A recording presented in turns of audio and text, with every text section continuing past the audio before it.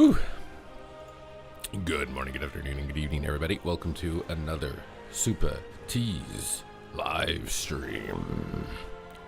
And in today's episode, we're playing patch 12.0.7 again. Remastered, remixed. The new edition. Basically, my experience so far from the first couple of days is that it's a lot more fun. The item level boost has made the gameplay a lot more fun. We'll see if that continues to remain true on the classes that we decide to play today. Still kind of cooking up a Demon Hunter as well. I actually really want to play Devourer Demon Hunter. It seems like it has a lot of unique builds that are all viable. I wish that some other specs had that level of versatility. But yeah, it looks like a lot of fun. I'm debating what I want to play. Maybe my chat will help me decide what I want to start things out on here. Cruor, hello, welcome. You are the first chatter. You actually beat Kaeria. You beat Kaeria. I want to gear my druid for resto, but I need to get mastery. So I'm thinking maybe I'll play a healer that's actually geared with the right stats with like my paladin and just keep farming conquest tokens and then send those over. I think that could be a viable strategy. Let's see what we can do. SNSSX. I appreciate your compliment. Thank you, my guy. I'm doing my best, man. I'm doing my best. WoW PvP is old. People don't care anymore, but I'm still here. I still care. I feel like Michael Saylor of WoW PvP.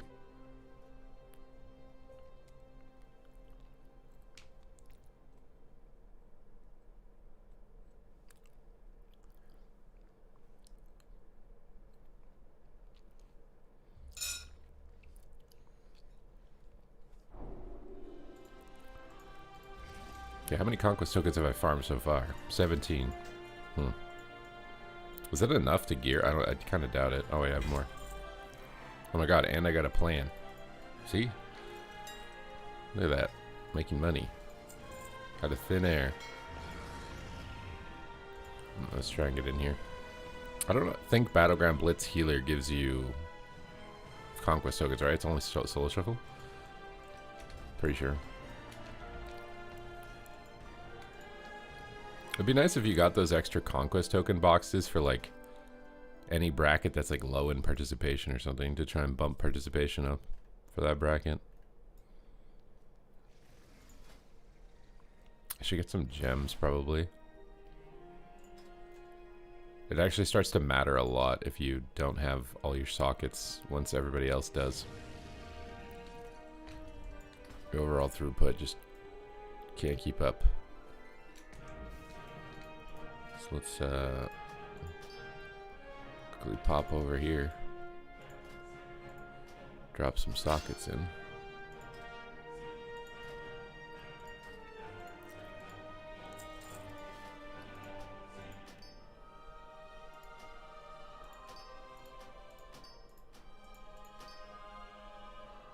Need a little more honor.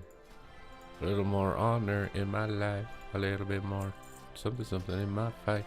Here we go. We're socketed out, baby. Let's buy some. Let's buy some gemmy gems. We need some gemmy gems. We're buying gemmy gems. Okay. We need mastery and versatility, I think. This one. God damn, I have a lot of versatility. Might be a bit overkill. Nobody bought my recipe, dude.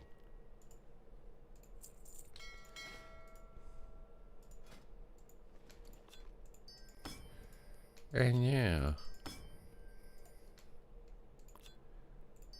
There we go.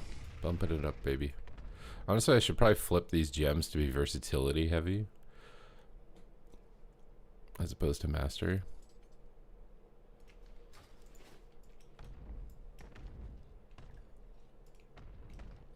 Probably make a bit more sense. I also don't know what to expect for the queues. It's really early. It's 5:30 a.m. Pacific Standard Time. I'm kind of hoping that Latin America, Oceanic, and maybe China is going to carry me here with some queues. Otherwise, I might have to play a healer that's a little bit lower rated. We'll sit this one out, see what the queue is like, and then maybe adjust. What other healer do I have? It's unfortunate because my shaman's geared for Ellie, so it doesn't have a lot of mastery. My priest, I could play priest, but it's also high rated. My healers that are actually geared with the right stats are too high rated. And then my healers that have bad stats, I'm going to be miserable on because they have the bad stats. I'm in a very awkward predicament at the moment today. Good day, Corvius. Hello.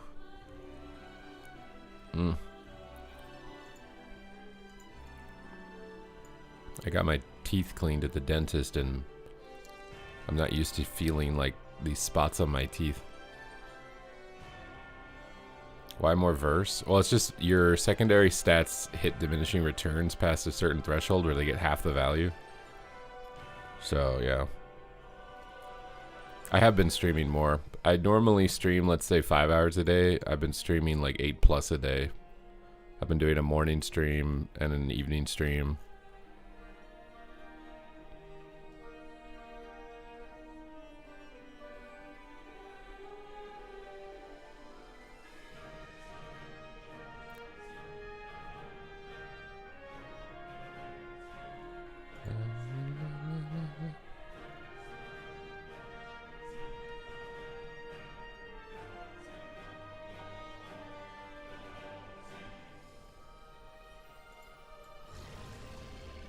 What's up, Puzzle Box?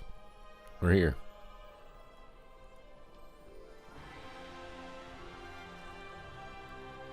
You hate that feeling after cleaning?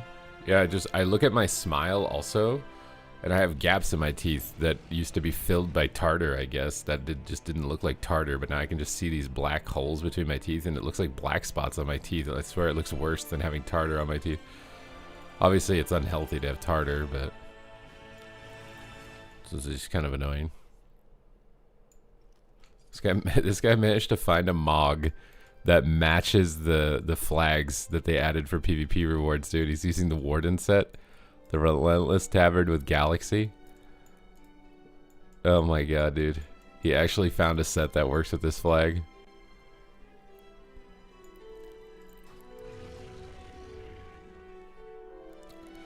Thank you, Slurp. A bunch of people were mad at me about my most recent YouTube video that I didn't even do on purpose. I literally I have a bunch of template thumbnails and I just put PvP update midnight with the template thumbnail for patch notes and then put big news for 12.0.7, and then at the beginning of the video I literally say there weren't any class changes. It's literally the first sentence and people are like, clickbait, clickbait, clickbait. It's like, bro, what? So I changed the background. I didn't even know you can read the text. I thought that the thumbnail would be so small you can't even read the text of what's behind the big, like, words. You know what I mean? Like, I didn't even know that those were readable. It's just a screenshot of a patch note page. Theoretically, it's not even it's like a patch note page from like 2 years ago because it's just a template thumbnail.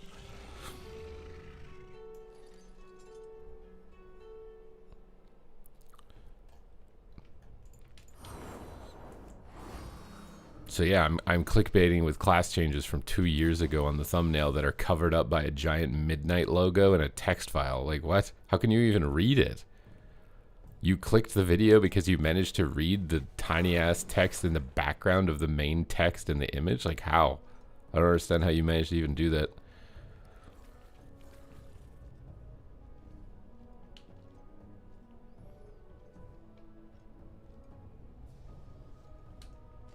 So I just changed the icon. Now let's see what they're gonna get mad about.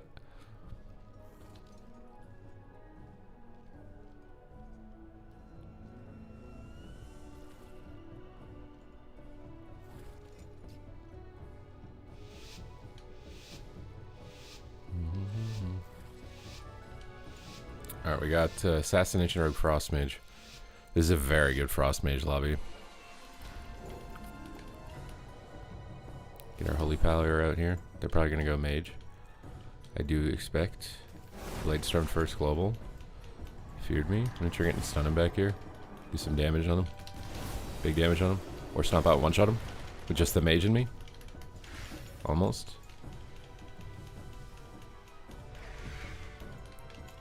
Okay, they're kind of splitting now. I kind of all-in that warrior really aggressively. I don't know if that was the move, but we can just freedom the mage. He'll be able to kite this really easily with freedom. Oh, never mind. He gets speared. Maybe not so easily. If I'm worried about them swapping rogue, usually assassination rogues end up being a target as a healer because they're one of the squishiest targets. So even though you have a mage who has the highest death rate of any class, melee usually give up when trying to attack them at a certain point. I'm going to sacrifice here just so I don't get imprisoned. Freedom again for him. Maybe get a Hodge on this healer. Hodge on this guy. Line him out. Some damage. Spell. I think he's been kidneying the healer. I don't know why assassination rogues do that. They've started using their kidney shot on the healer. I swear it's so bad as assassination.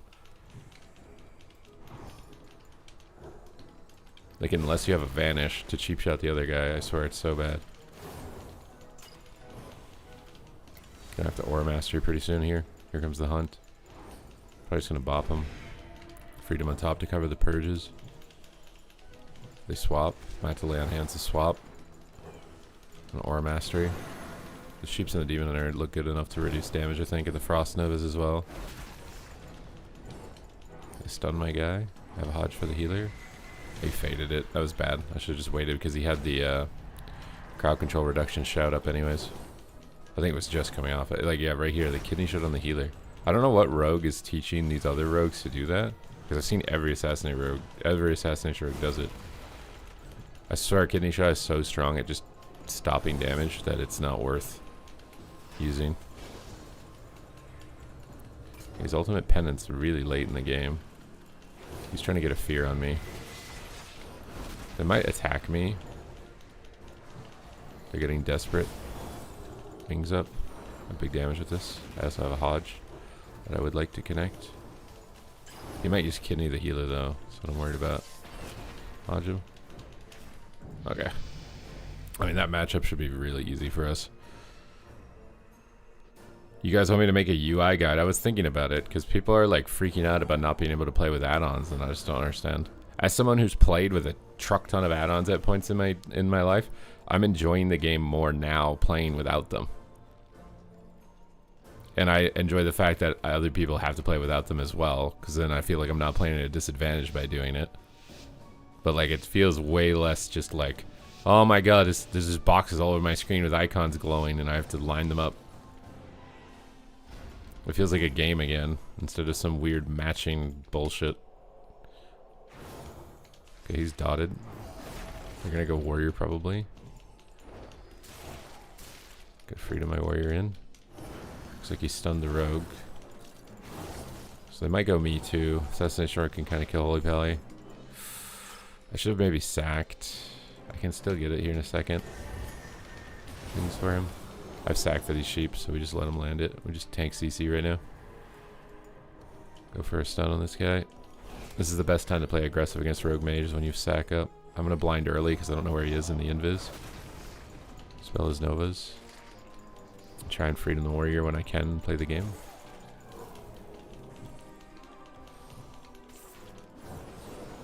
Might pre-aura master here pretty soon. I think he's gonna line up a ray. Pre-aura mastery. Might use an aggressive eternal flame here. I'm gonna hot war stomp him. I'm gonna try and get his blink without a real stun. Okay, kidney shot into fear. Also kind of attacking, but I think he's gonna fear me. We could trinket this, but I kind of want to against rogue mage. I like trinket and using something as opposed to just trinketing to heal regularly. So I think I'm gonna try and sit everything and then trinket lay on hands. Try and line his sheep to force him to blink to get it. If he blinks to get it, we can stun him. Freedom my guy. I'll just magic bob him here. Oh, he parried too. He's actually dying through magic bob and parry. Rogue mage things, I suppose. I think I should have used that flash onto the warrior. I don't think the demon hunter's ever going to be the target here. Or actually might die because the overlap. I have to bubble in case I get re-CC'd. I have to just spam holy lights while I'm immune to CC. It's my biggest heal. Okay, we'll save freedom here because he's got him speared. I'm gonna get sapped and feared. Okay, I don't really have a lot to deal with this. Kinda need to freedom myself. I think I might die.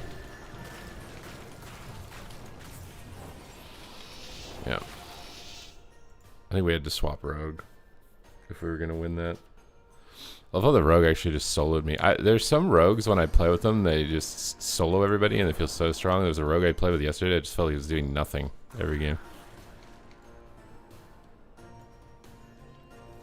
Yeah, my UI is no add-ons.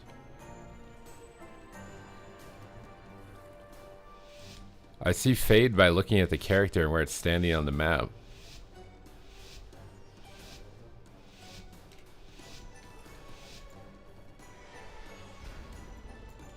I've used no add-on since the beginning of Midnight, yeah.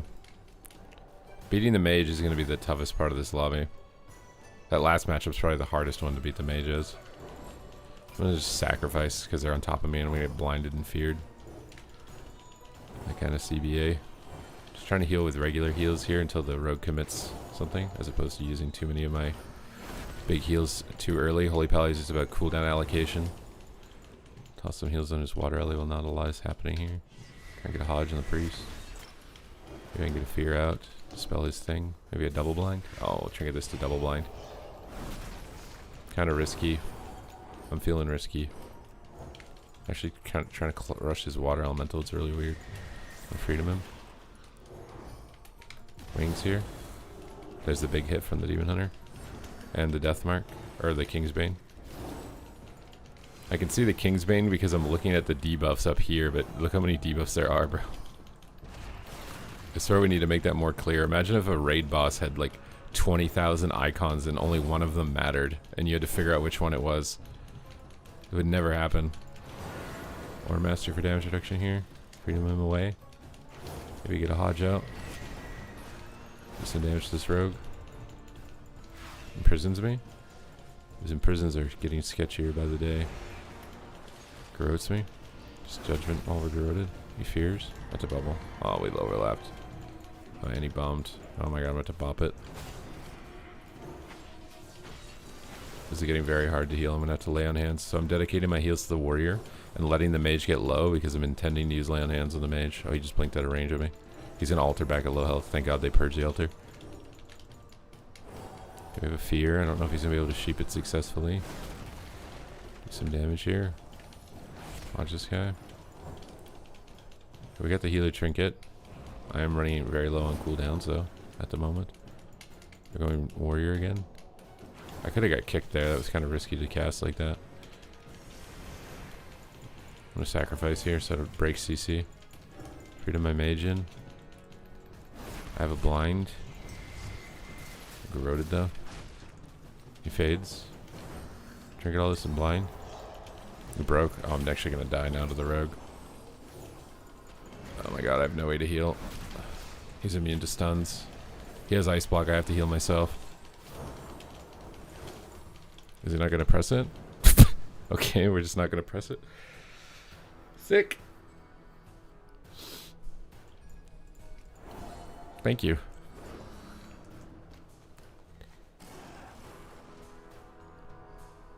I don't think the UI links actually work.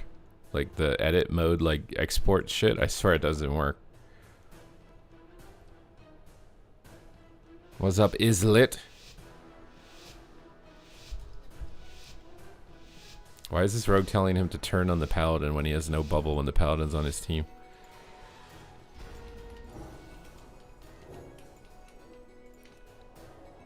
We're just gonna go with no sap, I guess.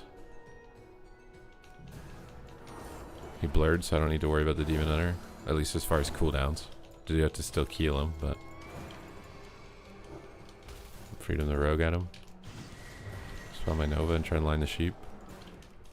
Try and get a sack up. So I don't get sheeped here. And try and play aggressive during this window. Fear should break to sack. Try and tank another fear. Hodge him. Sheep should break to sack. Blind him out. Go with the warrior heart here with this guy. Or stomp him, DR. Stuns me. Okay, now we got a block there too, which is nice. Let's do some damage. Holy Shock's offensive. He's gonna sheep me. That's on the rogue. Freedom the rogue. Dispel the Demon Hunter. I don't have a dispel actually, he's just stuck. I should stand in this orb so sheep breaks. Stand in this frozen orb here. Just do some damage. He's mind controlling. I have a stun. I'm gonna Aura Master on the Shockwave and then try and Hodge him.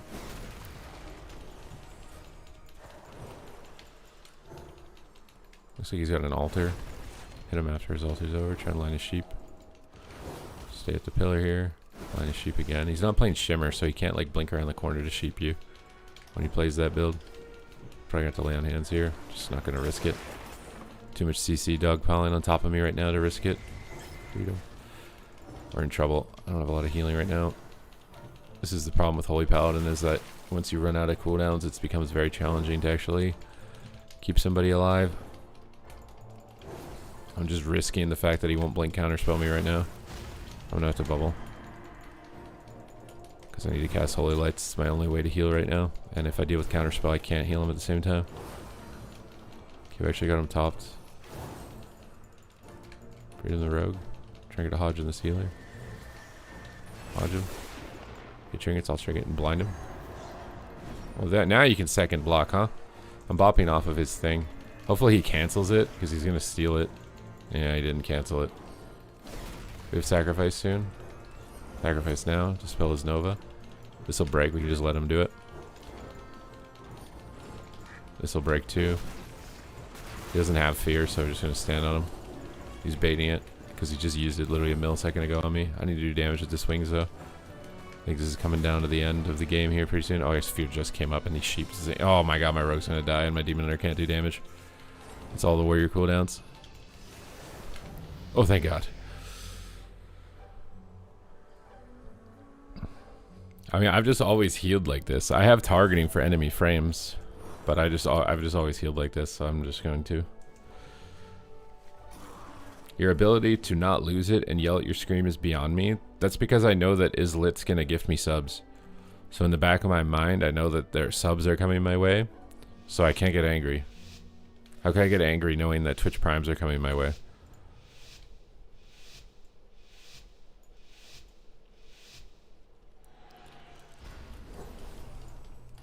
Okay, Rogue might get a sap here. I'm hoping somebody uses something.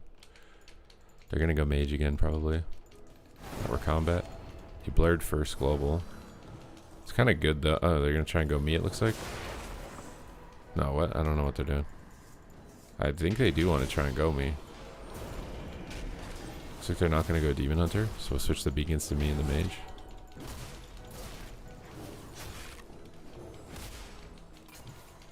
Okay, never mind. They are going Demon Hunter. I don't know what's happening on the wings.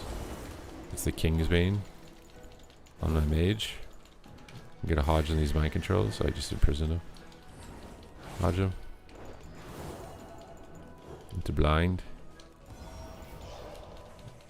Sack him, so if I get rogue blinded here, it'll break. Try and heal his water ellie a bit. I really hate allocating heals to water elementals. Feels like every global on a paladin is so vital. They're all kind of just dying at the moment. Okay, he's got barrier, he purged it. I have one instant flash. He's gonna fear me. Pre-Aura Mastery it, so I regenerate mana, and I also give him damage reduction while I'm feared. So even though I've got healing reduction from Divine Plea, it doesn't really matter. We're CC'd anyways. Okay, I have a Hodge up to that ulti. I have to freedom myself. He fades. Hodge him. Freedom my mage. Oh no, I just freedom myself. What am I saying? I played myself. Demon Hunter is getting cleaved a bit here. Rogue wants to stun or something. Warrior Fear. I'm gonna trigger this. He pre-blurred, so they'll go mage. Focus heals on the mage. Bop Stormbolt. I purged it instantly. Try and Hodge the priest on his way in on me. Looks like they want me, but I still have bubble. Set this rogue here. He vanished to garrote me. He didn't garrote me. There's the garrote. I still have blocks. Okay, we used one. I had to bubble high. Too risky. Oh my god, he mind controlled my heal. Where's this mage? I don't know. I'm trying to heal him. Freedom him. Do big damage to the rogue here. He's low. He's lining his healer. Trying to get a stun on him. Stun the healer. Blind everything. Okay, nice.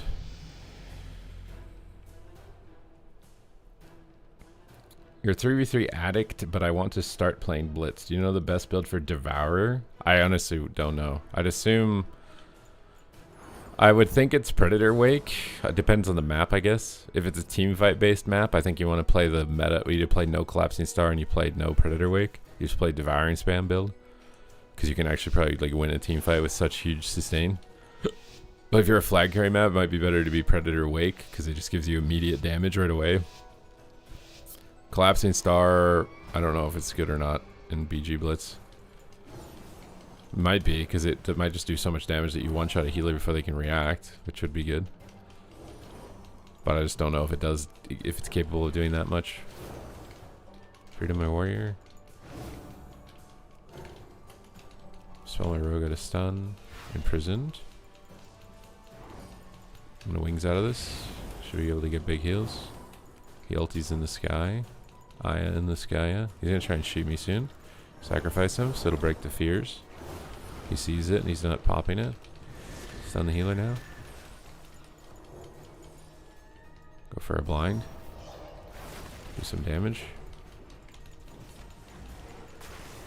Freedom my rogue. Okay, we got a nice block. We darkness. Oh no, they darkness. He's gonna get a sheep on me. There's no AoE for me to stand in. Hopefully the demon hunter breaks it. Oh my god, the I-beam. Okay, it did. He's in a fear. I should have aura mastered there, I think, instead of eternal flame. Right before the fear. Spell the rogue out. Aura mastery now. Lay on hands just in case. Too risky with how low he's getting. Imprisons. Good, I'm on poly DR now full. And get a Hodge on the healer. Hodge the healer. Freedom the warrior. Big heals. They're topped. We got his last barrier, I think. He's invis though. Seeing demon hunter for a second. Lining the sheeps. Don't have sack. Otherwise I'd like to run into that ring. Kind of risky to cast next to the demon hunter. Or stomp him to cast. Oh, he lined my heel. I faked the kick by accident. Died by the swords, which is good. We'll freedom him with it. We got altar. I had to bubble this. Too risky. And I have to magic pop the warrior and then heal the rogue. Focus heal the rogue. I've got cooldowns keeping the other two targets alive, so my dedicated heals need to go there. He invised fear. I trinket Hodge him. He sheeps me though. Have a blind out on everything. Oh, we got one. I got 0 points. I got 0 points, man.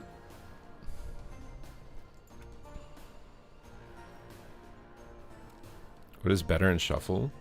It's probably lobby dependent. I mean, Paladin and shuffle is like okay, but I don't know, not crazy.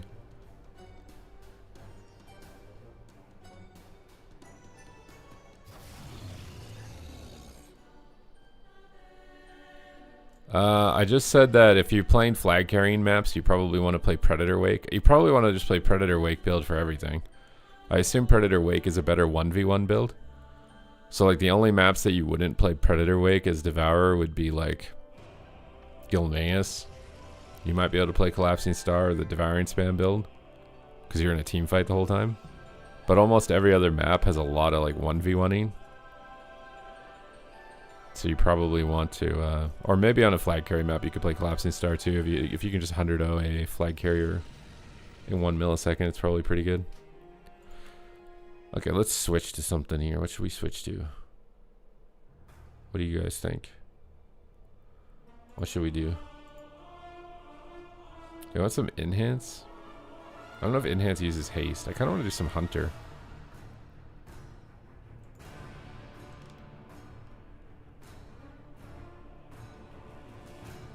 Mix it up. Do you guys want marksman hunter?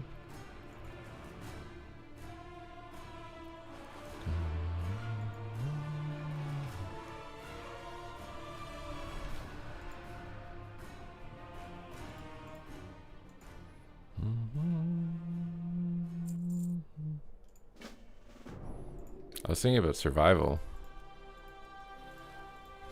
My Omnium Folio. My Gonglio. I love how they added another thing that people are just going to forget to click on their alts.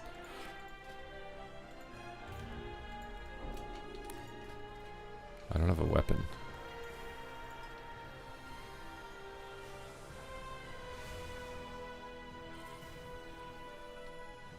A little bit under geared to do this, but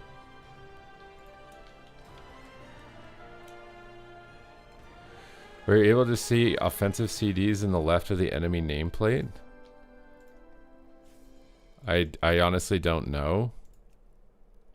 Like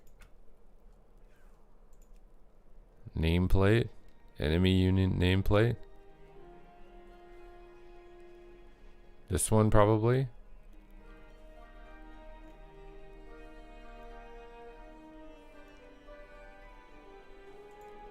You probably have to make sure like all of this is checkboxed.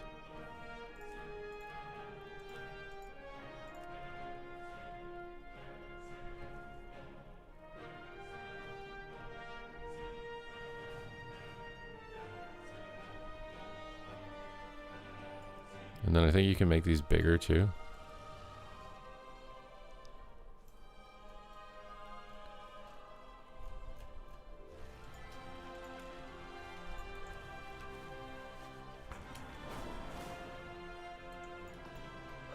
Okay, let's get her done.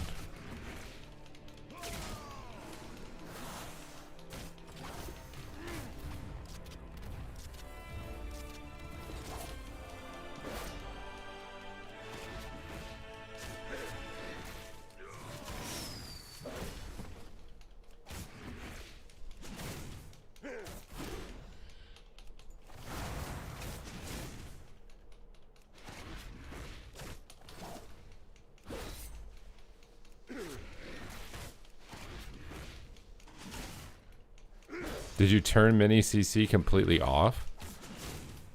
It might be like bugging your game or something.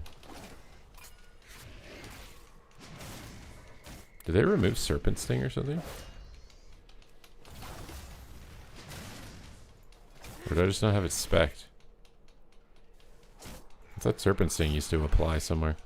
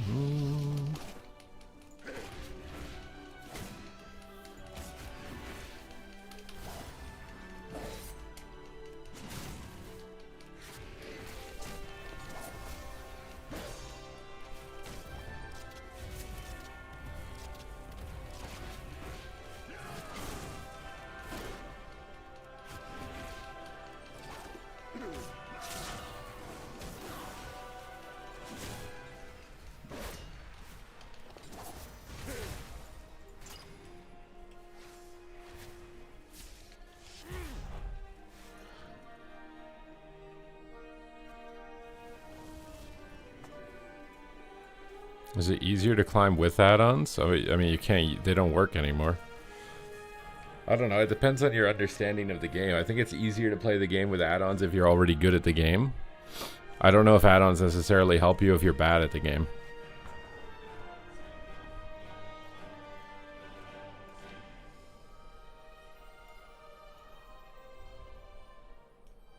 There's like a certain base understanding of the game that you need to have for add-ons to help you.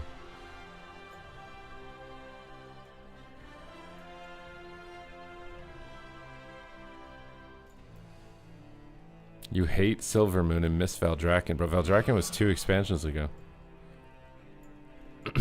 2 expansions ago, my guy.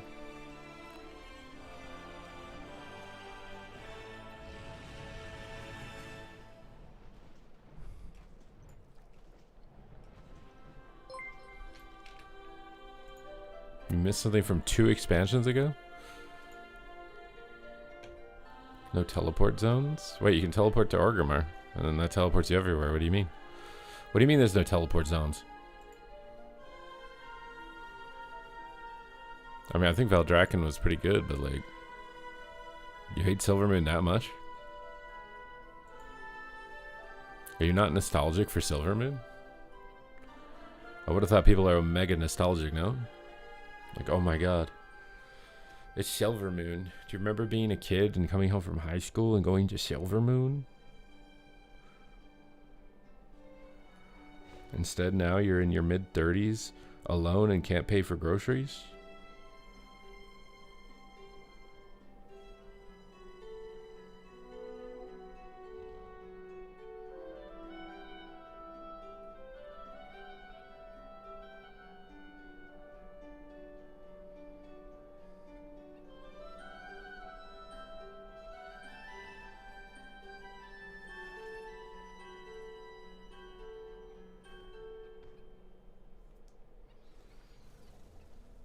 I only have the music on because I can't use other music without potential risk of copyright. So I just have the in-game music on.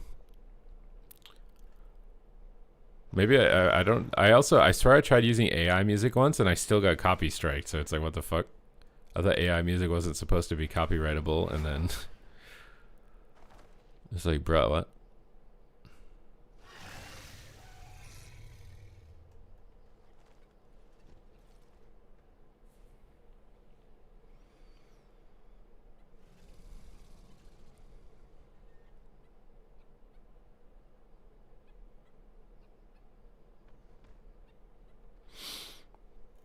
What do you mean older playlists? What does that mean? I could listen to maybe classical music that's not copywritten anymore, that's like 300 years old.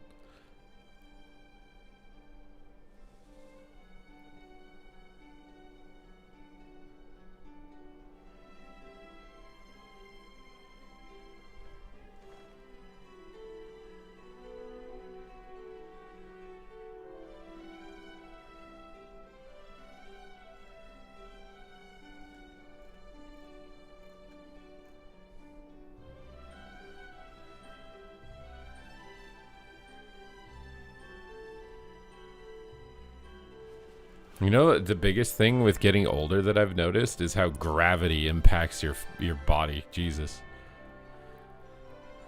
I feel like everything is drooping now.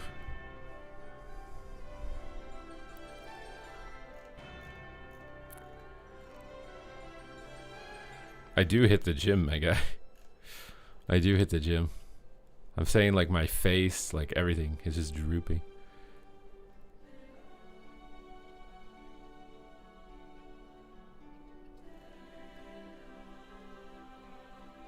No, my back doesn't hurt.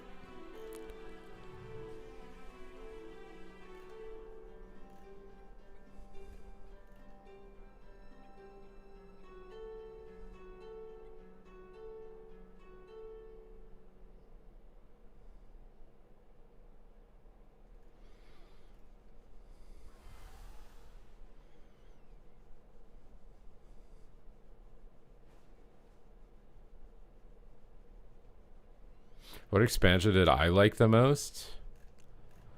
I mean, nothing. I feel like Wrath of the Lich King as an overall experience for me, like nothing's gonna match that. Infamage, thank you for the gifted sub. Mind you, Legion was pretty close. It's probably Wrath and Legion or something are my favorites.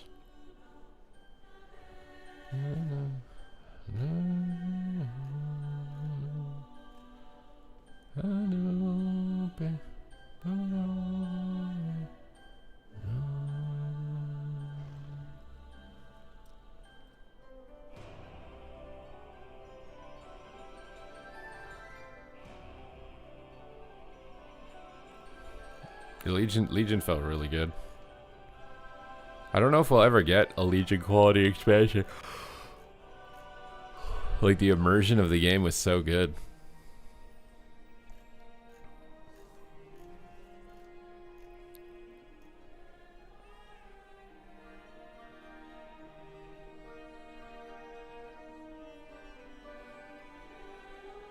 You skipped Legion? Well, hey, maybe hopefully they'll do Legion Classic.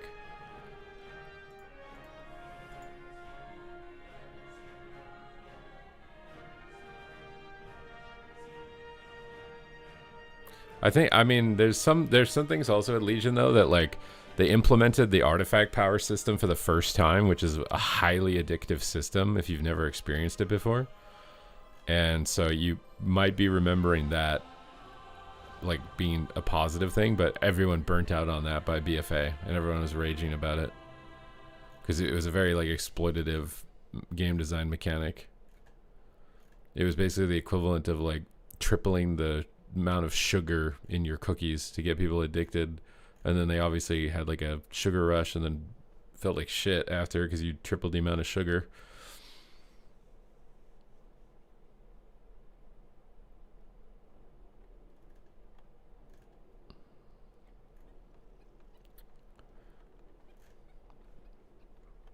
Yeah, the Maw of Souls farm was dumb. But people will do what they need to do to get best in slot. As a content creator, Shadowlands is probably my favorite because everyone in the game was PvPing because there was actually good gear for PvE. So like it was really cool to see the entire player base like watching my content. Now it's just only the people who PvP.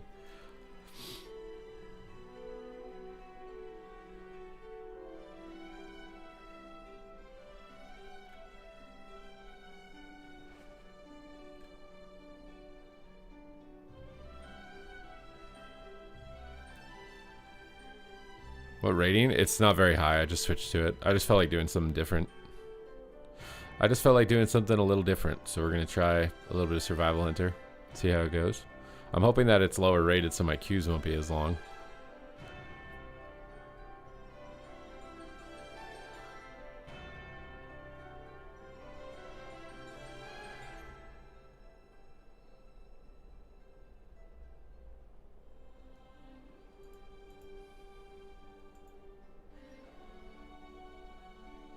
People need to know World of Warcraft Camelot. What if that's just bait? You don't think that they would like bait you by putting something out? Just to get you to talk? I swear it's just marketing. Until they officially announce it, all that stuff is just marketing, in my view.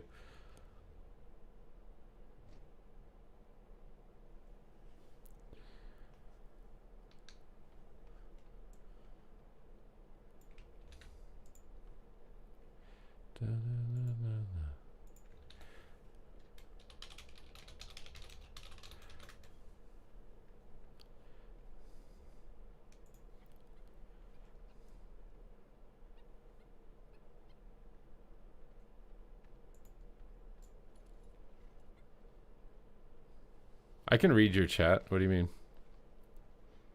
Surge, Soda, and Sobe? I don't remember those.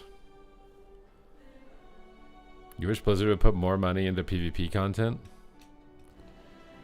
Every single patch update that I see, and like they list all of the things that are coming to the patch, and PvP is just never on it, and I'm just like, oh.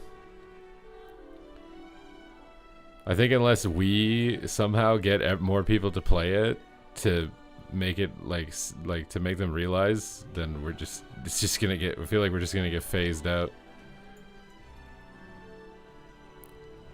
What's up, Waffle Train?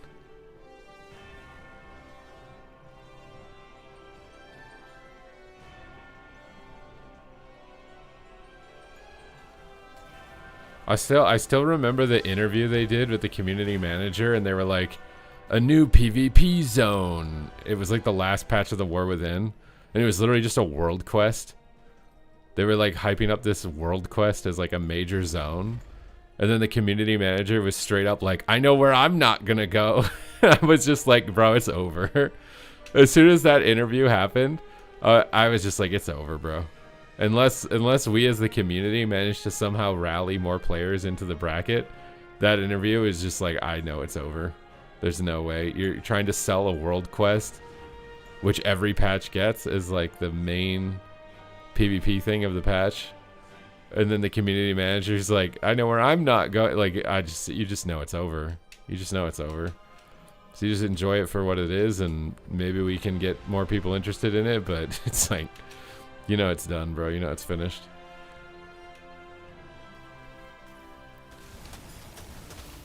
Is this an off island with ghosts It was just a world quest. It's no different than any of these other things. I mean, you could have said new PvP world quest or whatever, but they framed it as if it was like this giant zone like this, you know? Like this to me is a world PvP zone, you know? It's got multiple world quests, different spawning events. Like this is a world PvP zone. The thing that they advertised in that patch was just a world quest, which comes in every patch. I'm still waiting for the day that they actually implement like war mode stuff that involves the entire continent. You know what I mean? Like the Horde are trying to take resources in this area of Azeroth. Defend it. You know what I mean? And then there's quests and events that pop up in that old zone, and they can actually revitalize the world that's just completely empty.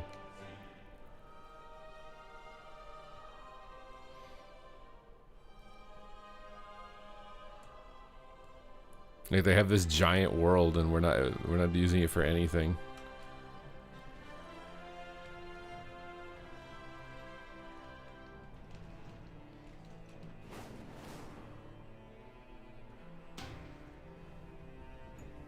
You refuse to quest after getting max level. It is true that people only care about dopamine. They won't do any content if it's not rewarding. People don't like explore or do like weird cheesy stuff anymore, it feels like, or maybe that's just me. But feels like people don't do that. I mean, I don't really feel like I want to do it necessarily. Ugh.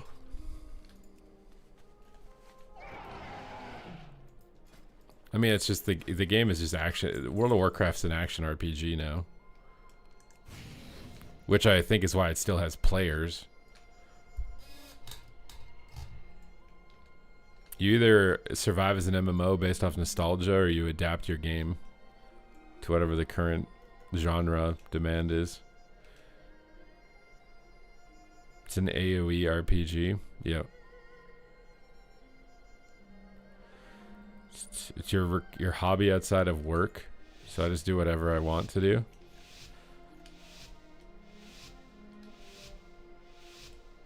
Well, congrats on your 9 months sober, my guy. You're playing TBC Classic at the moment? You can keep up with all the grinding.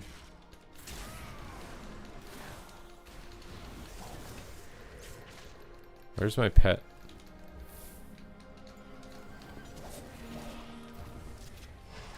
God damn, dude. One shockwave, my whole thing is gone. You see, I can see Avatar next to his health bar on the left. I can also see Way of the Crane.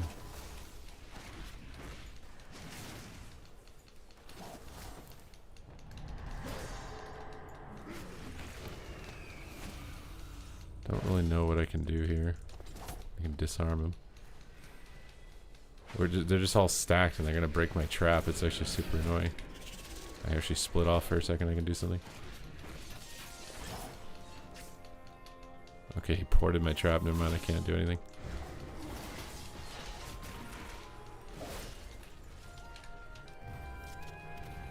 My pet's dying. Oh no. Maybe it'll get him off the DK.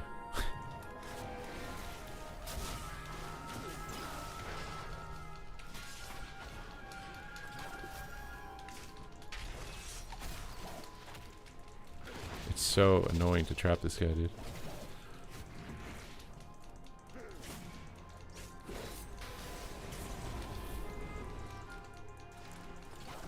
Disarm.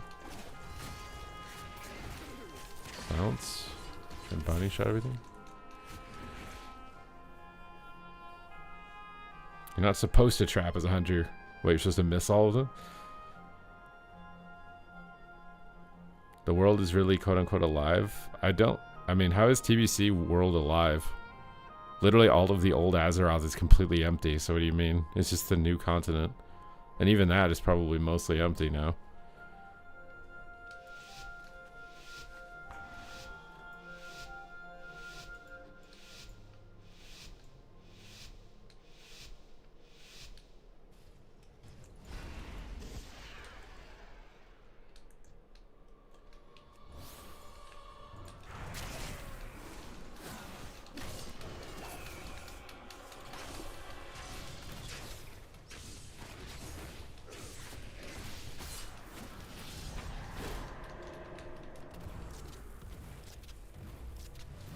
Boomstick, baby.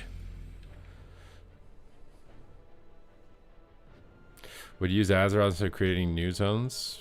I mean, based on one of Ian Ozakos' most recent interviews, I think the reason they don't do that is they're fearful that the community will say that they're cheaping out. You know what I mean? Oh, they're just using the old zones. They're cheap. They're low budget. You know what I mean? I think they were worried that would be the outlook on the game if they didn't make new stuff every time. Because I would assume from a development standpoint, it'd be way easier for them to just make old stuff relevant. Like, what? That's way cheaper, way easier. From like a corporation standpoint, if players are asking you to basically use the low budget option, like you'd probably get ecstatic. Like, what? I get to just use low budget assets that no one cares about anymore, and now I don't have to pay people to make new ones. They probably save so much money.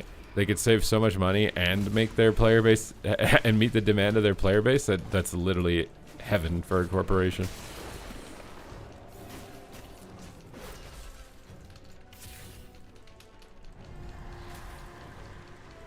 What's up, Josh Jones? Oh my god, I'm just silenced, dude.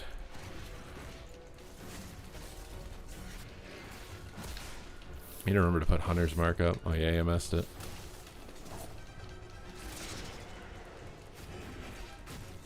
And Icebound Fortitude. My pet is just dying all the time, bro. Disarm's cooldowns. Boomin' time. Boomenhauer time.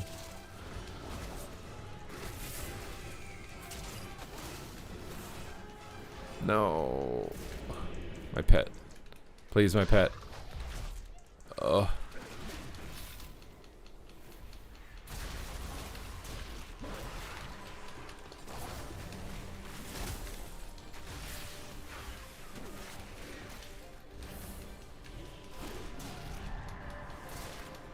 My god, man. My pet is just dead the whole game. It's so annoying. Oh, I'm dead.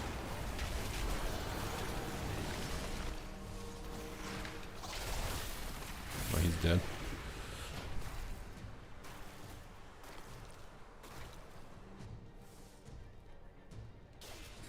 I mean, I'm under geared. I don't have a weapon.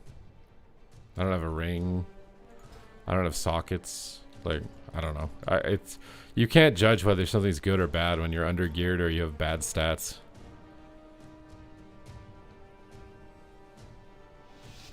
You're doing an 18 caverns. Good luck. I think Ellie feels stronger after the patch.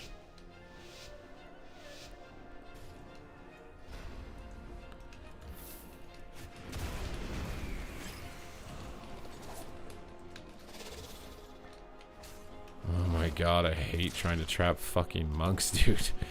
What an annoying class.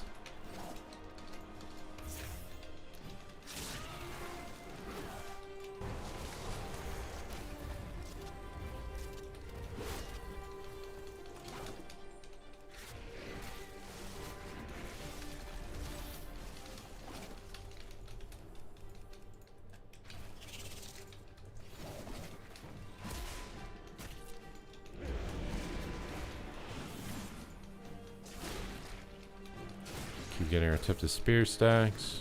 Trank shot off some hots. Get stunned and get annoyed.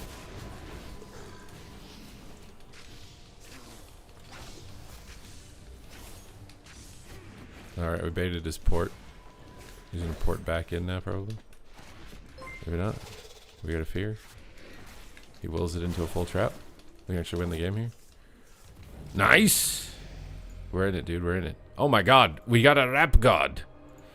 Jesus, I haven't got a rap god in forever, bro. It's a 5:30 a.m. rap god. Okay. Trying to get you guys a track. I gotta mute my music in game. Hopefully I can get this in time. Oh my god, open. I'm gonna have to change. Oh, open. Thank you. Preferences, audio box.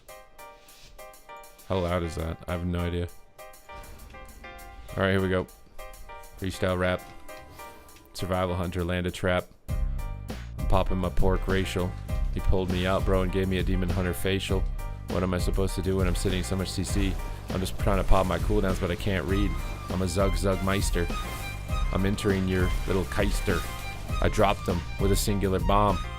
What's going on, bro? I'm turning on. I'm confused. I didn't press any buttons.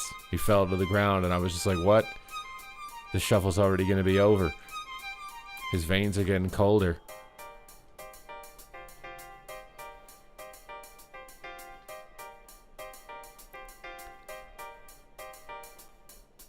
I didn't even have to try on that rap.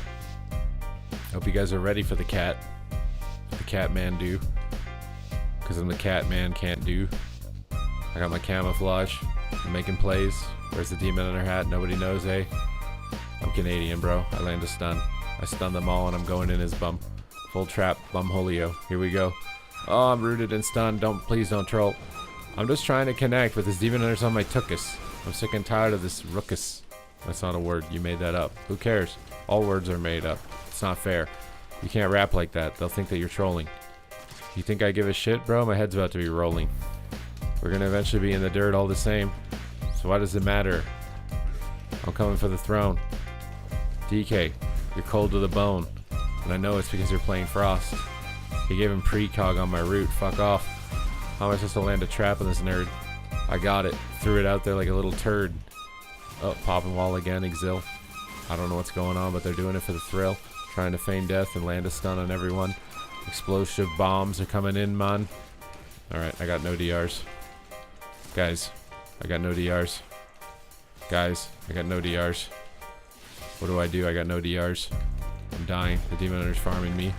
I had the aspect of the turtle from the sky, it seems. Alright, I have a stun in the trap. I'd really like to get it, but my pet's getting clapped. Stun, trap, AMS. Sick and tired of this DK. He's a little pest. I'm about to introduce him to Budapest. Popping my crowd control, bro, and I must confess. Here we go again. The wildfire's in the air. Oh god, bro, I dropped him like my hair. On the floor. It fell out from genetics. I don't know if I'm forgetting my phonetics. What am I saying? I don't know.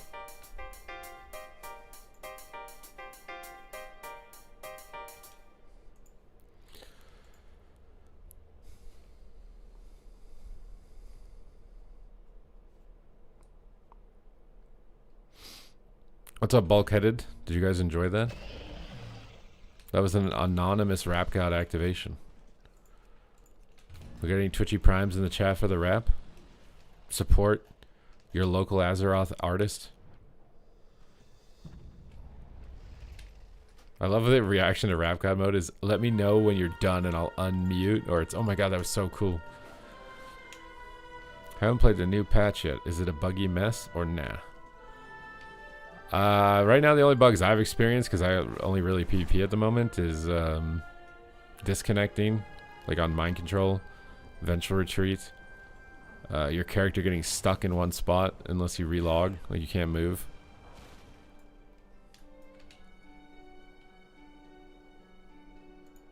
Those are the main ones. There's no right now, unless they find a workaround, any add-ons like that don't work now. Which was, I think, their intent on the release of the expansion. But people found workarounds for what they were doing to try and limit add-ons. I don't think it was ever the intention that Mini CC was able to do what it was doing. You know what I wonder though is what it's gonna do at BlizzCon, because like how many of these guys in the tournament are relying on those add-ons to do that stuff, right? Like Seadu's team, for example, like those add-ons do everything for them.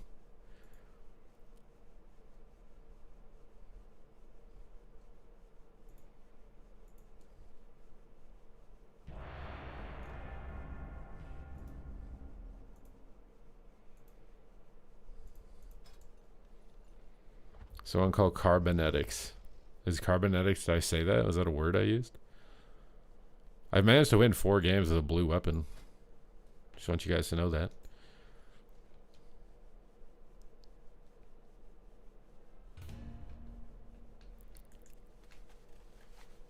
And we're right back into another match.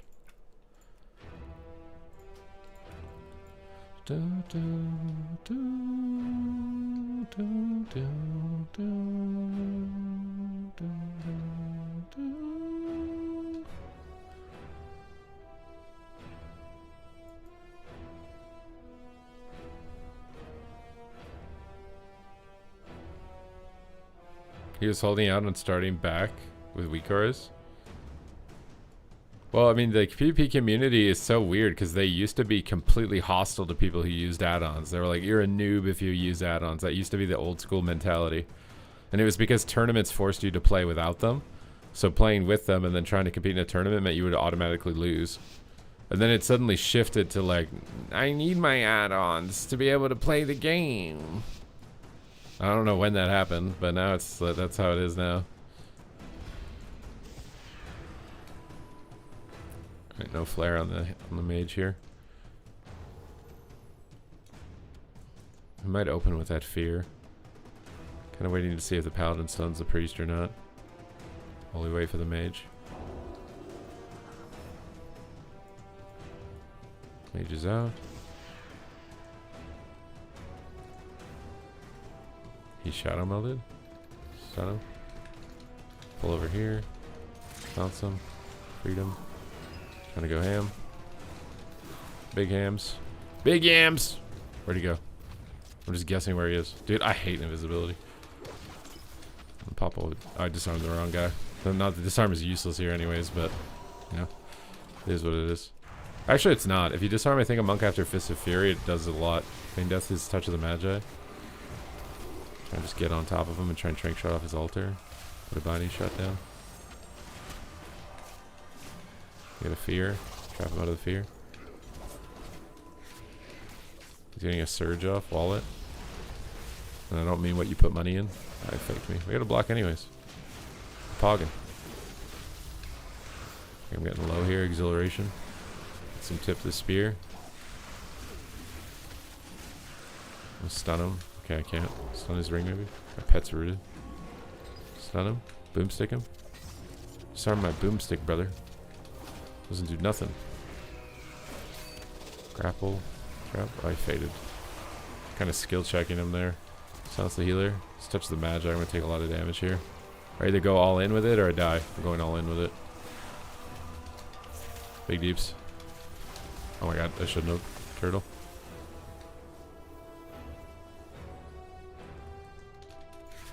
Take his sheep. Run away. Healer's in a fear. Purge's altar. Try and grapple trap the mind control.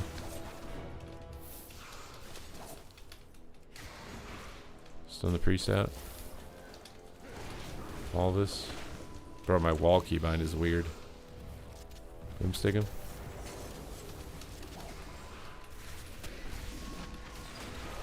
Nice.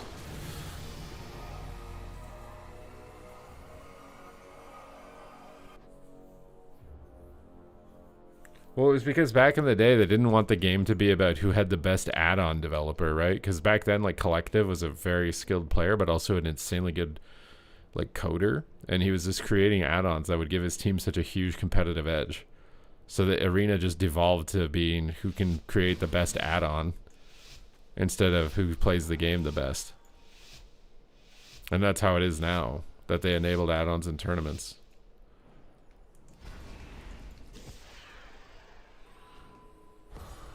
I don't do 10v10 battlegrounds. I do the blitz though. It's a ballroom blitz. We just wait until the mage is out. Wait until the mage go. Oh, there he is. Try and trap out of this. I should not have done that. I should also not have trinketed that. I'm gonna get stunned and die. Oh, I love you so much. You're so good at the game, dude. Kick him. Oh my fucking god. I'm getting outplayed and I'm mad about it.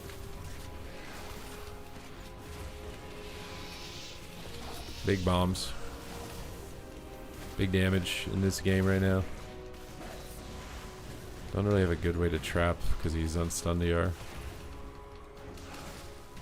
Stun the monk here. Okay, I can trap off the fear.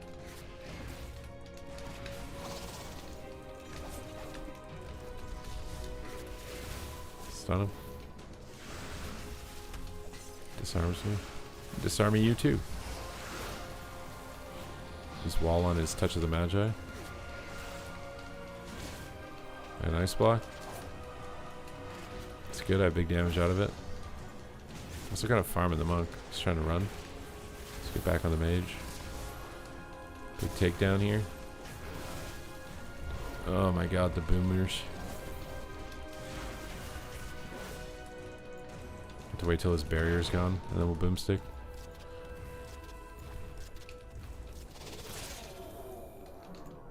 We'll trap. Use this to hit him from ranged. Okay.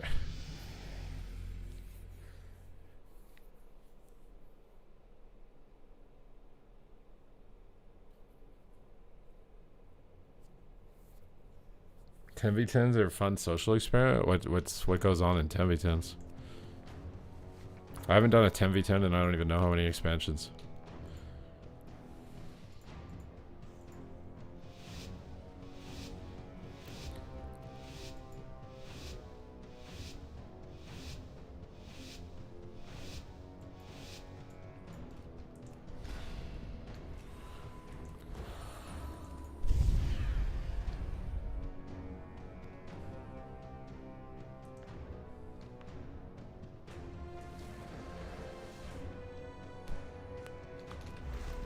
Oh my god, the priest running for a fear fucked my trap.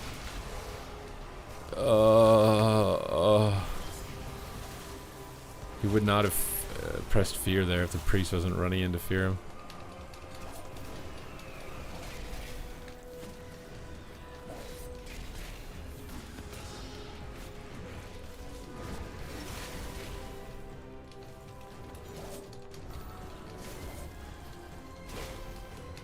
I don't think we're going to try and purge that. So I just have to wait to do damage.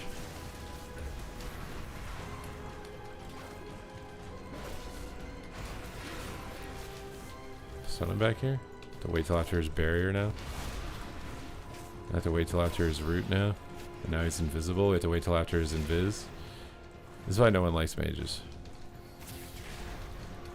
Send the paladin. I couldn't root him in time. Zillan Wallace. Dude, he's just invisible, bro. I just want to press my cooldowns on him, dude.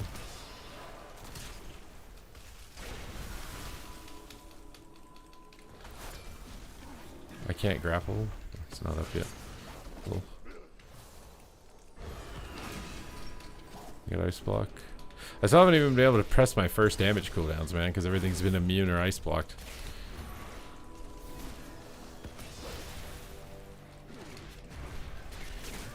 Dude, fucking shit, our mages, bro.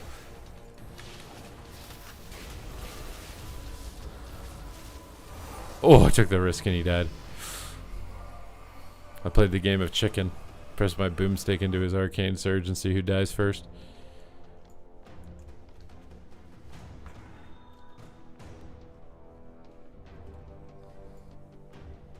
You say interesting people to meet. You mean like violent people, unstable people, right?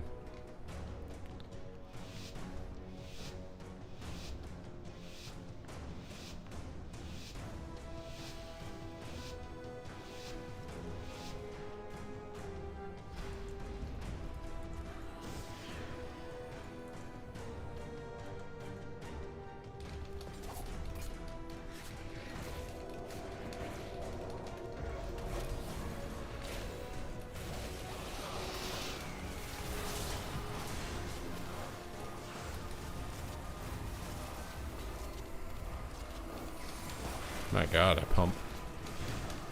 I pump.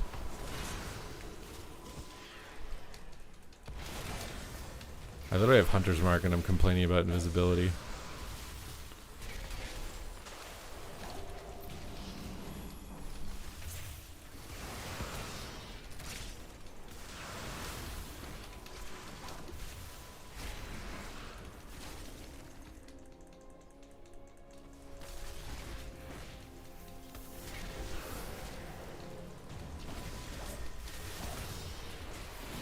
Big tip to spear hits.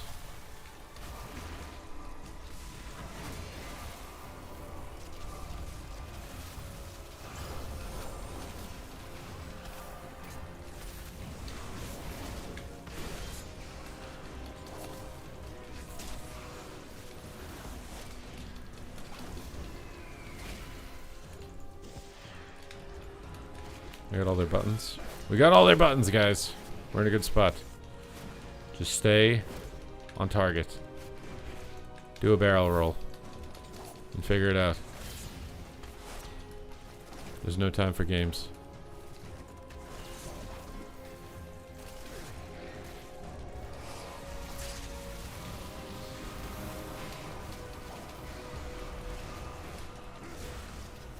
Should have waited till after the shield. Oh, I'm dead.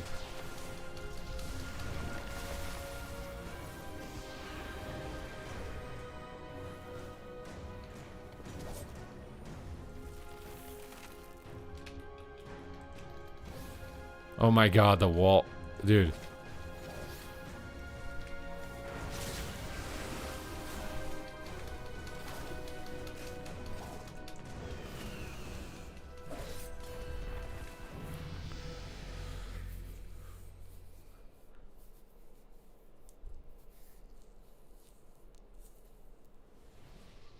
You chose fire because you want to have a chance to charge those 5 orbs up before they go off. Let's see. So my Rune of Unleashed Fire is about 1% of your damage. It's basically an embellishment. They just like copy pasted embellishments and then put them on a new talent window for you to remember to click.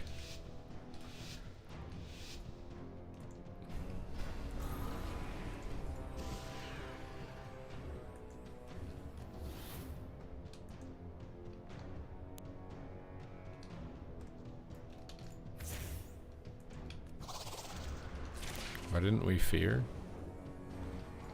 Okay, whatever.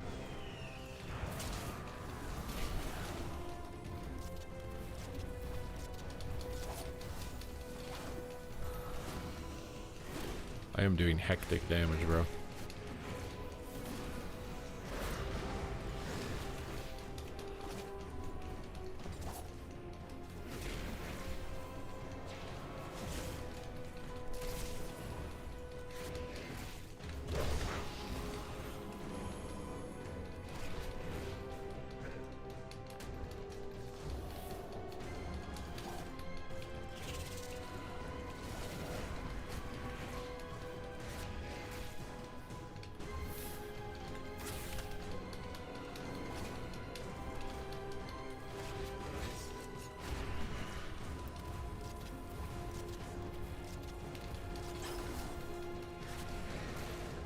Some people say they don't like Boomstick. I swear Boomstick's so fun.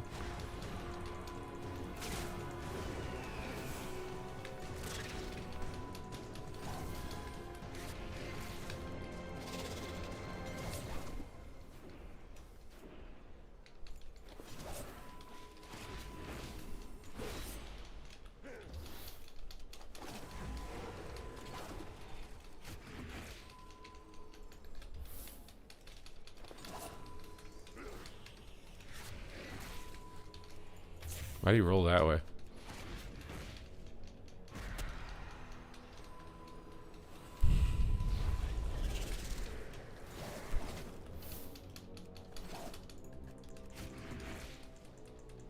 My pet didn't give him freedom.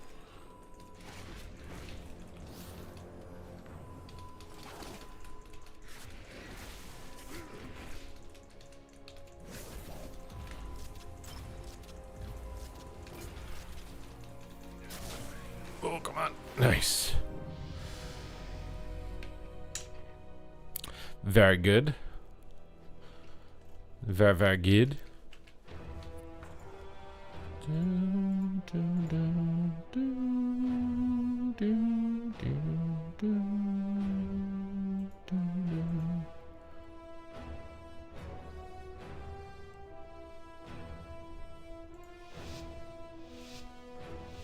Yeah, it's frontal and you have to aim it, yeah. But it makes it fun. It has a really good visual and audio cue. That's not fun about it too.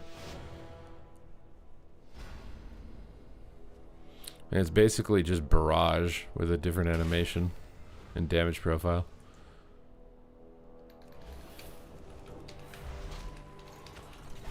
Mother frickin' guys, dude.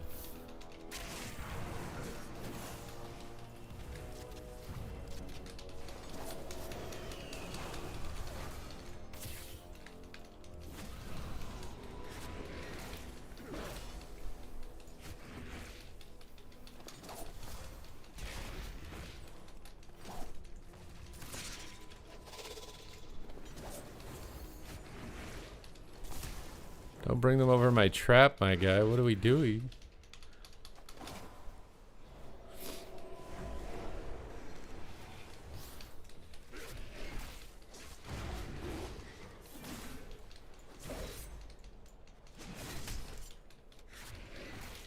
It's weird to me that I can use Raptor Strike while I'm disarmed.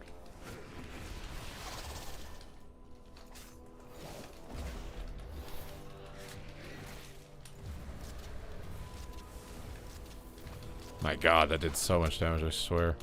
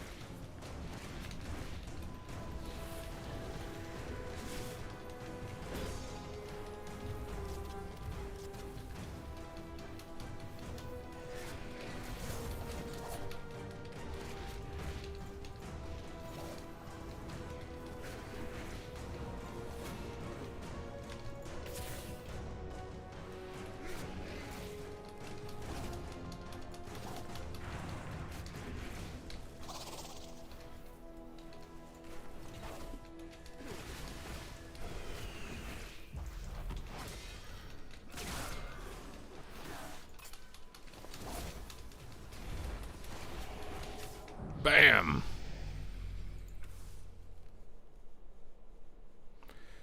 Void Light charged useless? What do you mean? No, it's just the same item level now. Everything's just the same item level.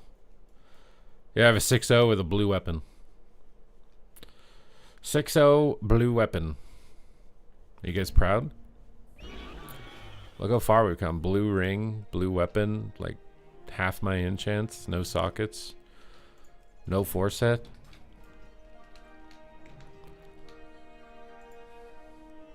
They know the game would be unfair if they gave me a real weapon.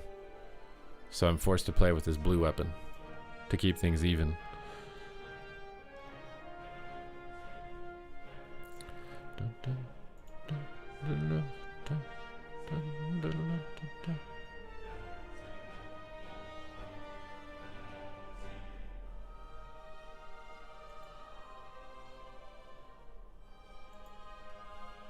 So tired, dude.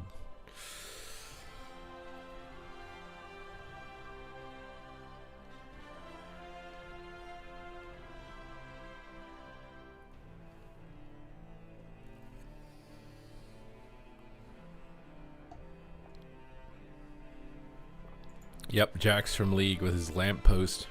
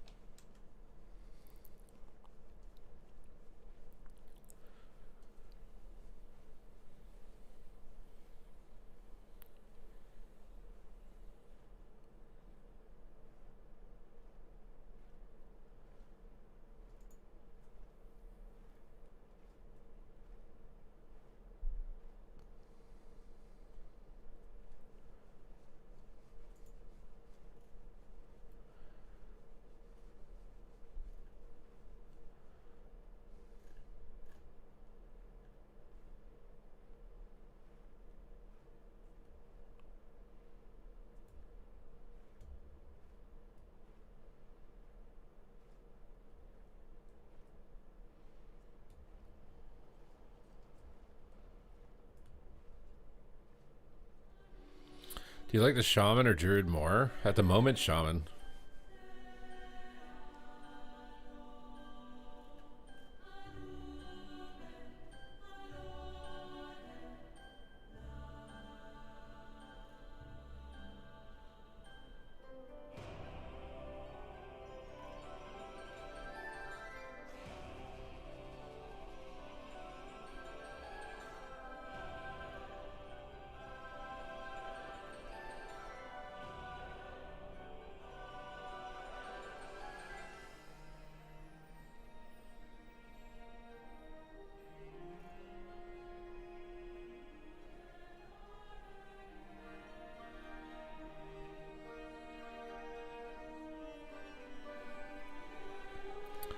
Will you do your video on the UI? If I can figure out how, yeah.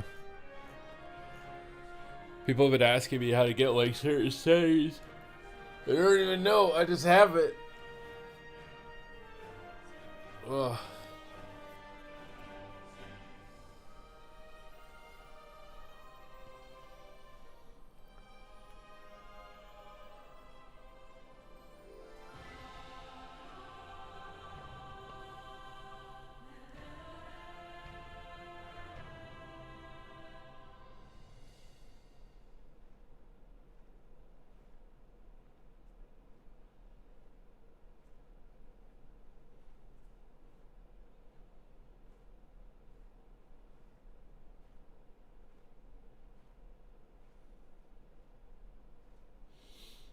Sounds good. I'll do my best.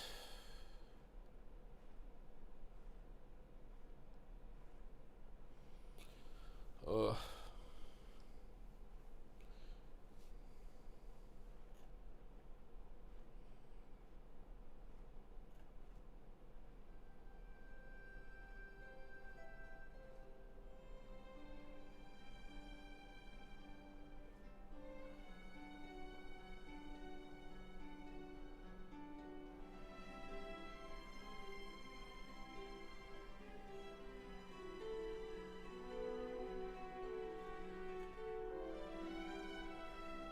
Oof.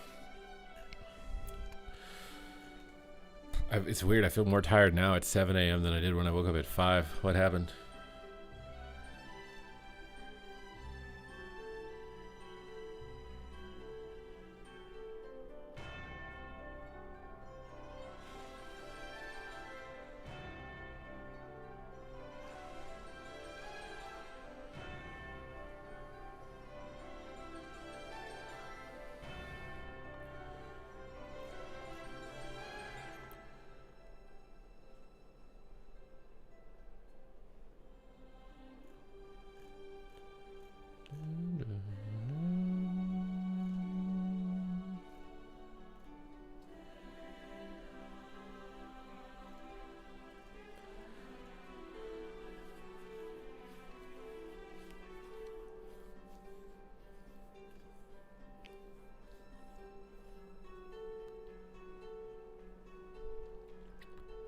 Oh my god.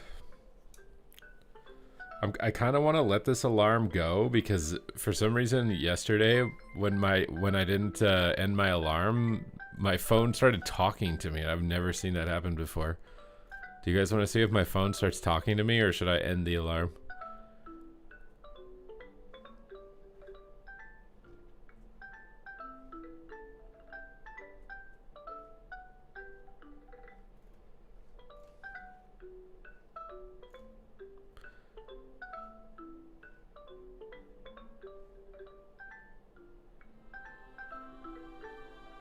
See if it talks.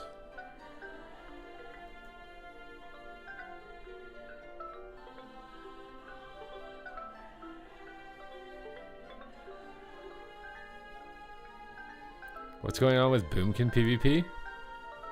I mean, it's just doesn't. I just don't like the playstyle of it anymore. I'm bored of the playstyle.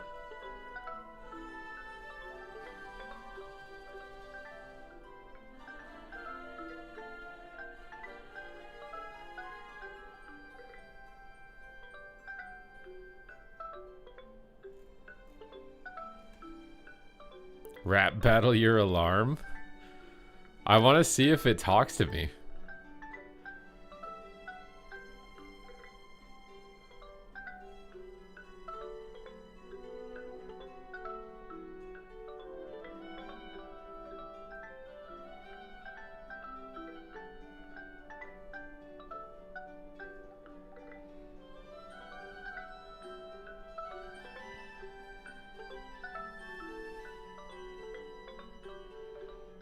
Apparently there's new Pokemon trading card games.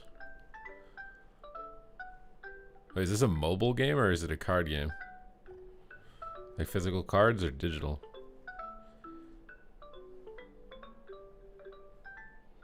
You should play Frost Paladin.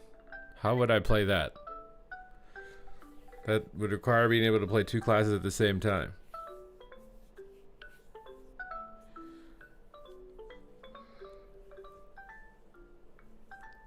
Ugh. Come on, alarm, talk to me. I want to hear you talk to me again, so I know that I wasn't just like psychotic yesterday hearing my phone.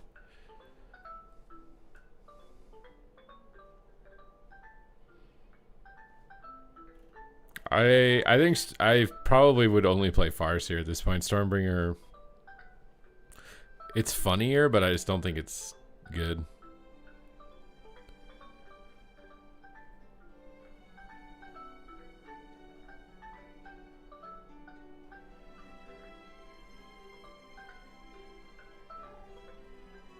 Ba-dum, ba-dum, ba-dum, ba-dum, ba-dum, bum, bum. Ba-dum, ba-dum, ba-dum, bum, bum, ba-dum, bum, ba-dum, bum, bum.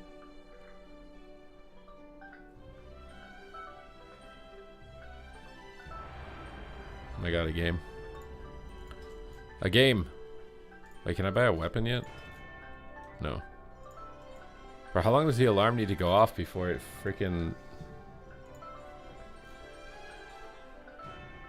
I just want to hear if the AI is going to talk to me if I don't answer my phone alarm.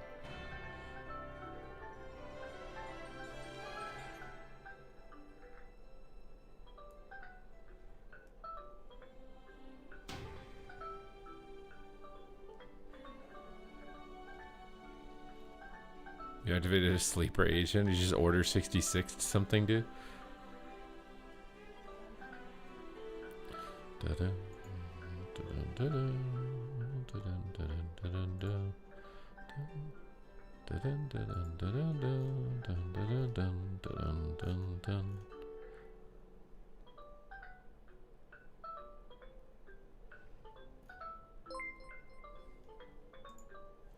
What just happened? Corey! Thank you for the 5 gifted subs. Corey is in the house.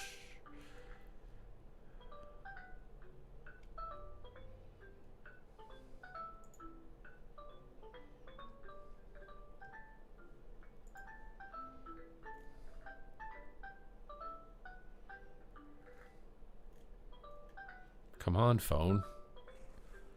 Talk to me in AI, please. Oh. Do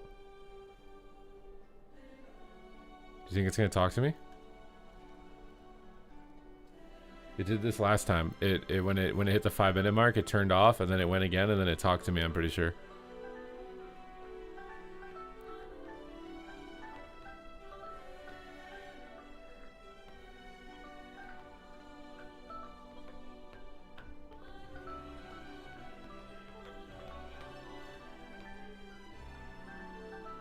You imagined it talking to you? I only have that alarm set for garbage day, but it's on every day. I should really just change it so it's only on garbage day. That's the only day that I like have to make sure that I wake up at a certain time.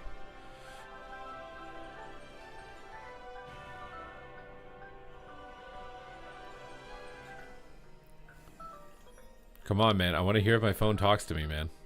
I swear it did yesterday. Oh.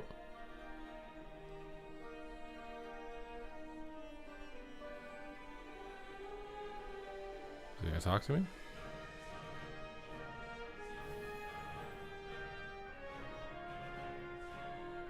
Does not seem like it's going to talk to me, man.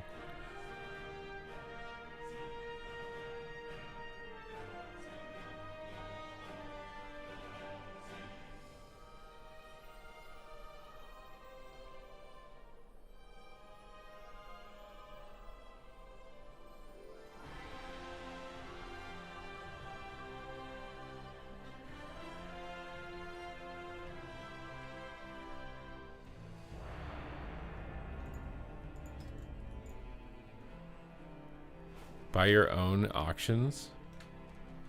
What does that mean? Like buy the items I'm trying to sell?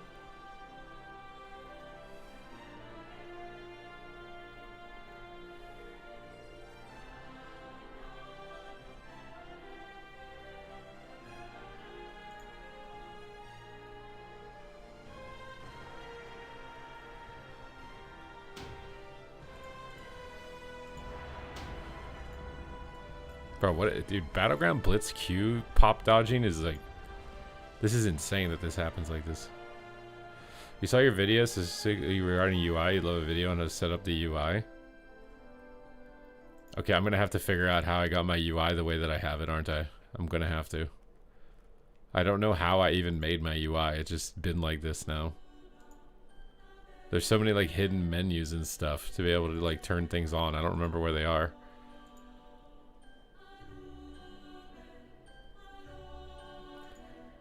You're reporting me for false alarm, are you? I swear my phone's gonna talk to me, just wait. It literally, my phone was literally like, get up, it's time to pwn noobs. And I was like, what? I never told my phone to do that.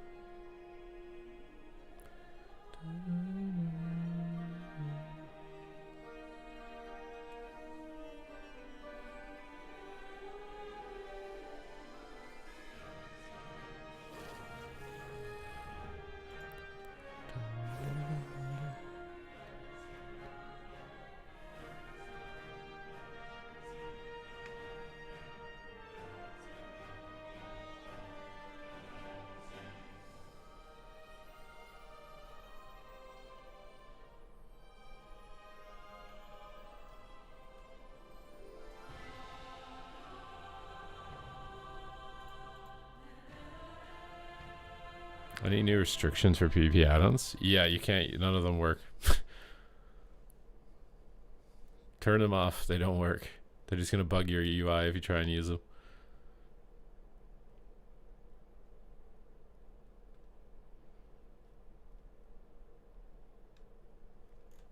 I think you can make the icons bigger, at least on the health bars. When you go in here. You can do this.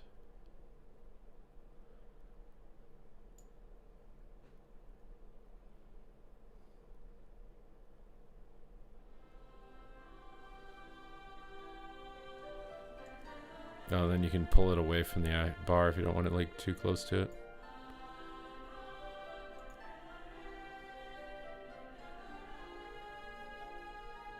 Oh, my alarm is happening again. I think it's going to talk to me soon. I swear my phone's going to start talking to me and it's hacked or something. It's about to happen.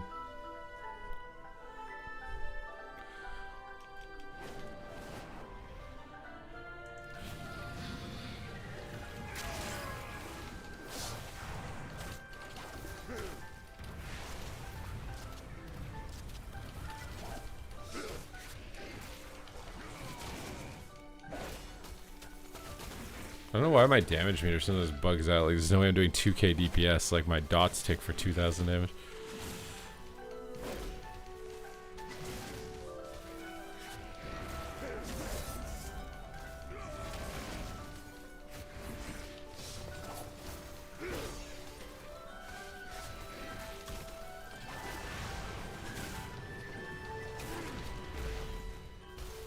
Honestly, I feel like the biggest tragedy with WoW expansions is that they always release messy. They get them into a really good state, and then by that point, nobody cares about the game anymore, and then they have to release a new expansion, which is just going to be sloppy, and then they get it into a really good state, but they get it into a really good state when nobody cares. Like...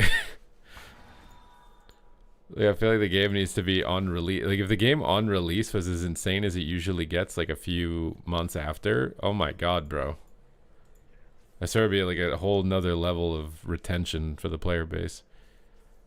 Okay, so GTA 6, you can pre-order it on June 25th. You guys want to do a Grand Theft Auto playthrough with me? I haven't played Grand Theft Auto games since, like, San Andreas, I think.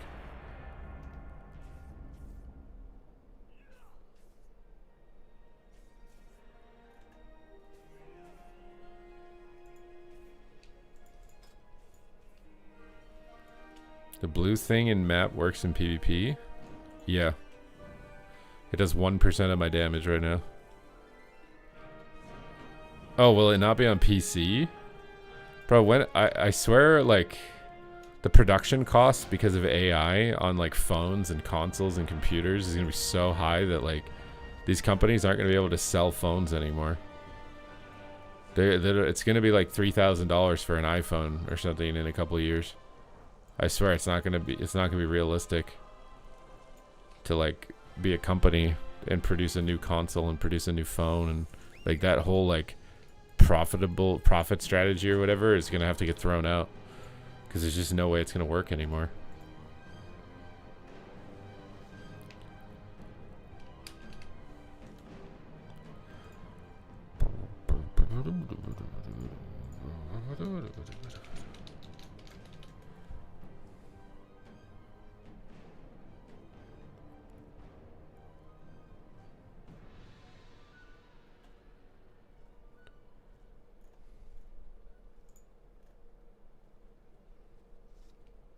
Streaming hardware? Yeah, exactly. Like you just rent access. That's 1,000% where it's going.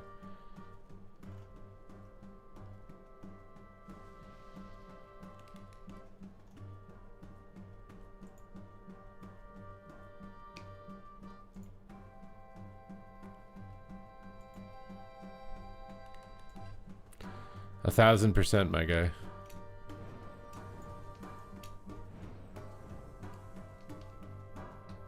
I don't even know what that'll mean. Like, you'll rent access to the processing power of a remote computer or something? Like, what the hell will I have? Will I have my outdated computer, but it just somehow operates off the processing power of a remote computer from somewhere else? Like, how is that going to even work? Because I swear it's going to get so unfeasible to actually buy new hardware. You won't be able to compete with the corporations that are buying it for AI reasons.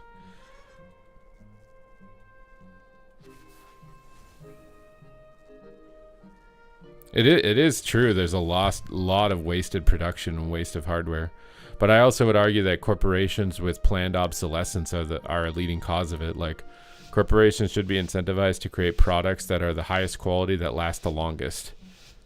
That's what should be your incentivization as a company. If you're not incentivized to make something that's the highest quality and lasts the longest, then you're just exploiting the system, right? Like, you design a phone that breaks in a year so you can sell a new phone every year. That's not a good product, but that's what you're incentivized to do under the current market model. I should have just walled, bro. Oh no, my phone's going off again, bro. I'm tripping. Bro, why are there so many people here? I'm blasting, bro. Bam! Bam! Bam! Bam! Oh, you can dodge the freaking boomstick? It's a gun, bro. You shouldn't be able to dodge boomstick. It's a shotgun right in your face. How can you evade that, bro?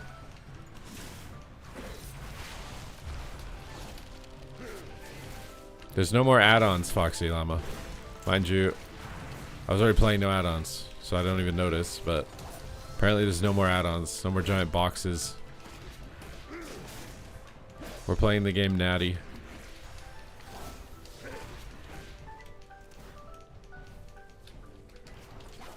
Stun his heal. Oh my god. Snipe him.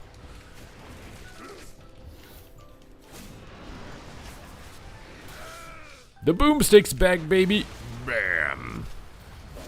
I swear boomstick's so fun. I would play survival just to press boomstick on people.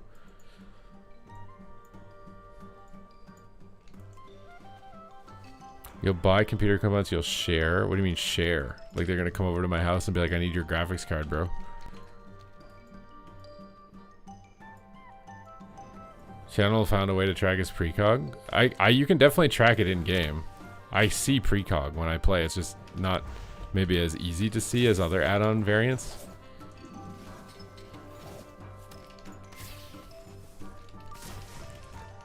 But what are all these snares?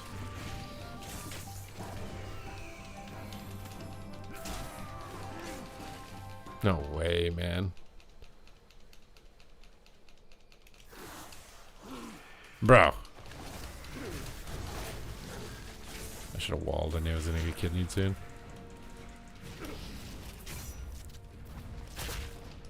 Just a hunter and a rogue up here, bro.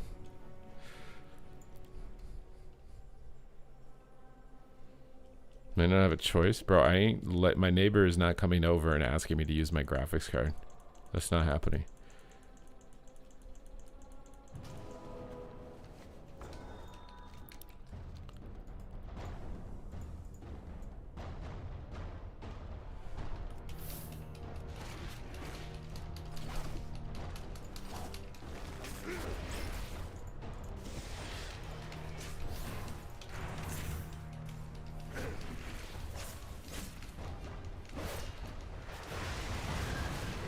Big damage incoming.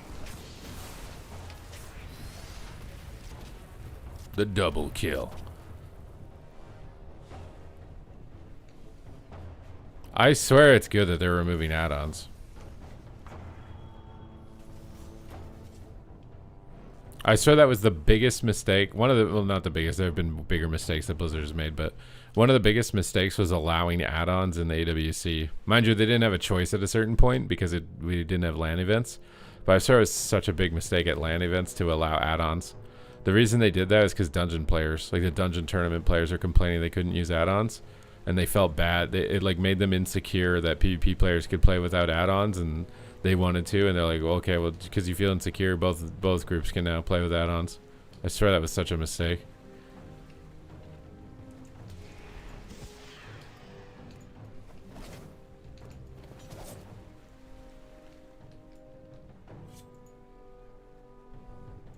Well, I think people not queuing is probably more to do with inflation. I think they slowed the MMR inflation train. Like, I just got 0 points for going 4 and 2 on my Paladin.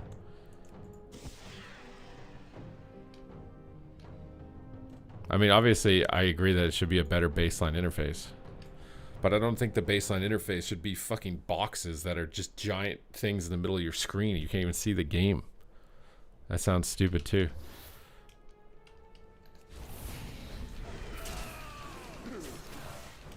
Is it Prot?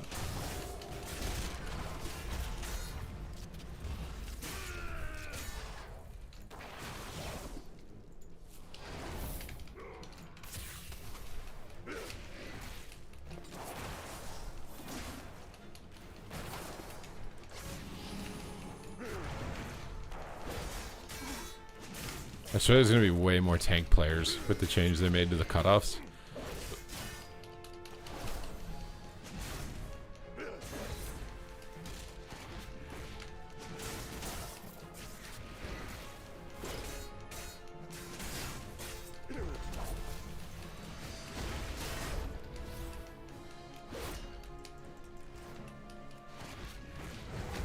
What in the frick?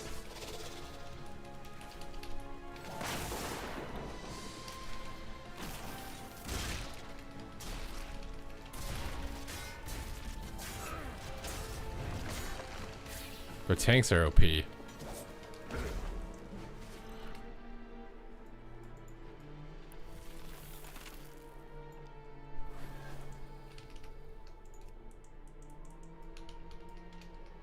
I can't feign death for some reason. Oh my god, bro. I'm gonna lose to a random 1400 rated prot warrior, dude.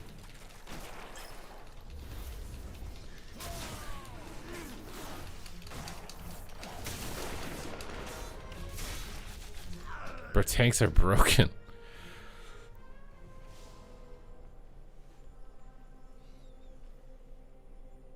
I think there is a way to change the resource display to the old one. I don't know where it is.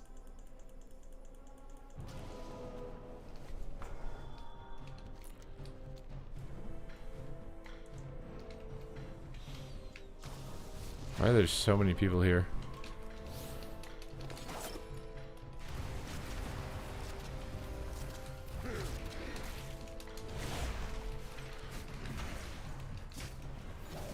Oh my god, I have to 1v1 him again. I swear I can't beat this class. He's literally pressing 2 damage buttons, and I just killing me in so fast.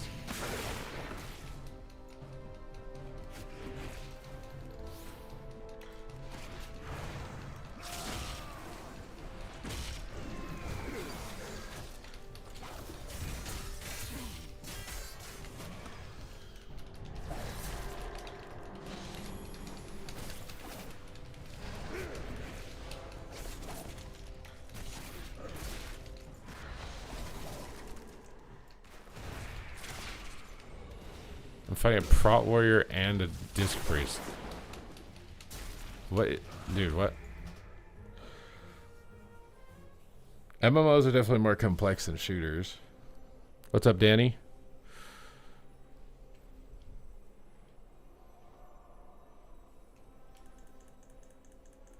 I probably should have played to live there longer, because the priest being up there is actually good for us, I think.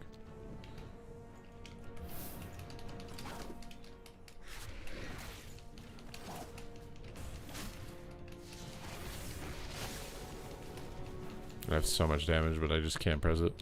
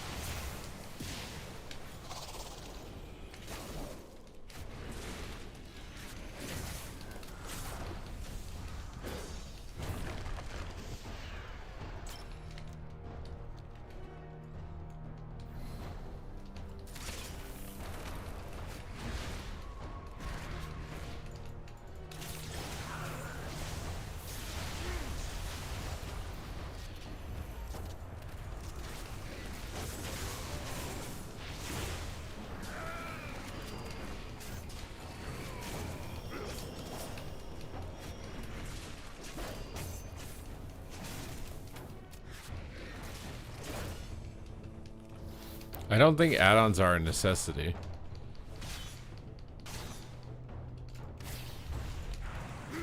Will they make you play better? Yeah.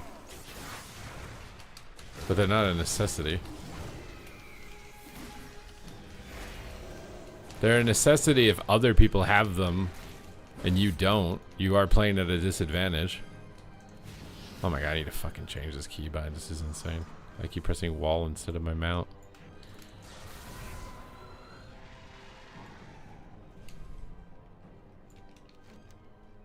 Clearer visuals would also be good too.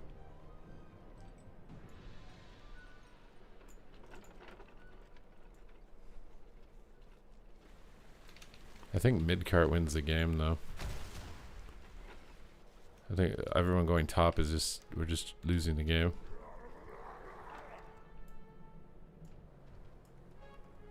I think the only guy doing something right now is this Krabby Patty guy. I don't know how we're gonna kill these guys in time to win the game. We can't.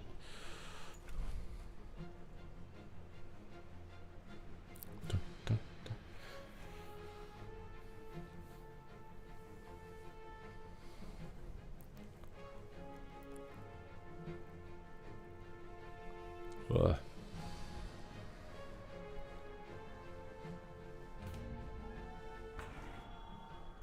I think the issue is that add-ons are now just like an expectation because you've had them for so long. So now it's, you just expect that information. And now that you can't expect it, it's gonna feel bad, right? Like, it's like cycling off steroids. Like, you don't need steroids to build a physique and be healthy, live a good life. But because they let people use steroids for 5 years, they're used to being a certain size and now they're gonna shrink. But the game would be healthier if nobody was on steroids, because obviously if you're not on steroids, you're not going to compete with someone that is on steroids.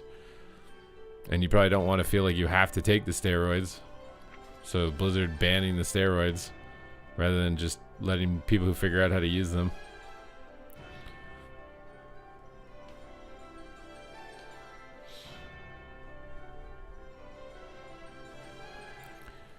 You always PvP'd with minimal add-ons. I find it funny listening to your friends complain. Well, it's just you've built habits on where you look at your screen. The information's there, it's just on a different part of your screen.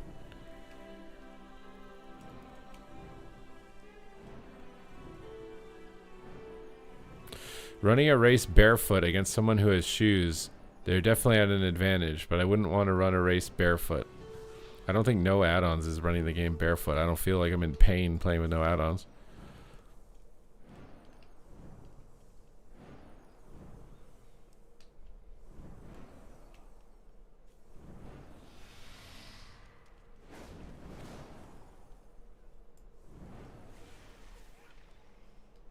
Well, yeah, I mean, like, for example, if a rogue presses Kingsbane, you can see it. You just have to be looking at their target, and you have to be looking through, like, 15 debuffs of random poisons and bleeds. I feel like it should consolidate bleeds and poisons. Like there should be one box for poisons that says like a 2 on it if there's 2 poisons on the target, or 4 or whatever. There should be one box for bleeds that says there's 5 bleeds on this target, instead of having 5 individual ones. You know what I'm saying? Like there should be a bleed box that says how many bleeds are on that target, a 1 poison box that says how many poisons are on the target. There should be like, I think it's silly that every single one has an individual box to be displayed. It used to be fine until they started duplicating it. Like when you death mark, it's like, okay, now there's 4 bleeds that get duplicated to 8. And there's like 7 poisons that get duplicated to fucking 14. Like that system of everything gets its own box made sense when there was only 1 fucking poison. But you've added 14 poisons and 10 bleeds that duplicate. Like you should just have 1 box that's a bleed box that has a number on it. So you can be like, okay, this guy has bleeds on him. He's got 7, so he's got a lot of bleeds on him. And that should be an indicator if you're someone who can remove bleeds, that removing bleeds might be a good idea because there's a high number on the bleed box. Or there's poisons I need to dispel. And yeah, diseases are the same thing. I don't know about Demon Hunter, how you do Demon Hunter, because Demon Hunter's not only bleeds, I don't think. It's like a bunch of other random debuffs. There's got to be a way to consolidate debuffs into a way that's visually digestible, that isn't just they all get their individual icon and there's fucking 30 of them. Nobody can read that. Like I've trained myself basically to filter out the 29 debuffs that don't matter and find the one that I want.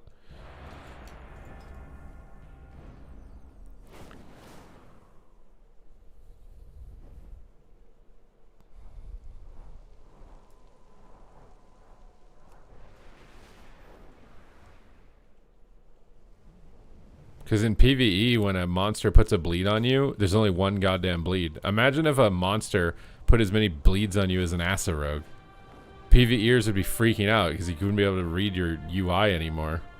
Like, look at what happens in your raid frame when there's like 6 debuffs of random useless shit like Paladin Judgment that increases their movement speed by 3%, and you just see that instead of something else.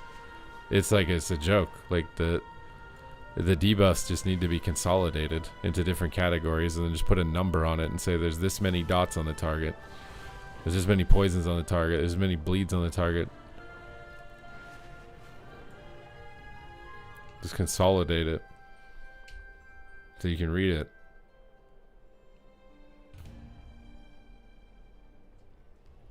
Or they have to manually filter out all these useless debuffs. Like this DK is going to have like, I don't need to see the 4,000 diseases that are ticking on me for 20 damage. I don't even know why the 4,000 diseases that tick for 20 damage even exist. They tick for 20 damage.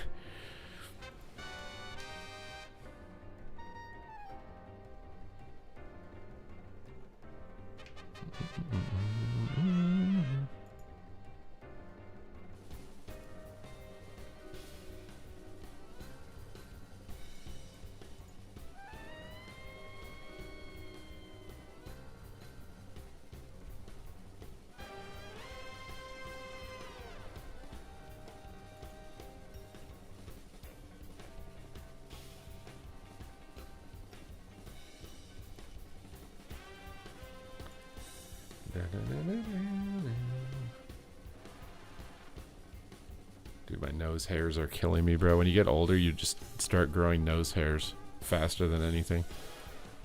You just have a forest of tentacles coming out your nostrils.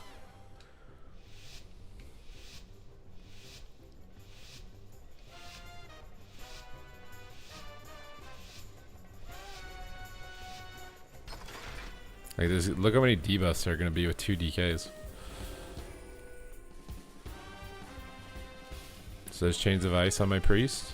Now there's some random pet stun. Now there's a stun and a bleed and some random disease and a soul reaper and 10 other random diseases that nobody understands what they are. I can't even tell what the fuck is on his raid frame because there's just so much random crap. And that paint sub's covered up by all the random bullshit that doesn't matter. Dude, why can't I attack? I don't have a pet. I'm like, why can't I? I'm so mad right now. I have no idea. I'm just going Druid. I'm one-shotting the Druid for no reason. Oh, never mind. Dude, there's no way you have blind still. It's been like 3 minutes. I didn't realize I didn't have a pet out. I'm too busy looking at my debuff icon here of all this useless shit that doesn't need to be on my raid frame.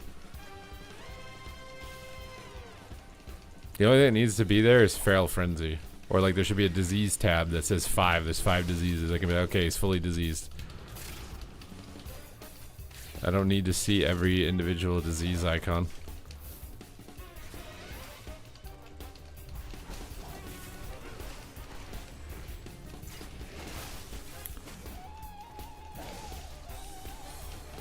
I feel like I'm doing nothing this game, dude. I think my MMR is too high for my gear now.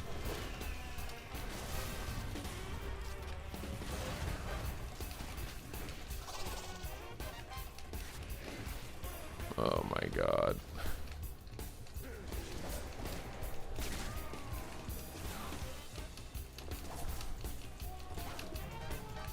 So now we won this game with me playing so bad, bro. Yeah, most of these diseases don't matter, so why are they occupying real estate on something that does matter? That's what I don't understand.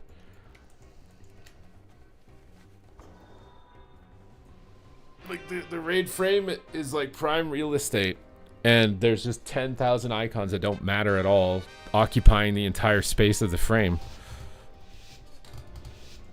Like, if I was gonna get someone new to play and they were like, what are all these buttons on my frame? I'd just be like, ignore them, they don't matter. Like, why the fuck are they even there if that's the point? What is the point? They just shouldn't be there.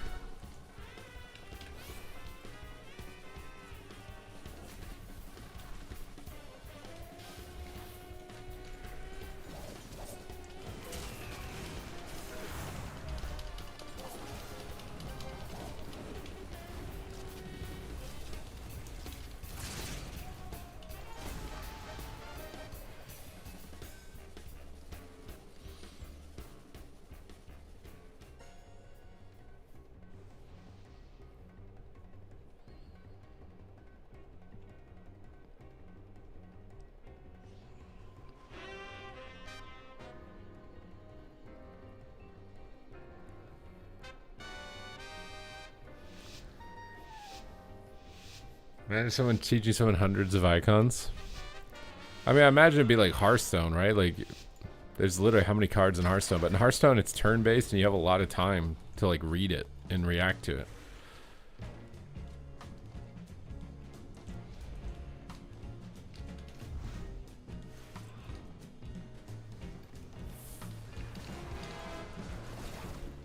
I would have to click my orc ratio because I keep forgetting to keybind it.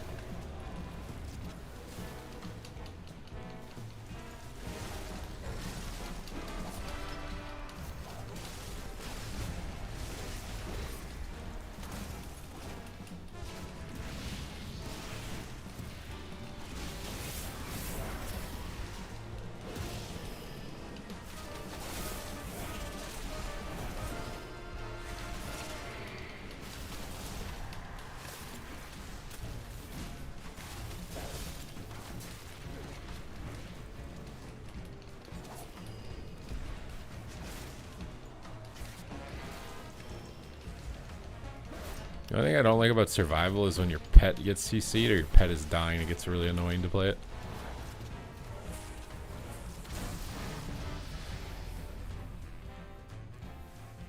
We're going hard, bro. I've increased my streaming hours by like double.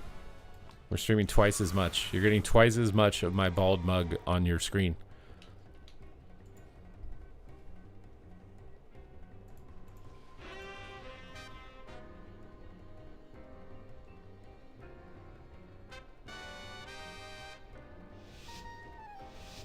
But I swear they should just categorize bleeds, maybe magic dots and whatever else, and just put a number. You can see like, oh, this target has 5 magic dots. This target has 5 bleeds. You know it has a lot of bleeds on it.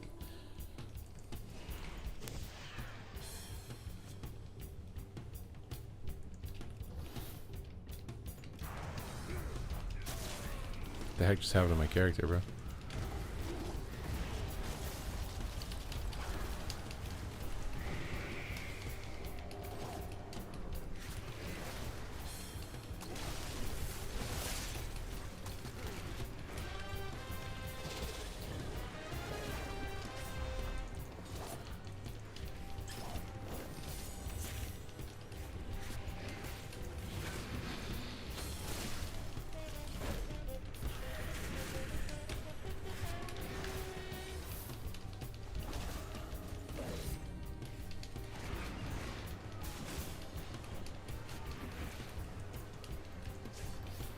Oh, come on, dude. Ugh.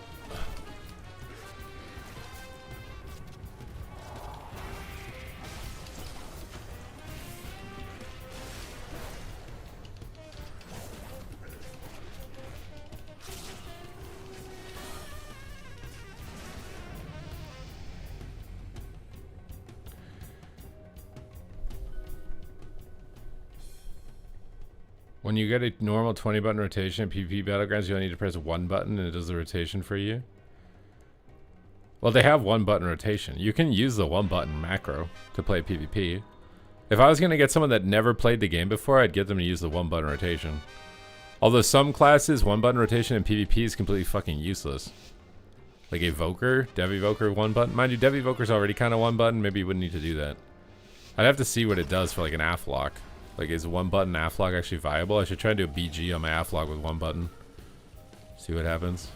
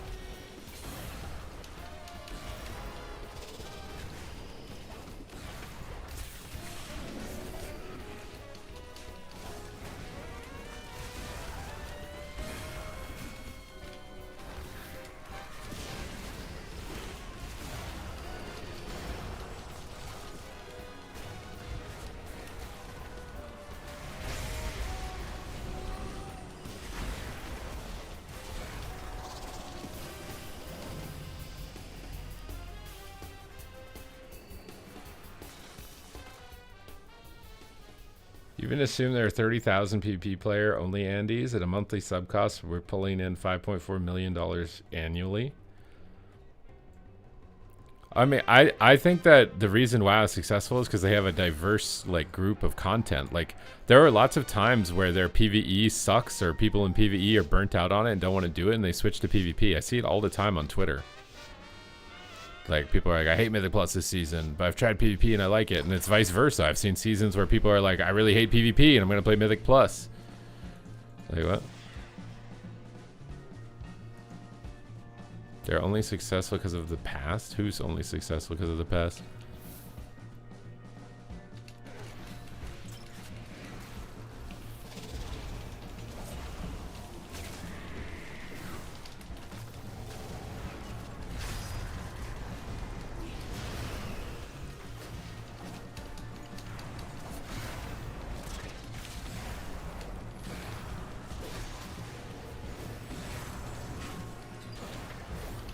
But like, what's on my screen? I just see like 10 billion HP bars and shit. Like,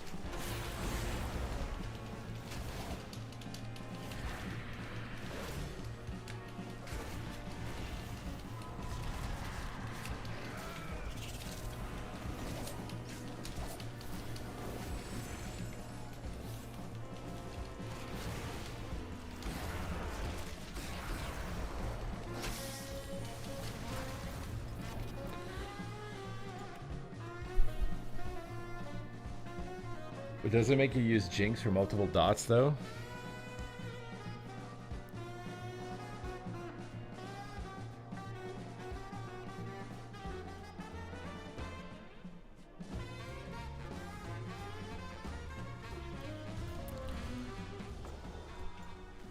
I mean, is the PvE player base even significantly growing? Like, obviously it's larger than the PvP player base, but what I would think without actually knowing is that you have two buckets. You have like a predominant PvE player base and a predominant PvP player base, right?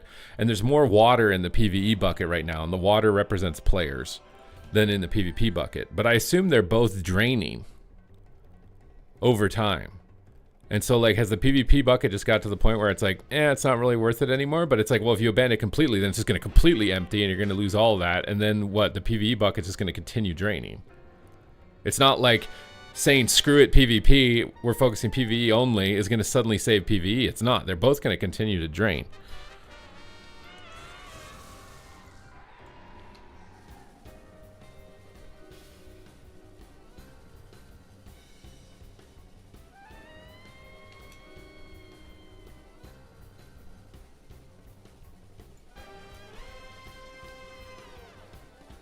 Well, I mean, I think Mythic Plus this season is really good, though. It's fun and the rewards are better, for sure. I don't think they hit the mark with PvP on release with what their goals were. The add-ons were supposed to be removed. They weren't. Now they are. Great. The game is more balanced now, but it wasn't at the start. And the mount was impossible to get. It is easier to get now, which is great. But it's like all those improvements literally took like an extra 3 months that were expectations for people on release. So those people with those expectations are going to sit around and wait 3 months. They're just going to quit. I think he's going to port. I hate monks.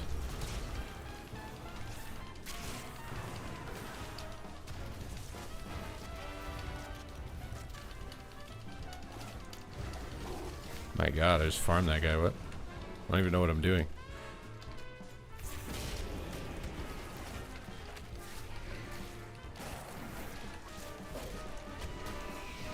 That's what I was saying earlier, that like I feel like they do eventually get the game in a really good spot. It's just by that point everybody's already been like, meh.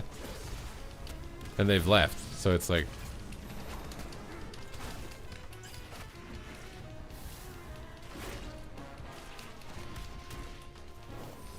that Ring of Frost, I don't even think he understands how good that Ring of Frost is. It's actually stopping me from trapping successfully.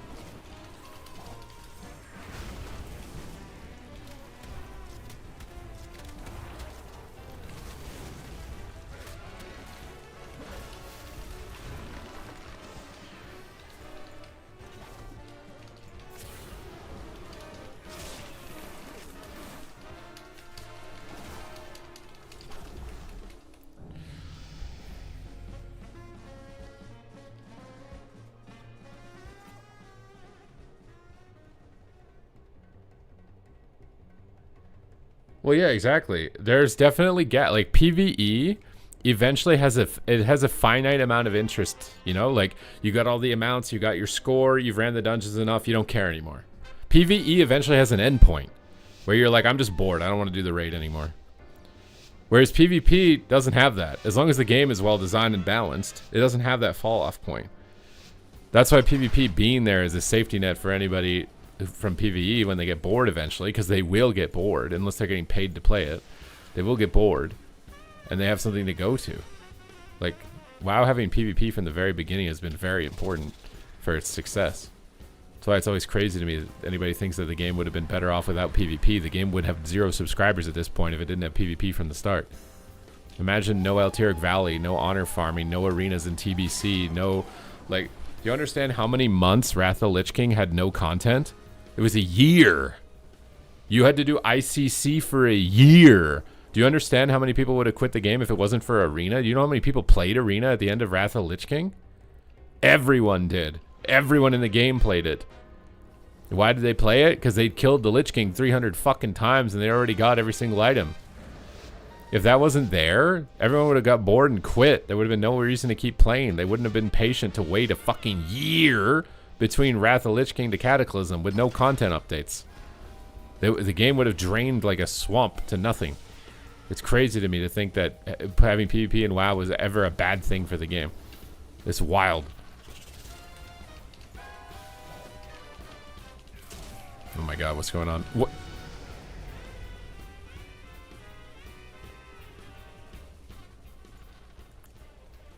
You say it's hard to get into, but it's like, I think people are just like reluctant to do it because they're nervous. Like in Wrath and stuff, people just played it, man. You just played. Everyone played it. The whole like it's hard to get into thing I think is bullshit. There's just no good gear that comes from PvP. People only do the content that gives good gear.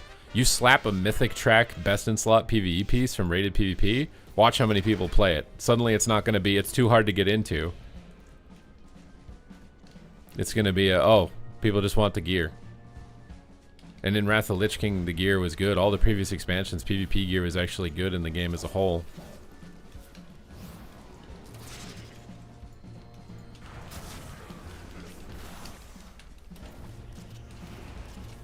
The invisible boomstick, dude.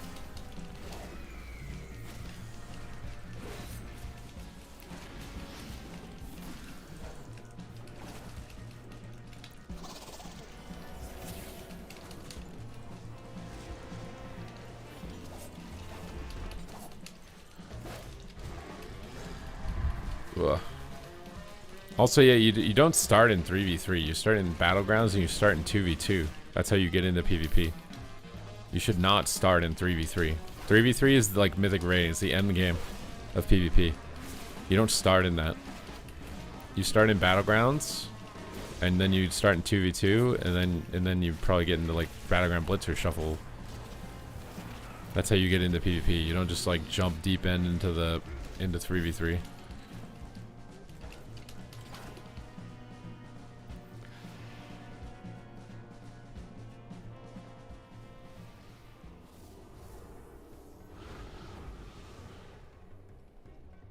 Exactly. Shadowlands Season 1 had an insane participation for PvP. Nobody in my videos was talking about how PvP is hard to get into. That's why no one's playing it in Shadowlands Season 1. Nobody was saying that. Shadowlands Season 1 had a metric shit ton of people PvPing. Why? Because it had like 3 pieces that were best in slot for the raid. I'm so tired of all these fucking horseshit answers that PvP is dying for this reason. It's too hard, it's too complicated, it's too fucking intimidating. No, you didn't put any good goddamn rewards and gear in the game. And people only play for that reason. If you took all the good gear out of Mythic Raiding, you'd have one motherfucker doing the Mythic Raid. Like, please. Like, hello? That's all it is. You just put good gear in it, people play it. It's not hard. That's how anyone plays WoW. That's how everyone does it. It's like, what gives me my good gear? I'm going to do that. Look at people with their BIS lists in Classic WoW. If their BIS list comes from Alterac Valley, guess what? They're spamming Alterac Valley. Look at the participation with TBC Classic before its release in the pre-patch. There were hundreds of thousands of Alterac Valleys being run because that was the best gear to get to level for TBC. It's just fucking good gear, man. If the shit gives good gear, people are going to do it. It's dumb. I'm over listening to this bullshit. It's too hard, it's too complicated, it's too blah blah blah. It's like, no, it just doesn't give you any good gear. Put good gear in it and watch the fucking participation. I'm tired of this shit. I'm tired, Grandpa. Put some fucking good rewards in it and watch. Put a mythic track piece of gear and watch. Look at Shadowlands Season 1. Boom. Immediately. Way more people are playing it. I mean, imagine how many people would be playing the prop hunt game that they made if it had no rewards. 0. It would be 0. You have to have rewards. People don't do shit in this game if it doesn't give them anything.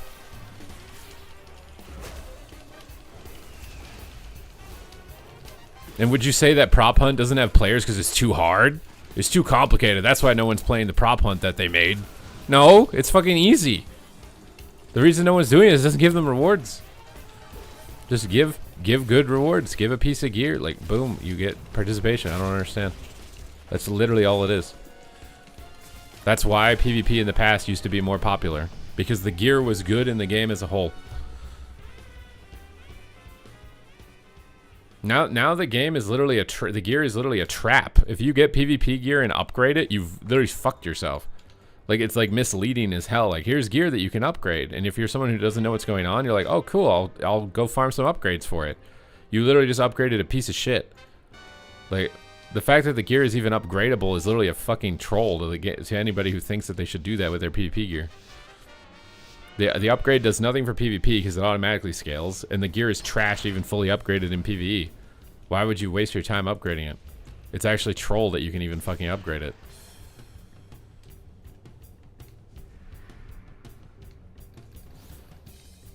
But I've seen enough classic expansions, I've seen enough Shadowlands and retail experiences, and I've seen Warlords of Draenor. Like, if it gives good gear, people will do it. It doesn't matter. It's not too hard. It's not too complicated. It's not intimidating. It's not toxic. It's not fucking anything other than it just doesn't give you any relevant gear. That's all it is. I'm so tired of this bullshit. Put the gear in and watch.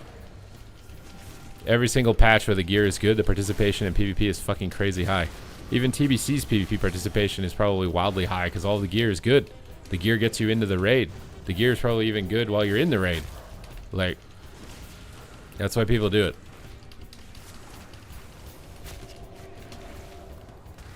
I don't know why we're on the priest, but I guess if he's Void Weaver, it's not bad. Oh, it's a turtle. My pet is dead. Please don't die on me, Raptor Boy. I really don't want to be on him. I don't think he's a Void Weaver. I'm pretty sure he's not. I haven't seen him cast a Mind Blast. If he has a fear here, I'm gonna get so sad.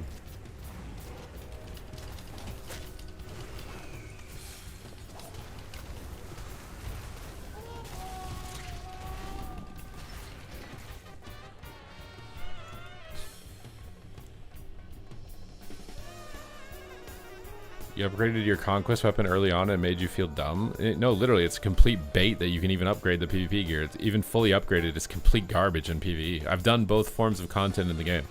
The PvP gear is not even like...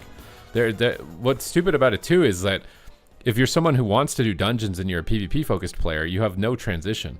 You start from the ground up. You gotta have to go do level 1 delves and shit, and you get like no transition whatsoever. The PvE gear, if you've got the highest level PvE gear and it's got versatility, it has some transferability to PvP, other than you need the trinkets. But it's just crazy to me to see all these people trying to bring up arguments for why WoW PvP participation has gone down. It's because they removed the good gear. Remove the good gear from any content in this game and watch it fucking drain completely empty, please. Take the best gear out of Mythic Plus and watch it fucking empty instantly. No one is going to do it. It's just how the content in the game works. Once people out-level content that doesn't give them experience or item level they need, 0 people do it. That's just how it is. So if you don't have any good gear, they don't care. The only thing you have is cosmetics, which does drive participation, but it's a combination of the two that really increases participation. Like if PvP didn't have any mounts or like elite sets or whatever, it'd be a lot lower. Because guess what? Rewards drive everything. It's just so insane to me. Why was the game more popular, PvP, in the past? Because the gear was good in the raid. In almost every older expansion, the gear was good in the raid. Or it's good in dungeons. That's why it was good. Mez, thank you for the raid. We were just talking about a topic you probably care a lot about. My argument right now is that PvP participation is lower than previous expansions because PvP gear is useless in PvE. It's literally, it's not even, it's like worse than useless. If you upgrade PvP gear to go PvE with it, you're literally getting trolled by Blizzard. They're just trolling you because that upgraded PvP gear is dog shit. Even if it's upgraded, like, it's terrible. You're just wasting your points, wasting your time. Like, why was PvP more popular back in the day? Because it gave you the best gear for pre-raid BIS or even sometimes in the raid. You had like 1 or 2 pieces for almost any class. Exactly. TBC PvP gear is insanely good for the raid. And imagine if in TBC Classic they patched the PvP gear to be shit. Now everyone's not PvPing. I almost guarantee you overnight, if they patched TBC PvP gear to suck, like just lowered its item level or something or put its scaling stats on it, watch the participation of TBC PvP drop like a fucking rock. It'll literally be like less than 50% of what it is right now. Because people just play for gear. That's just how they play WoW. That's how everyone has played WoW since the dawn of time. It's like, I got in, where's my best sword drop from? Where's my best whatever drop from? I'm getting that, that's what majority of people play the game for. And PvP gear sucks. Donkey donk. So I wonder why PvP participation is lower. It's just content in the game that doesn't give you your big shiny sword anymore, like it used to.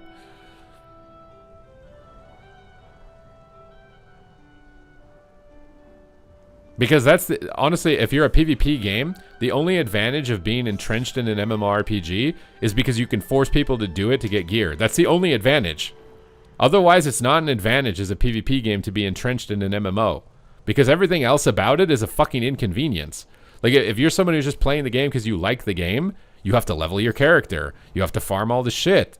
Like, there's a bunch of inconveniences before you can just play the game. So to compensate for those inconveniences, you slap a good piece of gear for PvE in it, so the PvEers who play it are like, then now you've got padded participation. I would argue maybe it's not healthy participation, because if they don't want to do it, they're just doing it for the gear. But I don't know if anyone wants to do anything in this game for the most part. Like, as soon as they get their best piece of gear, they stop running the raid. Did you want to do it in the first place? Like, did you really? Because if you got, like, you would assume once you got the best gear, you'd want to keep going back, but you don't. Most people stop, right? Like, I've listened to people play Classic and stream Classic, and they're like, I finally got this item from SSC. I never have to come back here again. That doesn't sound like you like the content. That sounds like you fucking hate it. You just had to put up with it, and now you're never going back. So, I don't know, man. I don't know.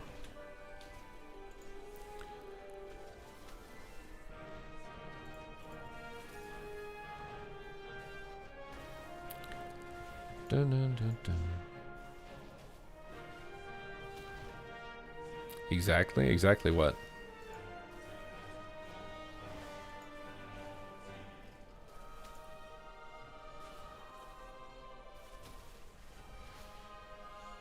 I'm just saying, like, there's two choices, right? You either entrench your PvP game in an MMORPG, but there's no benefit to PvEers for doing it.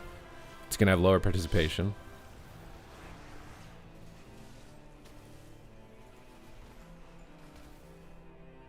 Or you build a standalone. You create like a PvP realm that you could go on, like the tournament realm, for people who want to play PvP without the inconveniences, right? Because most people are getting in their 30s. Most of my friends that quit, they quit because they couldn't do the maintenance anymore. Even though they've done a good job of making it easier, it's still not nothing, right? Like gearing your character, leveling your character, it's not nothing. It's better than it was, but it's not nothing. The main reason that my friends quit PvPing is because they don't have time to level and gear. They don't want to do it anymore. They just want to play the game. So they play Overwatch and they play Heroes of the Storm. It's not because they think those games are better than WoW PvP. It's just they don't have a fucking inconvenience tax where you have to spend 5 to 10 hours before you're doing the thing you want to do. And they have also played the game long enough to understand that when they're playing in an undergeared state, that they're playing at a disadvantage, and that's not fun. There's a reason why League of Legends, for example, removed their rune system. You used to have to grind runes to be able to put them in. And they removed it because if you're new to the game and you don't have runes and you're playing against people who have runes, you get shit on. And that wasn't fun. So it's like, again, the advantages of being entrenched in an MMORPG as a PvP game is because you can basically force people to play it by giving best in slot gear. Arc Nation, thank you for the 2 months. But if you don't put any best in slot gear, then it's just purely an inconvenience for anybody who wants to play it.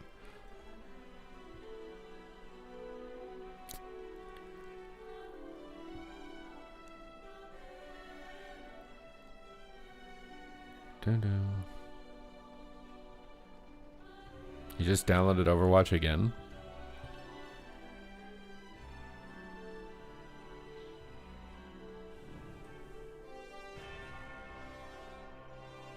People who play WoW, well, obviously there are people who play at whatever mode it is because it's just what they like the most. But like to not have any cross-pollination through incentivization. But what I'm annoyed about is that there is technically gear you can get from the raid and the dungeons that's actually good in PvP. There is. There are pieces of gear that have different itemization, like a little bit more versatility or a little bit more haste or whatever. And if you want to min-max your character for PvP, you technically should PvE. Your character's not min-maxed unless you do. It's just the difference is very small. It's going to be like a 0.5% to 1% difference. But it's technically better. But there's not a single piece of gear from PvP that's the same in PvE. There's not. Not a single piece. It's all just troll and useless. So the game is set up, it's like rigged to get PvPers to play PvE, but not the other way around. So, and then you wonder why the participation is lower. Well, it's because you're rigging that part of the game to incentivize people and not rigging the other part of it. So I wonder why the part that you're rigging has more participation. It's because you rigged it to be like that. Like, I don't understand, man. Even with the item level going to 298, I almost guarantee you every single class, if we were to go look through the loot table, there's 1 or 2 pieces that are technically better than what you can get from crafting or from PvP. They're technically better. And you can tell that because when you watch the tournament where the players have instant access to all of that, they're wearing like 1 or 2 PvE pieces. They don't have it on their retail character because they don't care enough for their ladder for a 1% difference. But in tournament, when money's on the line, they care about that 1% difference. Good morning, the Angry Gamer. You lost your longtime threes partner yesterday. You can't adapt to not using add-ons. You don't understand because you haven't been using add-ons since the War Within Season 3? Well, like I said, it's like, if you've been walking with crutches and then they take your crutches away, your legs have atrophied. So like you're going to fall down initially. Can this streamer read my message? You want to go like watch like some farm music or something.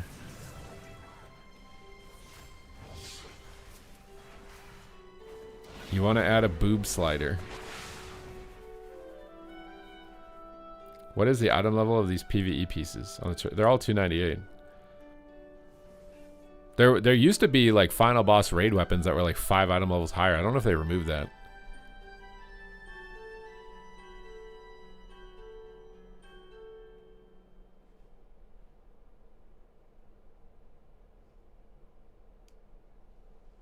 It's just crazy to me. It's like, why is participation lower? Because it doesn't give good gear. Take good gear out of any content in this game and watch its participation halve, if not worse than that.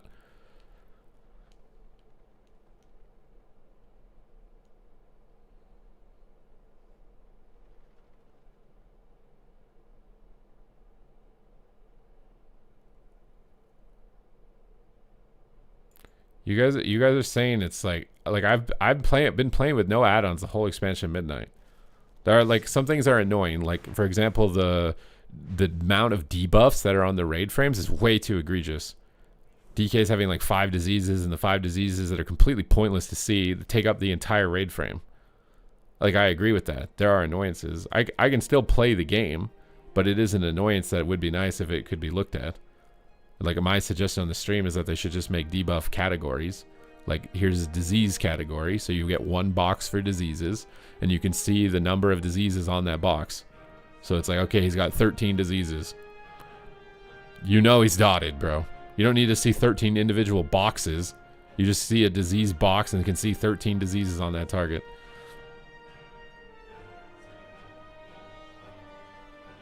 So then it doesn't take up the whole raid frame. It's just 1 box instead of 13.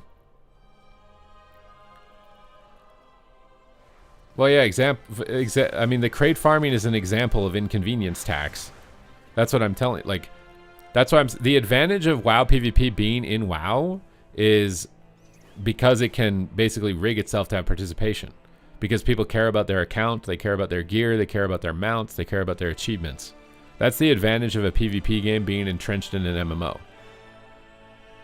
The trade-off for that advantage is that it's inconvenient to play it, which does lose you some players. I don't know if it loses you or gets you more or whatever, you know? I don't know if it... I couldn't tell you the math on that. Like, would WoW PvP gain more players with a tournament realm that was separate from WoW? Right? Like, free to play, you sell cosmetics. Would it make more money and have more players than just being what it is? I don't know.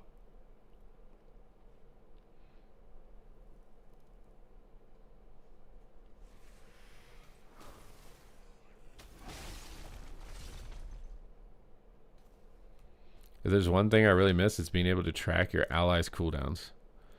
I saw someone using an add-on that was still doing that. I thought they removed that, but I swear I saw somebody had that right now this morning. But yeah, the crate farming is an example of inconvenience tax, right? Some people like it, though. Some people like crate farming. They like flying around and having 40 people, and they fight other people who are crate farming in 40 people. Like, they like doing that. There's definitely a group of people who like the giant scale PvP. I think the giant scale PvP can be fun if it isn't a fucking lag fiesta. That's my only issue with, like, the giant group PvP. Is it's usually you just disconnect and can't see anything. It's all choppy. Because to me, like, that 40 versus 40 is kind of like LARPing, where people get dressed up and there's like 40 people with foam swords hitting each other with it. You know what I mean? Like, there's definitely something there that is fun, but it's just so laggy, man.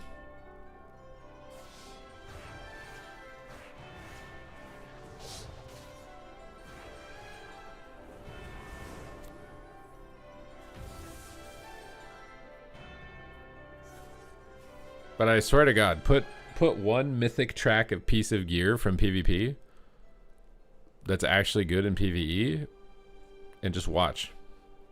You just have Shadowlands Season 1 all over again with a massive wave of participation. And then immediately after that season, they removed those items. And guess what happened to the participation for the rest of the expansion? It just drained. Like almost any content in this game would.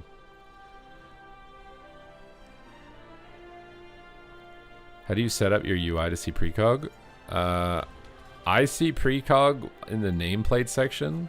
So you see right here, it says a friendly nameplate. I don't know why, because you'd never look at a friendly nameplate like this. At least I don't.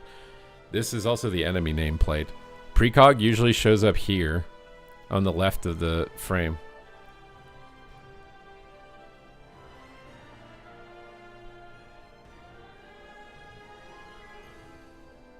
That's where I've noticed it, is here on the left of the frame.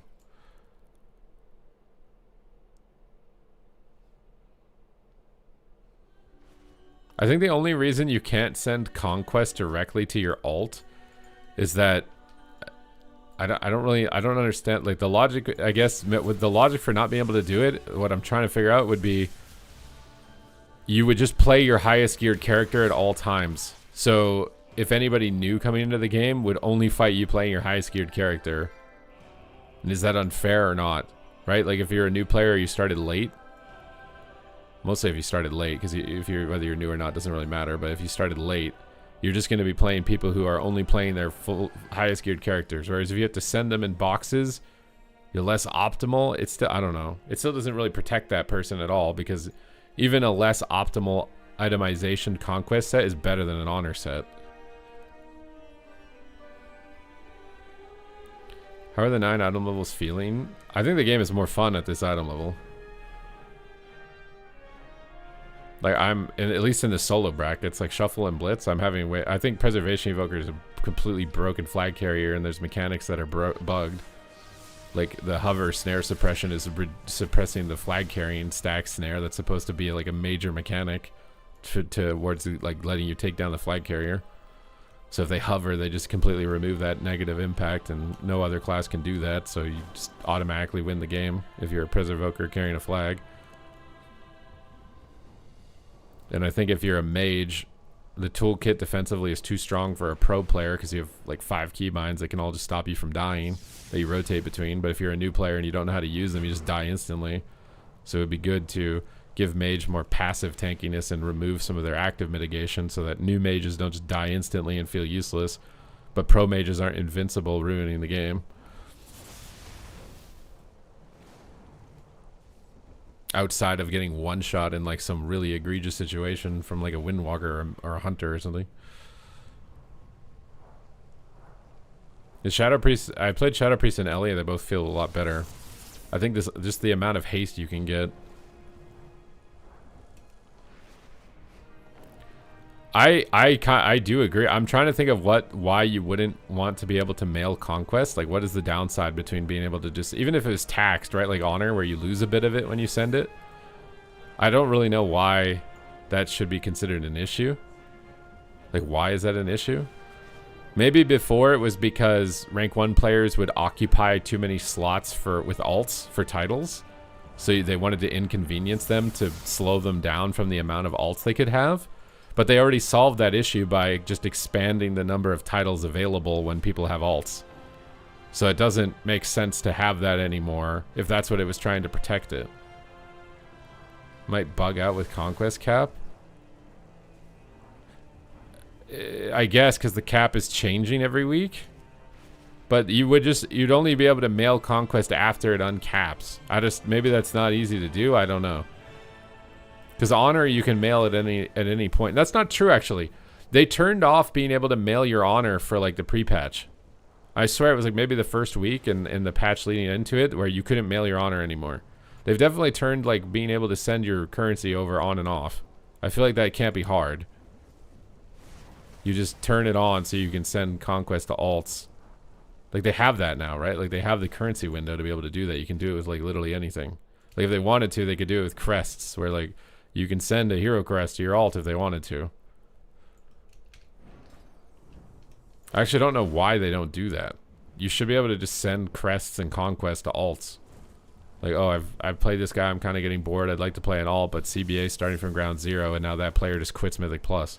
But if they could just mail their crests over, they might actually play the alt, and then you continue to have a player doing Mythic Plus.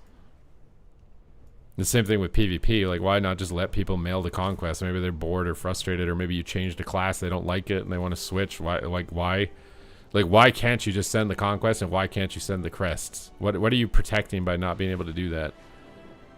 By like the midpoint in the season. You shouldn't do it at the start of the season, but I think at the midpoint of the season, like they do right now where everything unlocks, I don't know why you shouldn't be allowed to just send stuff.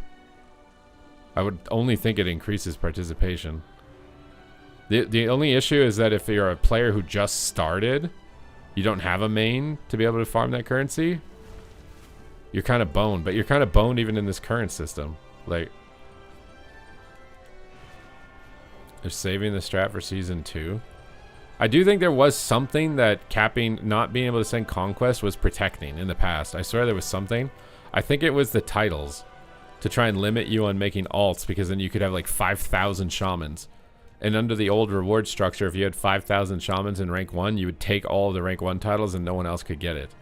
I think they deliberately inconvenienced you on making alts to try and prevent you from making thousands of characters, right? I think that was the main reason. Thousands of the same spec. But you don't have to care about that now because you've changed how the titles are rewarded. You expanded the amount of available titles. So I don't think you need to worry about that, right?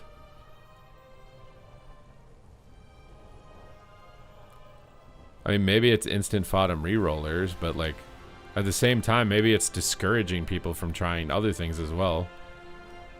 Like I've seen graphs like automatic jack linked participation of rets, and rets are like 90% of the high keys or something. But like maybe they're just not trying other specs because they don't CBA gearing it up, right? Like it takes so long to gear it up and you kind of think that it's gonna suck, so why bother? But if you could mail it over and just instantly play it, now there's no downside to trying the bad spec. But if you have to grind it, you don't know, it might be bad, right?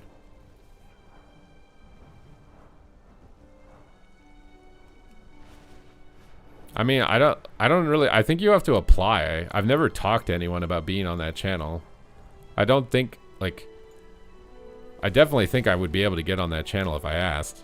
I don't know, like, I don't know. I don't know who picks, you know, who goes on the channel or whatever. It definitely feels like the people that they're picking is targeted at people in the demographic that they're trying to get to play WoW. They're trying to get people who are more casual, housing, not necessarily like pro player level, right? Like they're trying to get cozy people. They're not trying to get like, I haven't seen like a high Mythic Plus player or something. Like it's mostly casual people. And it seems like it's targeted around the marketing for that group because that's been the whole marketing of the expansion, right? The whole marketing of the expansion has been the casual people. Like they got they had a guy doing PvP. And I feel like I haven't seen them get a single guy who does PvP. And the guy who they got to do PvP was like using the single button rotation. And that just seemed like a marketing tactic. Like, here, look, we got this guy, he's new at PvP. And look, you can get into the game right away with the one button, right? Which I think that's probably a good idea from a marketing standpoint, right? Like if you think that people aren't playing it because it's too hard, getting a guy who hasn't played it before, showing you that you can do it with the one button is like a good way to get somebody to try. It makes sense to do that. Like if you're just thinking of it from a marketing standpoint, if you get someone who's a pro player, like that group of players is going to keep playing your game no matter what. So like you're not, I don't know if you're marketing to new people necessarily. What is that? What did you delete? I don't understand what this is. You screenshot him going 0-6?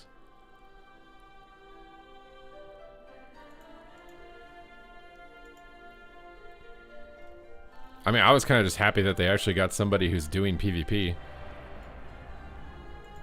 Because pretty much anytime I'd seen somebody doing something on there, there's never anything related to PvP. But like, I think the one button rotation was a really good idea. Like if I was going to get someone who'd never played WoW before to play, I would just be use this, start with this, and then we'll try, you know, move you past that. But it's like, because if you were trying to sell a bicycle and someone was scared to ride it, you would sell them training wheels to get them to try. And that's what the one button rotation is just training wheels.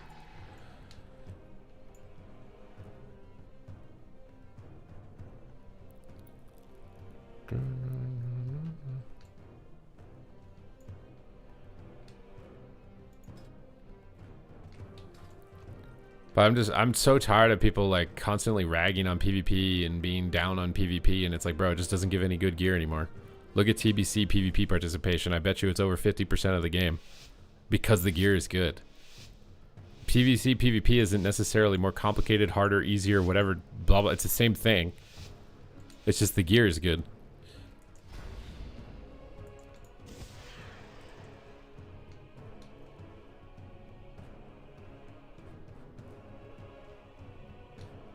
I want to start on this monk? I don't think I do. Just wait for the mage. Oh my god, he's gonna see me. Oh, I got him. Stun him. Disarm me, brother. Oh, he's gonna stun me, huh? I'm too slippery. I'm slippery! Brah! Big damage. Drink it. Boom. Maybe I should wait in the opener, because he's gonna barrier every time and I can just wait. I think disarming after fist is what you need to do here. It like stops a lot of his damage apparently. I think it's after fist. Could be wrong.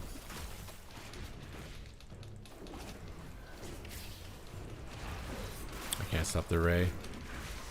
Wait, he stopped his own ray. Oh my god, I'm stuck. Stun this guy. Grapple this guy. Trap this guy. Kick his ray. Kill my pet. Might die still. Big bombs. Okay, I just got one shot.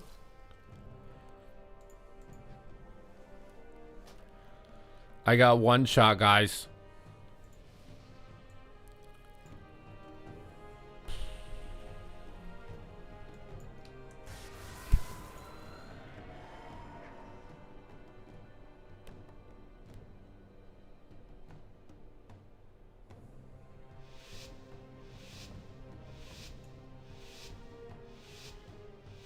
Your choose partner back in TBC said if you can order with your shoulders thinking you're so cool. Yeah, no, it was, everybody did that.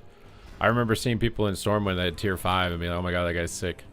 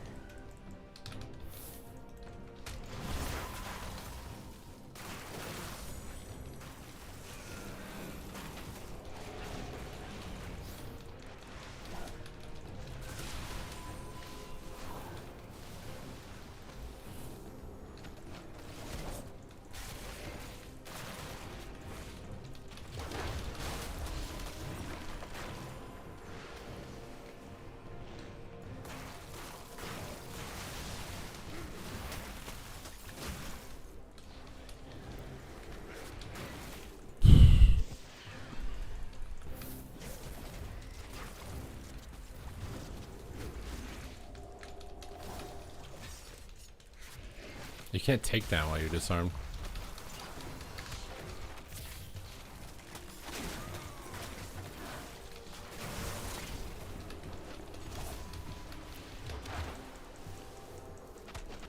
Oh.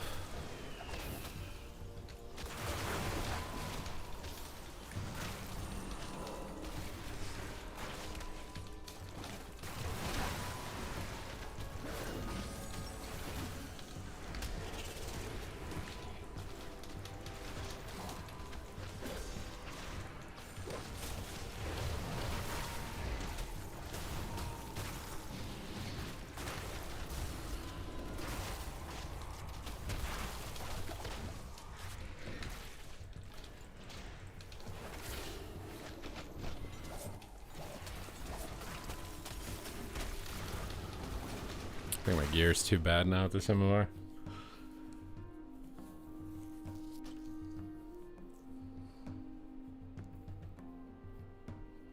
I don't know if rating requirements is going to make the game better for gear. It literally just makes it more gatekeepy. They did that in Shadowlands.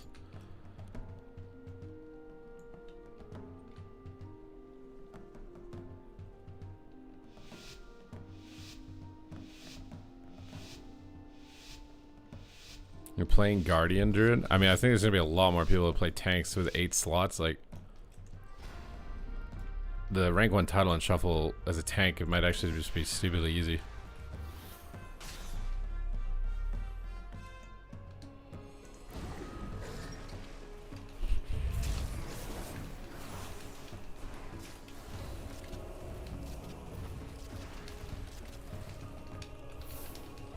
Oh, why am I... Oh, I didn't have a kick. Well, but I need to put my orc ratio on a different bind.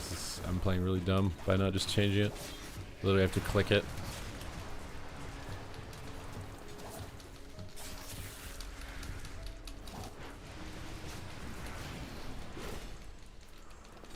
Okay. I swear the only thing in the game that can kill a mage is a Windwalker Monk.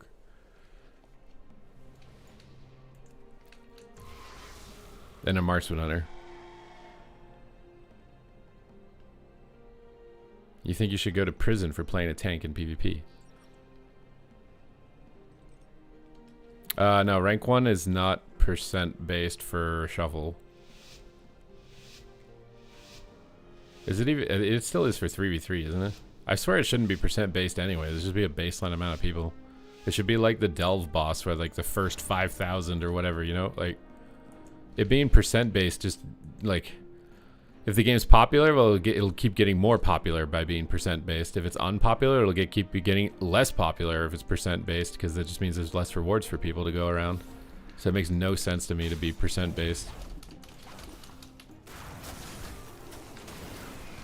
My god, I just one-shot this guy.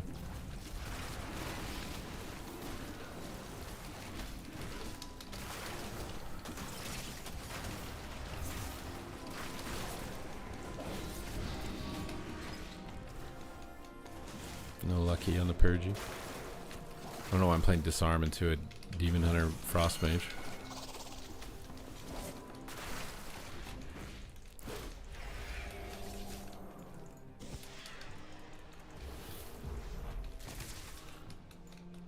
Where's my pet?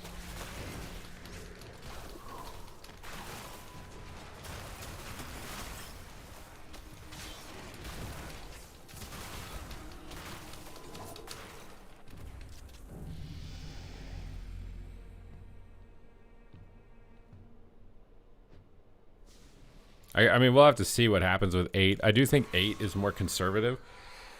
I think maybe their concern is the alt thing, because like the more alts you have, then it pushes more slots. So if it's 8, and let's say half those people have 2 alts, now it's going to be 12, maybe 16 people are going to get it. I don't know where they want to leave that threshold, but like I swear it should be bigger, because the biggest issue is that once you get Glad or once you get Legend, it feels so impossible to get to the next one. Making it more realistic for people to get to the next one, I think, is better.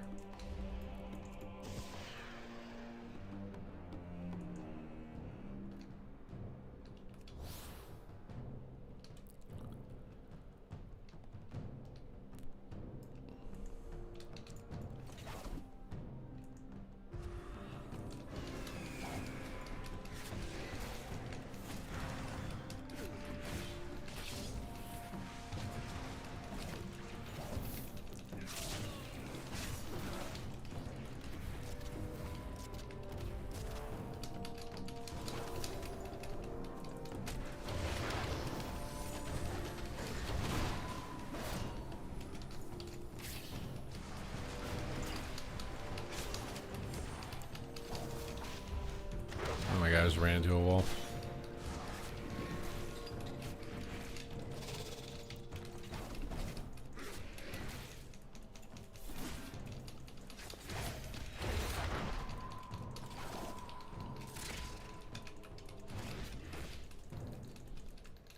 My pet feared or something?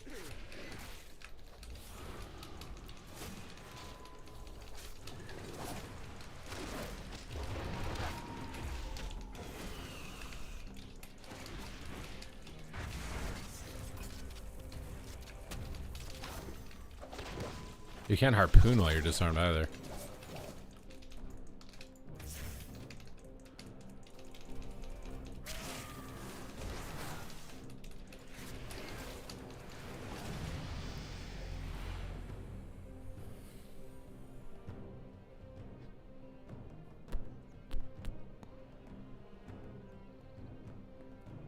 I do think what's interesting over time, and also like Jeff Kaplan talked about this with his little one-on-one interview about his time with Overwatch, is that designing your game around team play has led to a decrease in participation. Even though I think there is some value to like team play, right? Like Heroes of the Storm, very team-based MOBA. It's the least successful MOBA. And then Overwatch for a long time. They were trying to make it more team-based. You can't solo carry. And that didn't get more people to play. I feel like it's being proven, at least to the current gaming audience, that having your team too focused on team is bad. You have to be able to solo carry a bit. I wish you just ice block that Karma off. I think he would have just died. He might still die.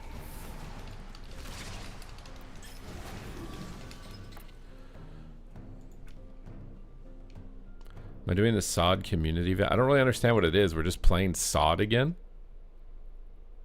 I don't really want to play SOD again, knowing how it ends.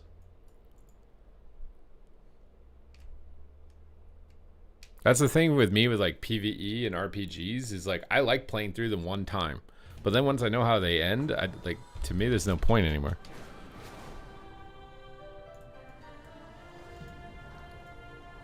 Like, I don't care about playing Pokemon Red again and only using Bulbasaur or something. This isn't, I don't care.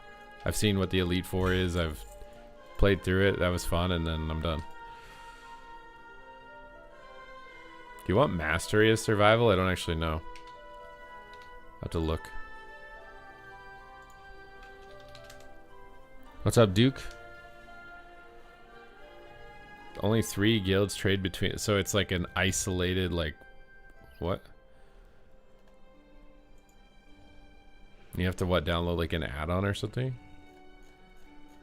Okay, these guys play Mastery Versatility, so we get the Mastery weapon. Bam.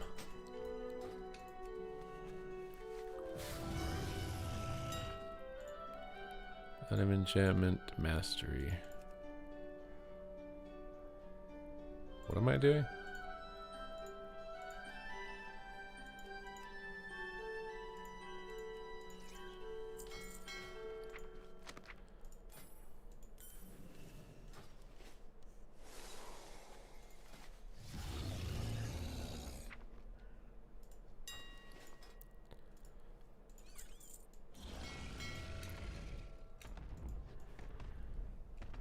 Open mic be content and make people communicate and be using solo arena.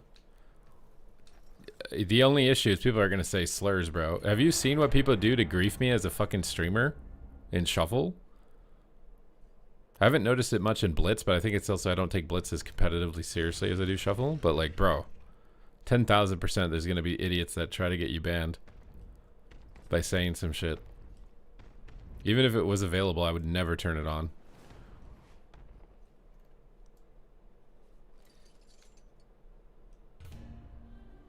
Just because of that. Like that single-handedly would be why I would never enable it. It's too risky. Too risky frisky. But I'm feeling tisky. My opinion on WoW PvP is it's really fun. When it's well balanced, good class design, WoW PvP is completely unique. There's no other game on the planet like that, and that's incredibly valuable. It's the same thing I think about Mythic Plus. There's no other game that can compete with Mythic Plus the way that it is. I think Mythic Plus is top-notch content. I just get so tired of people disrespecting WoW PvP when it's like, it doesn't give good gear, bro. The participation is low because it doesn't give good gear. No content in the game is going to have high participation with bad gear. Just how it is. Like, nobody's going back and running Dead Mines in Classic because it doesn't give good gear. Is Dead Mines a bad dungeon? No, Dead Mines is a legendary historic dungeon. But no one's going to go back and do it. It doesn't give any good gear for the current patch.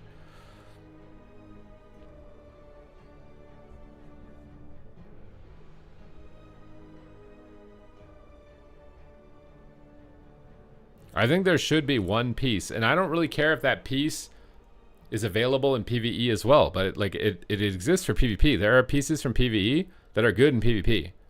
There are at least a couple. It'd be nice if there was one that's like a side grade that you get from PvP that you can use in PvE. I don't understand. It should be like one, like a ring, a bracer, whatever, you know? I don't think it's wrong to have one item that's like 0.5 or 1% better from each of the back. Like, I don't mind that there's technically a best in slot that's from the raid right now. If I want to go get it and absolutely min-max my character, I can. and then I experience the raid, maybe I have a good time. If I don't want to do it, I don't have to do it. It's only 0.5%. I don't care. I think it should be the same. There should be a piece from PvP that's the same.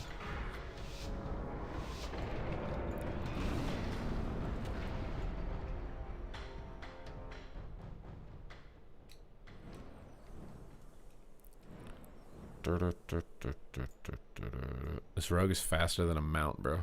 Wait, no one's gonna take this? I'm gonna take it. I'm out, dude. Okay, I almost died. Bro, I'm like SEAL Team 6 right now against a Frost Mage.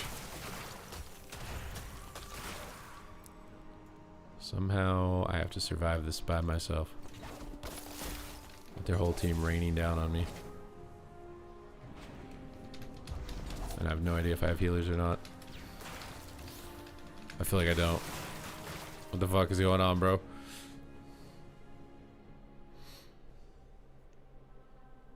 Well, yeah, exactly. Firalak, for example, in Dragonflight, was best in slot weapon. You didn't have to get it. You could get rank 1 without it. There were warriors that got rank 1 without Firalak. But there were players like Bajira who likes doing that and getting a little bit of an item level advantage. And that was cool that it was there for him to do it. That's what I'm talking about. Like, the item doesn't have to be colossally better in the content you're doing. Just a little bit better. Just like, yeah, okay, you want to min-max it, you got to get that one little thing. If you don't want to get it, it's not the end of the world, but you can go get it. The difference, though, would be like in Mythic Plus and BFA, the King's Rest sword that you could get for Warrior was massively better than any PvP weapon you could get. You had to have that sword or you couldn't play. That's bad. You know what I'm saying? Like, doesn't... Just a little better, fine. Massively better, you can't play the game if you don't have it, bad. That's the type of overlap that I'm talking about. Mount Gary, I got the mount when they increased the mount drops. It was like Getty EQ or something. That's the best comparison I can give you, is that Firalak, that was good overlap. Firalak was not mandatory, you didn't have to get it. If you wanted to be completely min-maxed, you should have went and got it. But Getty EQ, bad example. You had to have that, or you couldn't PvP. That was stupid. It's the same thing. I want the gear from PvP to be the same thing. There's one piece that's like, yeah, it's technically better. You don't have to get it. But if you did, you'd be 0.5 or 1% better.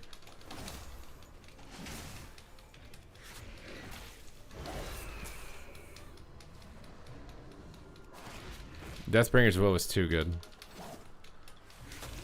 Also, you guys, like, the nostalgia for, like, PvE items and PvP is fucking insane, because I don't think you understand what happened in Wrath of the Lich King the first time. People weren't using Deathbringer's Will at the highest level. They were using fucking Bobble. Every DPS in the game was using a healer trinket because it made them invincible. So, like, the trinkets can be fun if they make the gameplay more fun, but a lot of PvE items just end up making the game boring as shit. In BFA... the bike trinket that shot a motorcycle and two-tapped somebody, kind of funny. The trinket that gave you a fucking shield so you were unkillable for 20 minutes, bullshit. Like, so you have to be very careful when you say you want PvE gear in the game, because are you talking about the bullshit item that just made literally every round never end, or are you talking about the item that had like some cool animation or spell effect or whatever, it transformed you into a tiger and you did more damage? Because like, there's differences between them. See, that was Zelzak's Veiled Eye in BFA. It was a raid trinket that gave you a shield. It was so bad. That item ruined everything. There was no advantage to having PvE gear in that expansion. Other than you had to run a Mythic Plus and pray to God that your item fucking dropped. That's the other thing too, is when you force PvPers to PvE, the loot isn't deterministic. I can run the dungeon 10,000 times, do the highest damage, be the best player, and my piece of gear never drops. That's annoying as hell. At least when you PvP as a PvEer, you know you're going to get your item. Because you just buy it off the vendor. You know, you don't have to, even if you hate PvP, you don't have to infinitely do it. You know, once you got this much conquest, you have your weapon and you're done. And then you do what you want. But if a PvPer does PvE, you don't know when the hell you're ever going to be done. Because your item is random.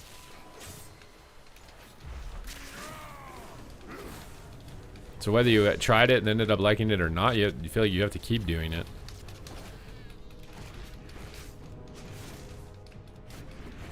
Yeah, the bonus roll system is nice. I will say that. The bonus roll system is nice, but I'm saying in the past. In the past, you never knew if you were going to get it. So whether you liked it or not, you just felt like, man, I'm trapped in this dungeon forever. Because I'm never going to get it.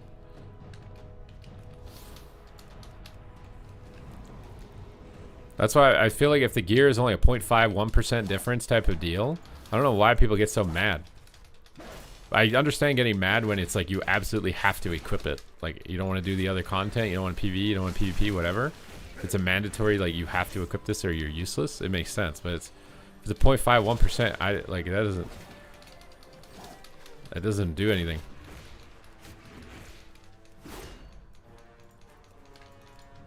I don't know if I'm Alliance or not. I don't think I am. Wait, am I Alliance? I think I am.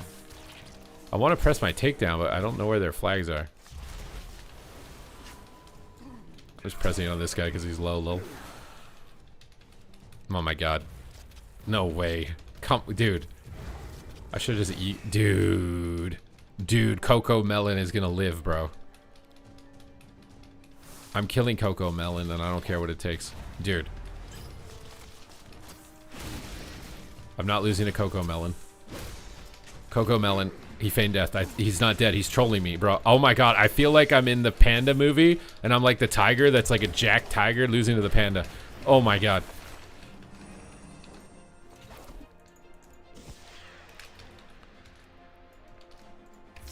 Oh my god, where did this all come from, bro?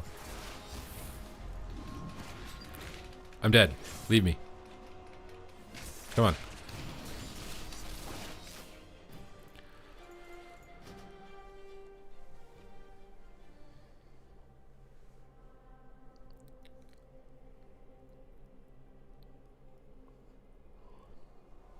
I do think it would be nice, like, as somebody who actually likes both parts, I like Mythic Plus and PvP, I would love to be able to get gear I can actually use a Mythic Plus from PvP.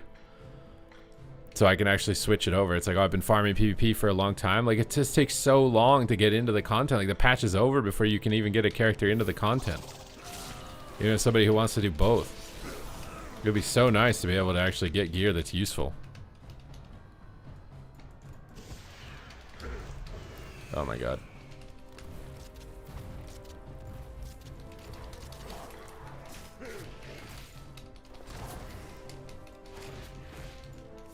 I can feel he's gonna penance soon.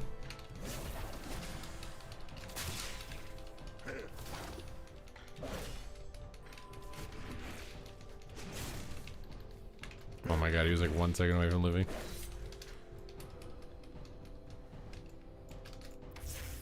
I hate all these pet health bars, dude.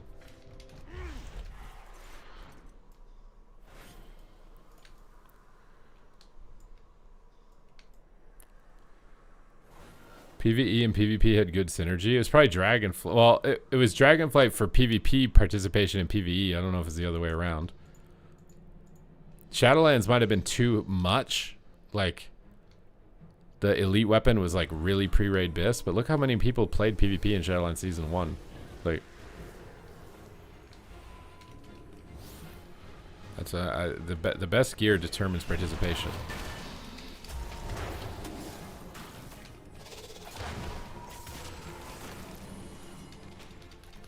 Where's my pet? Why can't I take down?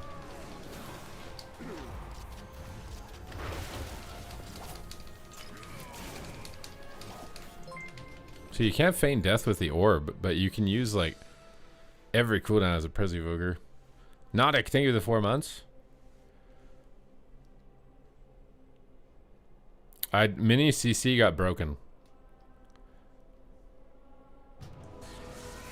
The other thing is I've played healers to a really high rating right now with not being able to see what's available. I think it's annoying, like, because the game ends and you're like, I don't know if he just trolled me and didn't use something or not. Like, that part of it is annoying to me. But, like, I'm not, like, I don't think I'm losing games over it. I just would have been able to, like, to know if, like, my paladin didn't lay on hands to me or something. I can't know for sure. And sometimes.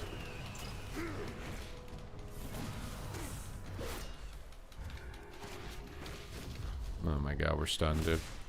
I want to get him, dude, but I'm stuck. Why am I just jumping into a wall? The freaking panda is back, dude. This guy, dude. His little Murloc onesie. He's just trolling me, dude. Coco Melon.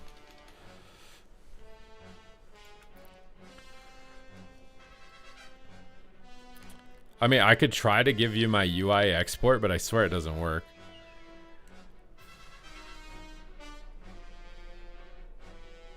Well, yeah, Legion. Well, the issue with Legion, though, is the PvP gear was useless in PvE. I'll always remember because I was the highest item level player in the game, I think, or close to it. And it was because PvP gear was the highest item level in the game, but it had shitty stats. It was like super verse heavy, crit heavy, completely useless stats. So I was literally like in the top 10 of the highest item level players in the game, in the world. And I remember trying to get into raiding, and I was raiding with Rich Campbell. And Rich Campbell was a boomkin and I was a boomkin. And he had Raid Finder tier gear, and I had the highest item level in the world, and he was doing 3 times my damage. So the highest item level PvP gear in the world was getting out damaged by Raid Finder gear. So like the PvP gear was not useful in PvE. It allowed you to trick people. I got into groups because they thought my character was insane, because all they could see is the item level. So like I would sign up for a group and they would see the item level and be like, holy shit. And they'd invite me. And then I'd just be a Pepega potato doing no damage in their group. I was like catfishing people in Legion with my PvP item level gear that was terrible in PvE. I think the last time that PvE gear, well, Shadowlands Season 1, and then the other most recent time that PvP gear was good in PvE was the end of Warlords of Draenor. Because at the end of Warlords of Draenor, because the Conquest catch-up cap got so big because there was so much downtime, you could get a full set of Conquest gear. And that full set of Conquest gear was the best pre-raid BIS. So if you wanted to get into Hellfire Peninsula at the end of WoD, you basically had to farm a Conquest set of gear and then get into the raid. And then ever since that, they've basically patched it out to where PvP gear is fucking dog shit in PvE. And you don't have to do it. It was the end of WoD. That was like the big turning point where you don't... The gear from PvP is irrelevant in PvE.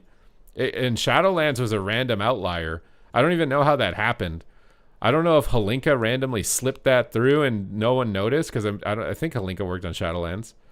I don't know if Halinka like slipped that in without anybody knowing or some shit, because ever since WoD, the PvP gear has never been useful in PvE for any reason, except Shadowlands Season 1. That was like a major outlier, just out of nowhere.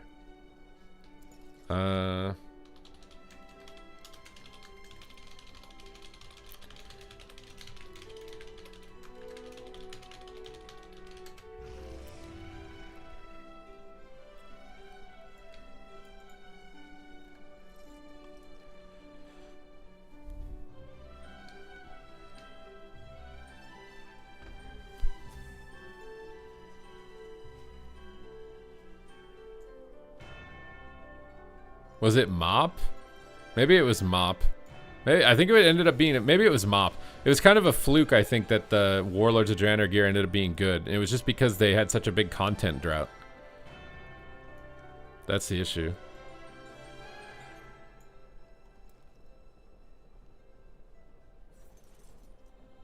I think it might have been Mop. Because in Kata... Could you use PvP gear in Kata and Raid? I think you might be using... You might have used the Trinket. But it was only up until a certain... I don't know. Maybe it was Kata?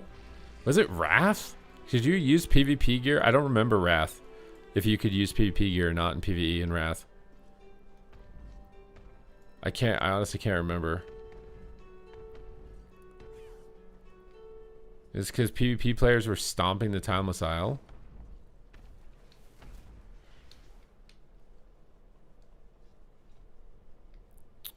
Have you tried Inhance? I have played it a bit. Also, if you guys want to gift 5 subs, you can pick a spec. So if you want to see if Inhance is one-shotty God mode spec right now, you could gift 5 subs and pick it. I'm just playing survival to like mix things up. I haven't played survival like hardly at all. The Age of Resilience. Yeah, I don't know if it's good for the game to like have mythic gear be completely useless in PvP and have PvP gear useless in PvE or not. Like, as somebody who wants to do both forms of content, it just gatekeeps me from playing the game.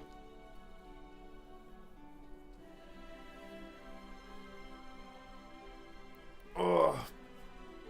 Is dual wield survival? I don't know. No one's playing it, so I assume not. It just doesn't do more damage, I assume. Yeah, some difference. I think it's okay for PvE gear to be better by a small amount, but it's such a huge amount. It's such a huge amount.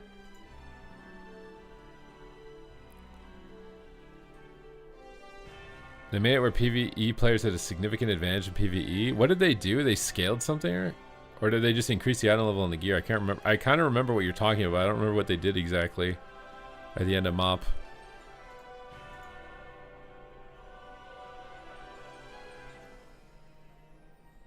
Kata, you could reforge? You could reforge in... No, I thought reforging... Reforging was... Wasn't that MoP?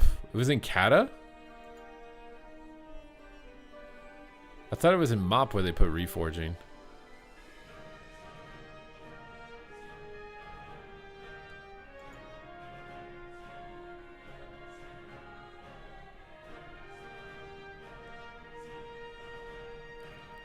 Under raid frame, select center big debuffs. Wait, where do you see that? I'm trying to figure out how I've got my UI set up. Interface.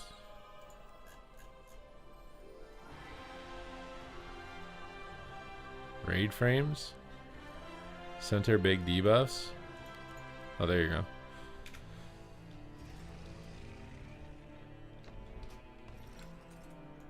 They nerfed the PvP power in all future PvP sets while buffing PvE gear.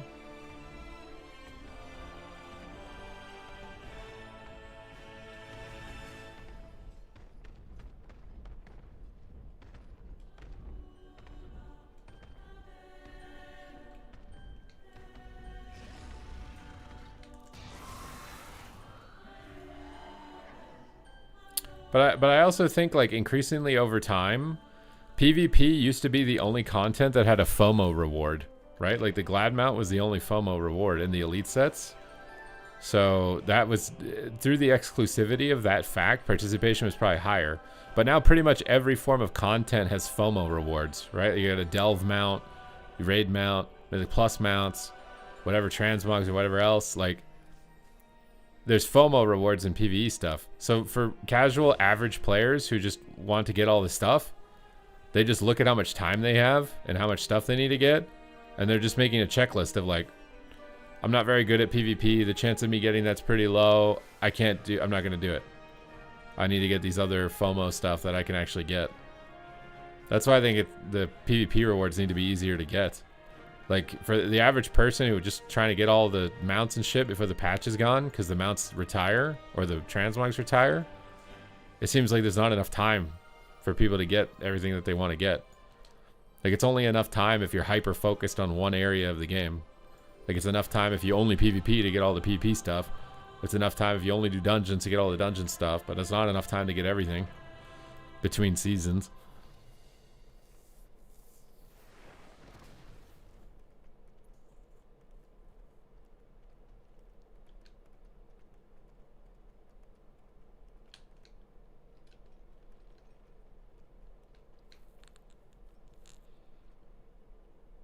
Yeah, I remember the wall in MoP with like the explosive trap knocks and stuff, and camping the wall. But like, I think, for example, PvP participation in MoP, I think, is dramatically lower than PvP participation in TBC. Is MoP PvP that much worse than TBC PvP? From a subjective standpoint, some people would say yes, some people would say no. I think it's lower because the gear just sucks. TBC PvP gear is actually good in the game as a whole, and MoP PvP gear isn't, and that's why its participation is lower. That's why selling carries became so rampant, so the PvEers could do Timeless Isle. Well, if they had war mode back then, it wouldn't have been an issue.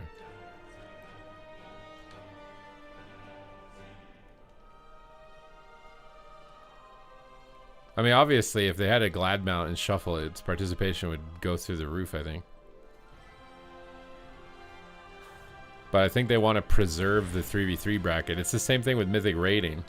I think they want to preserve it because I think a lot of them either raided Mythic at some point or were BlizzCon champion or whatever, and they understand the value, you know, the experience that they got with their friends doing that content, right? That aspirational content. And I agree with that sentiment. that the highest difficulty content, like going through that, is a really good experience. It's a better experience, right? So trying to preserve that experience while also understanding that maybe your player base isn't capable of going through that experience because they're older and can't find the people that you used to find. Like when I had those experiences, I was just a kid and I was in my mom's basement and I could sit on WoW for 12 hours waiting to find a group to play with. If you're 35 with kids, you can't do that. You can't just sit on Azeroth waiting for your friend to log on so that you can queue. That's just not going to happen.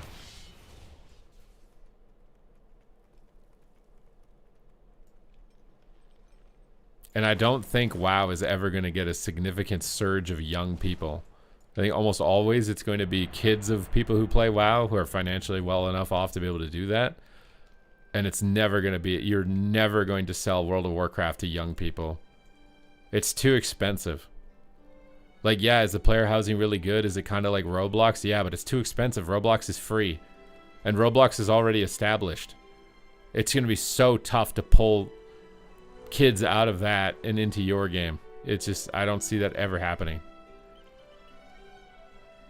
Maybe I'm just a Debbie Downer and that's too of a defeatist of a take or something, but I just don't see you doing it. Like, WoW is a boomer game.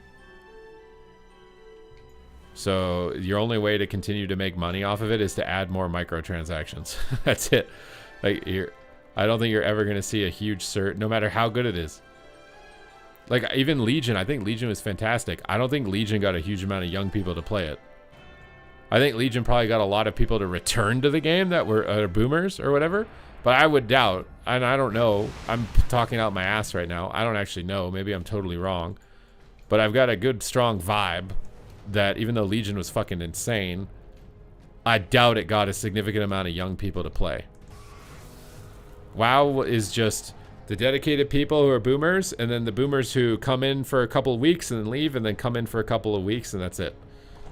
That's your audience. And you're never going to get a new one. You're never going to get the young one. And if you're ever doing something to try to get the young one at the expense of your audience that you have right now, in the long term, you're going to regret that. I think you're almost always going to regret it.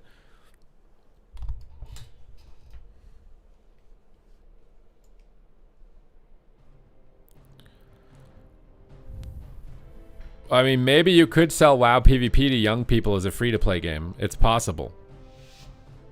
But if it's not free to play, like, there's no way all these, like, especially in this economy and with how many other dopamine sources you're competing with that are free and way more addicting than WoW. Like, WoW used to be super addicting. Like, even leveling level 1 in Elwyn Forest used to be fucking like, holy shit, my dopamine, bro. I got level 2, bro, in Elwyn Forest. My God, I've never experienced something like this. Like, when it was new and it was the first time you experienced it, that was true. It's not like that anymore. Kids are experiencing dopamine release on, like, way harder of a cadence than that now with TikTok. They just open their phone and they scroll and like, oh my God, what the fuck is this? It's a fucking rat and a 6'7", da da da. Like, and the dopamine, bro. Oh my God. Like, you're not competing anymore with that. You're not going to be able to. No matter what you do, you're not going to be able to compete with that. So, to me, it's like, sell and cater to your current core audience and add more microtransactions so you can make money off of it. It's like the only option you have.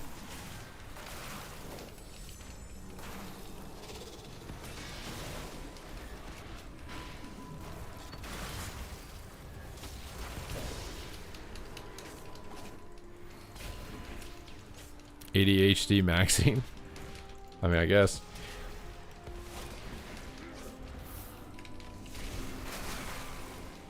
Big deeps? Oh, never mind.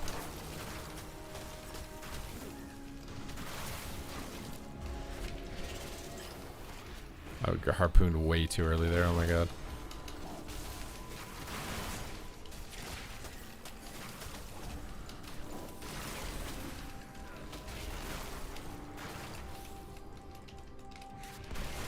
Oh my God, I got stunned on my kick.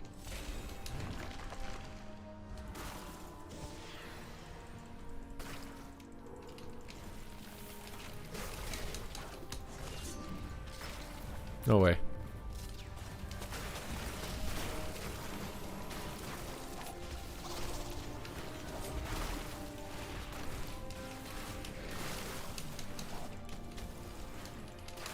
There's Bappa.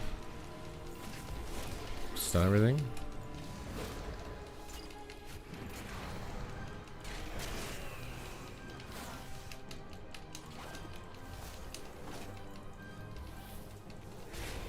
My god, he still has another block.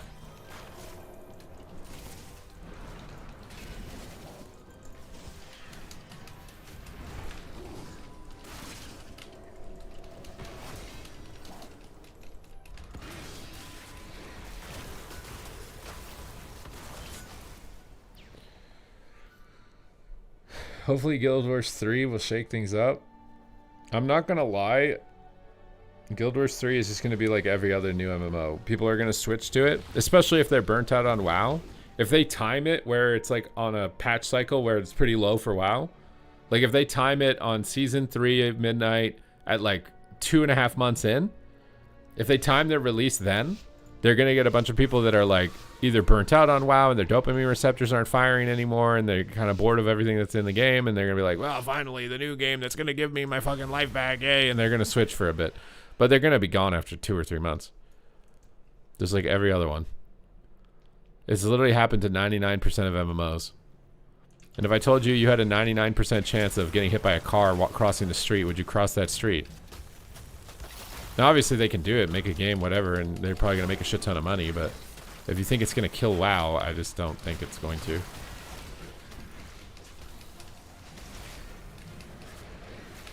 I don't think it's happening.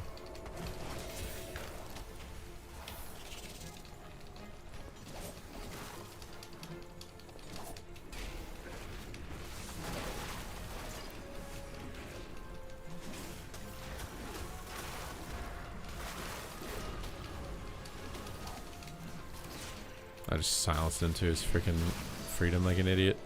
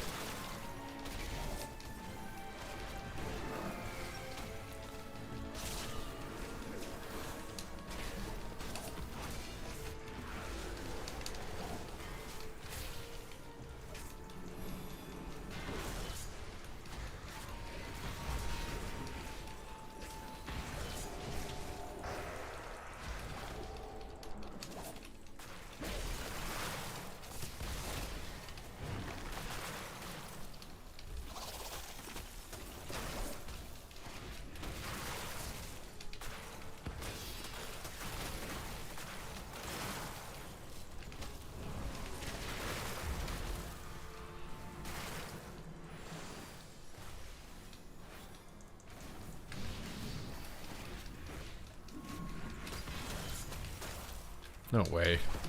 Insta DB there.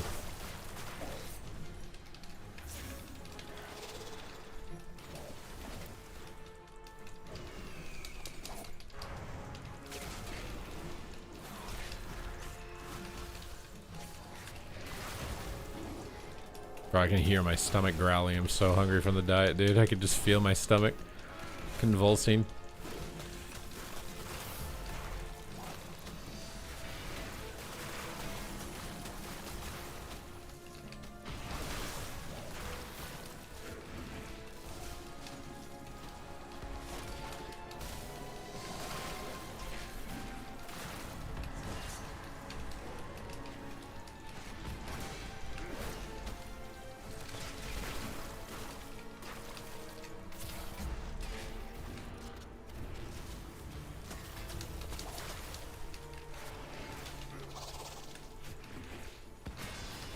Let me give him precog, no.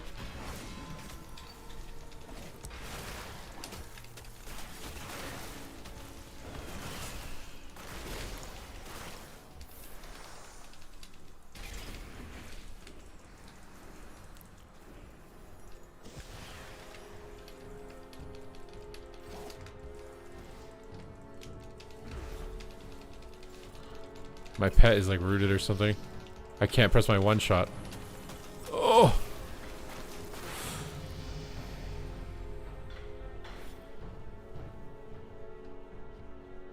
What innovative thing do you think Guild Wars 3 is going to have? Guild Wars 3 needs FOMO seasonal play. If they add FOMO seasonal play and they have tournaments, maybe. With some strong casual gambling addiction mechanism. If they have a strong casual gambling addiction mechanism with seasonal FOMO rewards and tournaments, maybe they can compete with WoW. Because that's what WoW has is the advantage. And then, I mean, we have to talk gameplay too. The gameplay on top of that. But at its core, it needs to have some more FOMO abuse.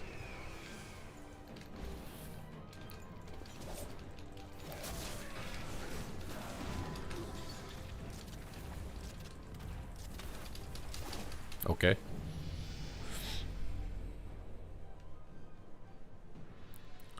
Okay.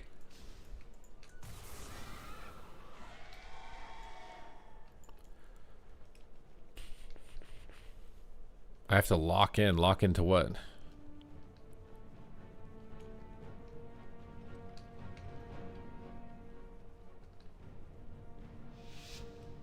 Every single video game, every single musician, every single TV show is ripping something off. It's just, can they do it subtly enough that no one notices? That's my opinion. The best things are rip-offs that just people didn't notice.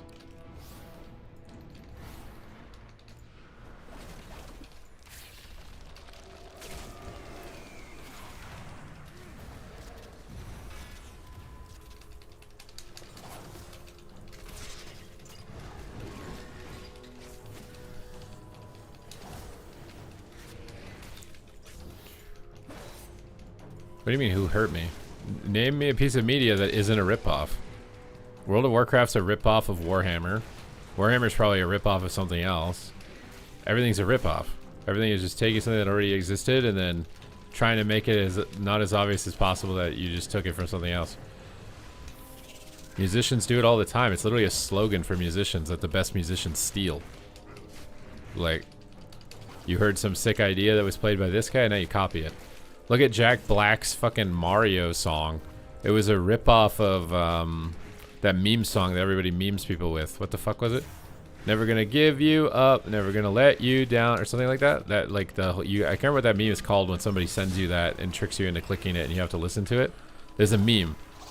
That song is literally ripped off from that. But it's subtle. If you're not a musician, you don't know.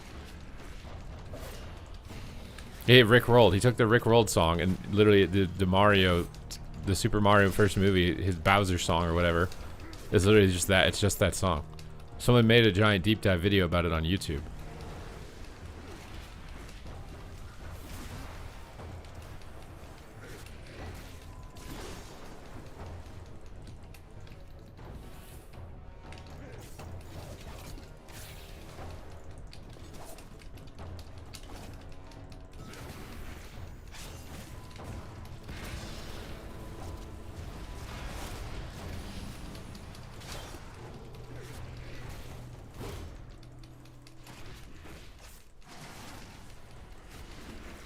Oh, did they show the dungeon list? What old dungeon did they take from Classic or whatever? Because they should be doing Classic dungeons with Mythic Plus twists, I swear, for nostalgia reasons. Surely they picked like Dead Mines or something at some point, right? Like Mythic Plus Dead Mines? Oh my god. You're just printing money, dude.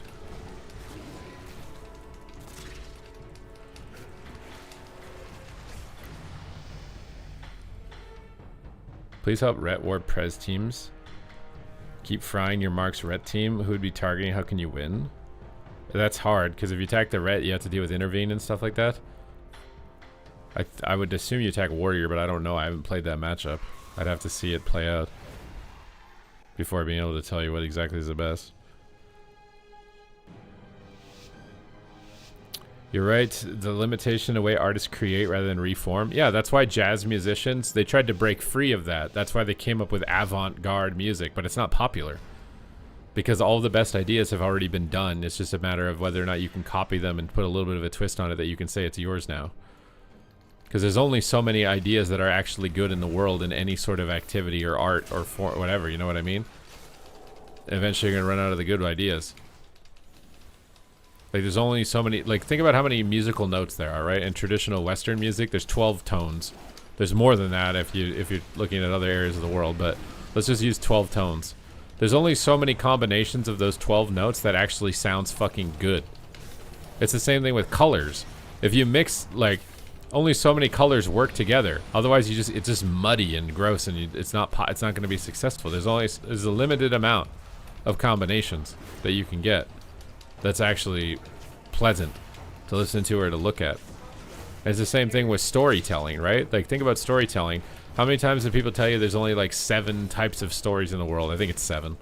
And there are only 7 types of stories that just get reskinned and retold in different ways. Maybe with like a little bit of they try to make a twist on it of an already existing concept. The issue is that we didn't have the internet before to permanently store these ideas, to bring them up and be like, oh yeah, that song is actually exactly like that song. Oh yeah, that movie actually is exactly like that movie. We didn't have the internet save it before. And we didn't survive long enough to exhaust all the available permutations. So we would have kids and they would just experience the same things we did in a slightly different permutation. But now we live longer, so we live longer to be able to see that that's what's happening. So you can notice that, like, oh yeah, that song is exactly the same as this song. And this thing is exactly the same as that thing. But now we live long enough to be able to actually see that that's what's going on. Purge this. I'm in trouble.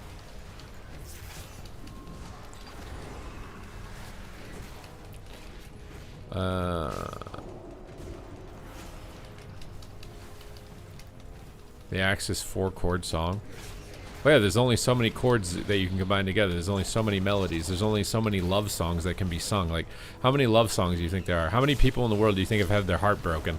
How are you going to tell a love song that's any different than any other love song that's already been told? Like, your problems aren't that entirely unique. Every problem you're experiencing, some human has experienced at some point throughout history.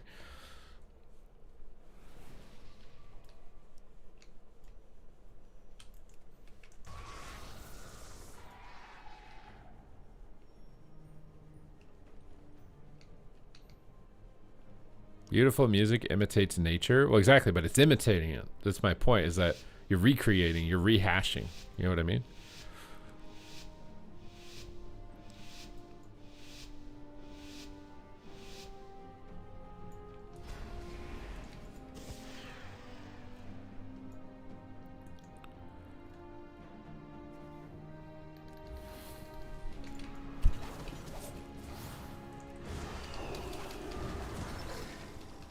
Please is about. Oh, I just triggered it air.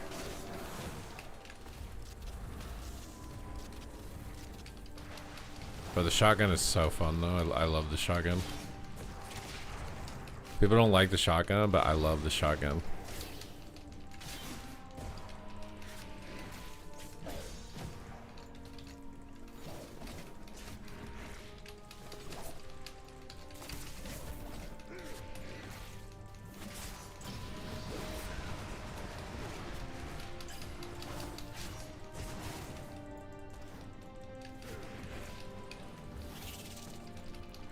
How did I not harpoon close enough to kick that?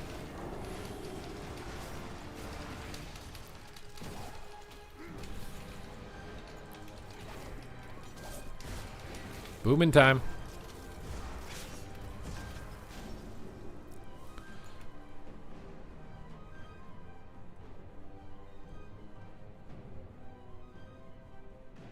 Yeah, we don't create, you uncover it. Everything already exists, we discover it. It's like, did Thomas Edison invent electricity? No, electricity already existed. Maybe he invented the method to which you can harness it. That could be a true statement. But he didn't invent electricity. Electricity already existed. We didn't have a method of harnessing it.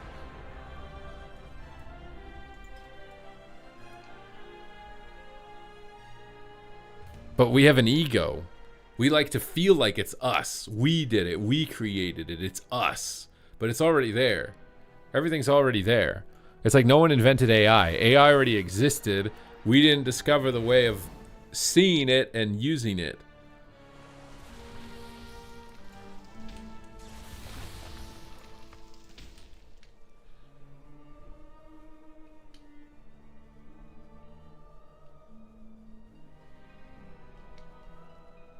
Tony Stark built Iron Man? Iron Man doesn't exist. What?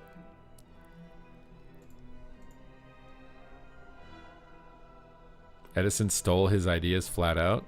See, and that's why you remember who he is, because the most successful people steal the ideas.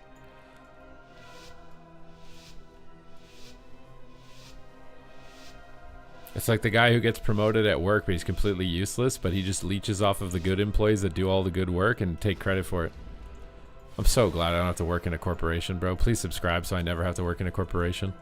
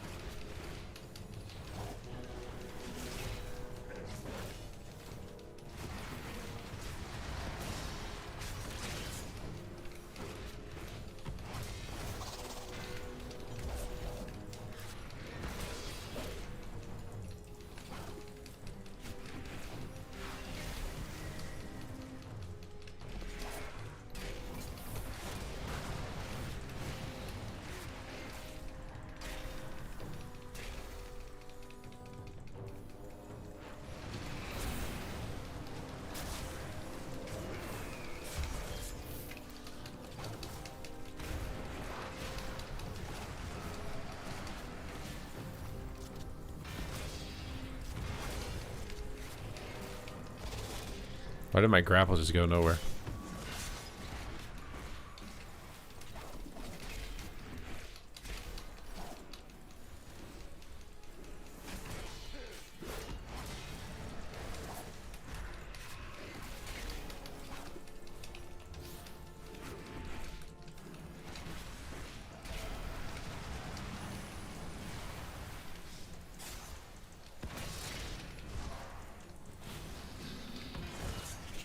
God damn it, that fade.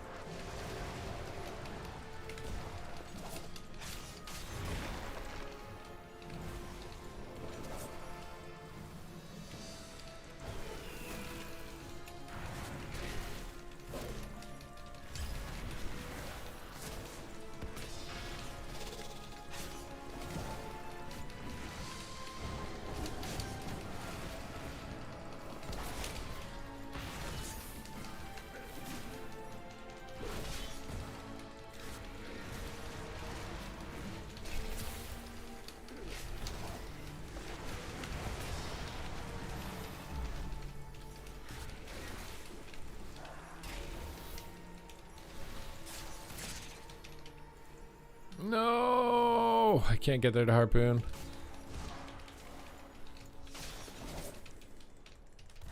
No way. Dude.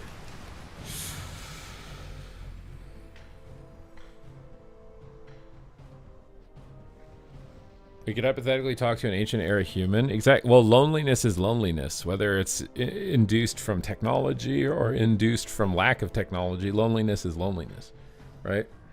Hardship, loss, triumph. Like, these emotions can be experienced regardless of your setting, your time period.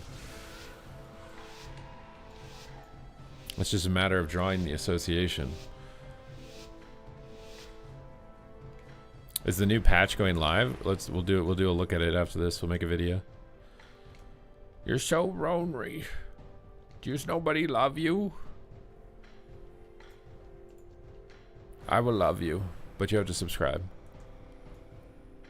There's no such thing as unconditional love. Stun this guy. Trap this guy. I should have probably held my cooldowns there because Red Paladin is walled. But it'll be fine. We'll just pop right now. Oh my god.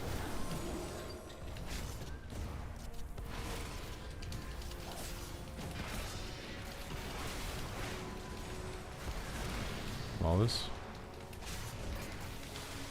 Hunter's mark up.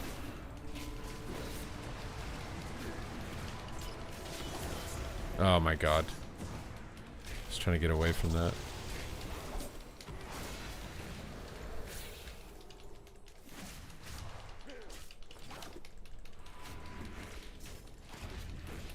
No lucky purge.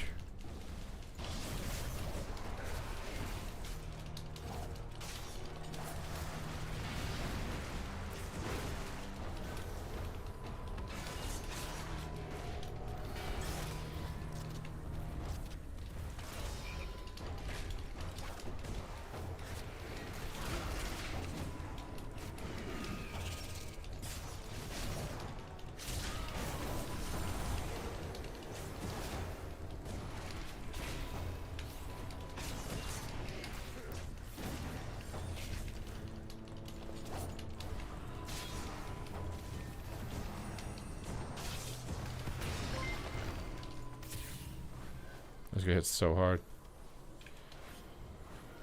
You keep DCing? Can you share your UI? I can try to after this game, my guy. Thank you for the super chat. I can try. Stun me. Oh god, collapsing star.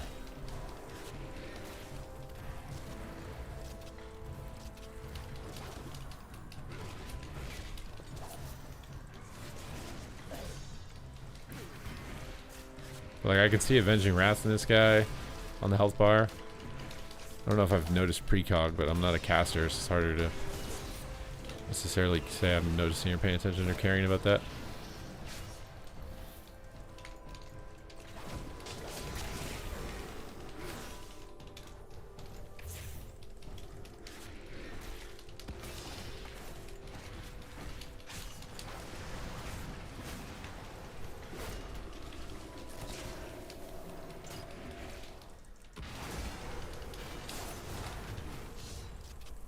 RNG in this dude. Didn't get good RNG.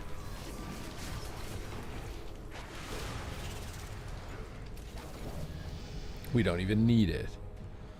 Okay, how do I give you my UI code? Is that in edit mode or something?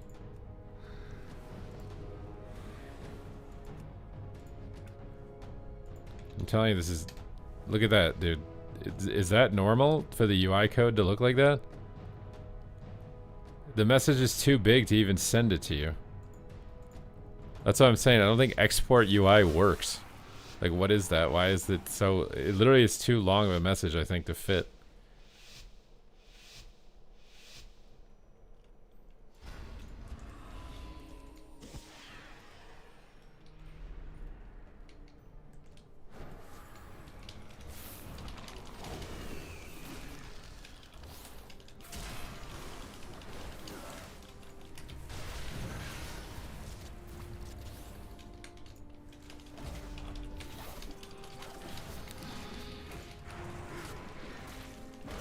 Dude, the music is so nostalgic in the game right now.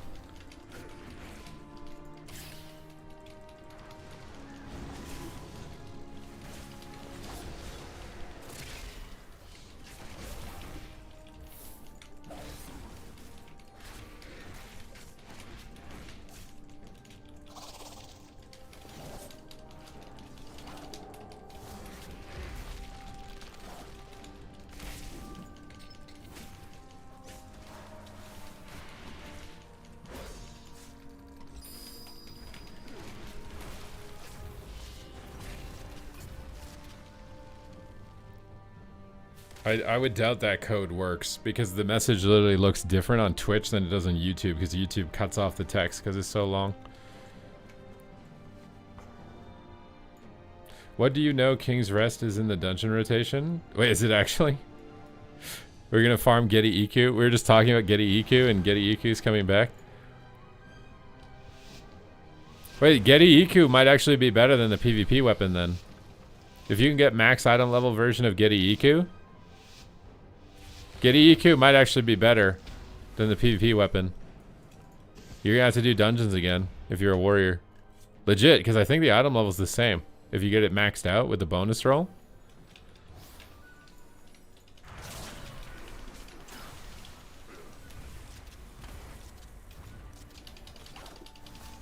That's actually really funny. We're just talking about that. I swear you will want to use it though.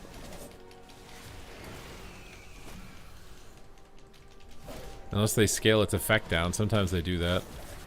If they don't scale its effect down, you're definitely gonna want to use it.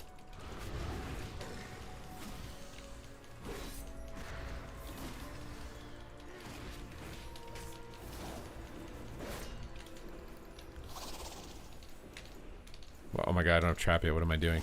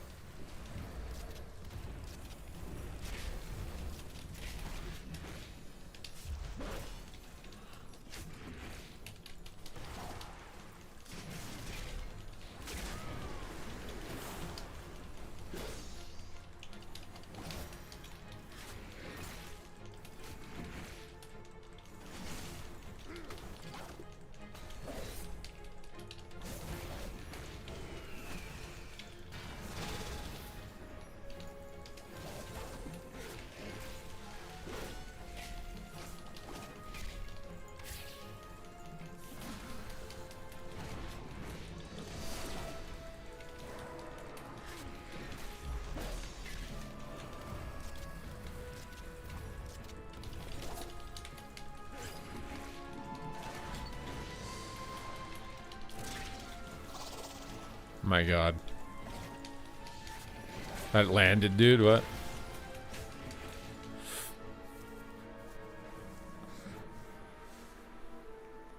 Whoa.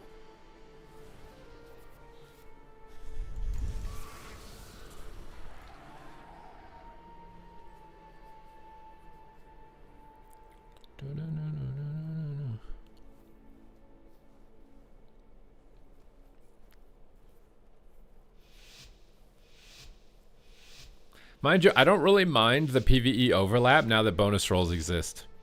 But I think PvP should have Abyss item too. I think I was really annoyed with PvE overlap when there was no way to know for certain if you were going to get an item. But I'm kind of okay with it. If you know you're eventually going to get it, I'm okay with it. I hated PvE gear in PvP because you didn't know if you'd ever get it. That's why I hated it. It wasn't because I hated PvE or I think PvP is better than PvE or anything like that. It was just because you didn't know if your piece of gear was ever going to drop. That was so bad. But now with bonus rolls, if you know Getty-Iku's going to drop, I mean, that's fine. I think it's fine if Getty-Iku is actually good in PvP. Because now you know if you go do it and you bonus roll it, you're going to get it.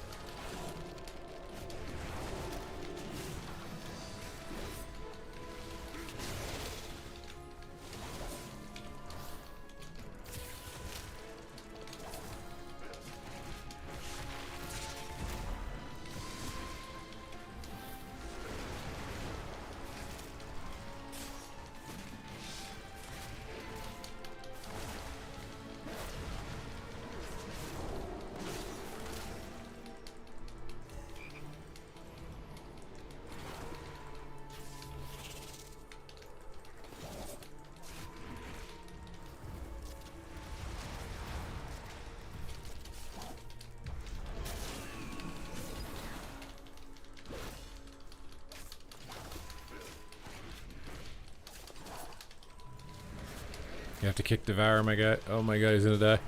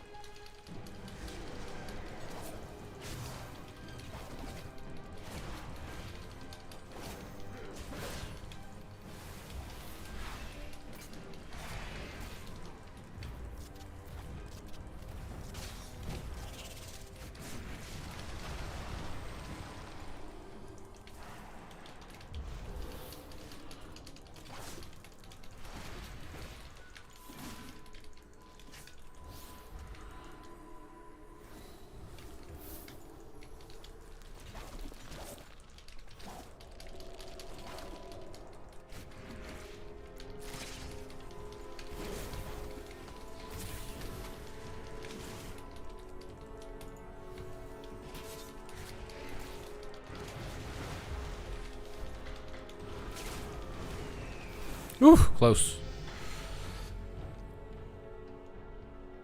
Rottenmeier gear? No, we're talking about the next patch.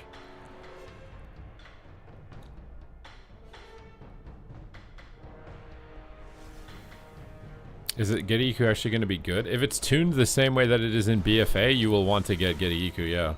It's the same item level. The highest Mythic Track gear fully upgraded is the same item level as the max PP gear. So if it's the same item level and it does the same damage as it did in BFA, it'll be better than the Conquest Sword.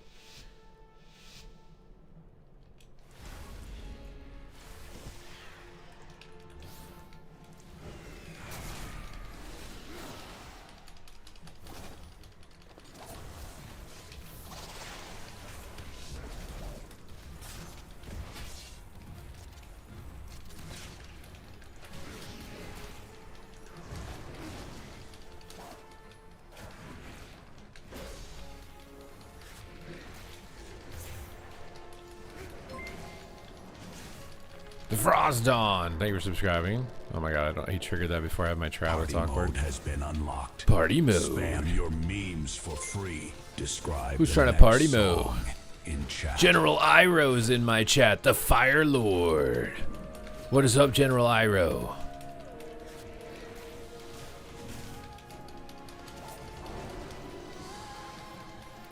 Ghost of the arena.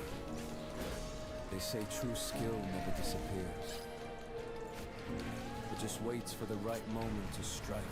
A request came in from Molokai. Boom, baby. Legend Oh my god. Please. to remember the eternal wrong.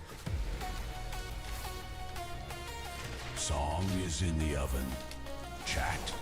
3 minutes left. Keep this train alive to unlock it. I kicked too soon, too late. Hero 101 is leading this hype train. He almost pre-faded my stun there.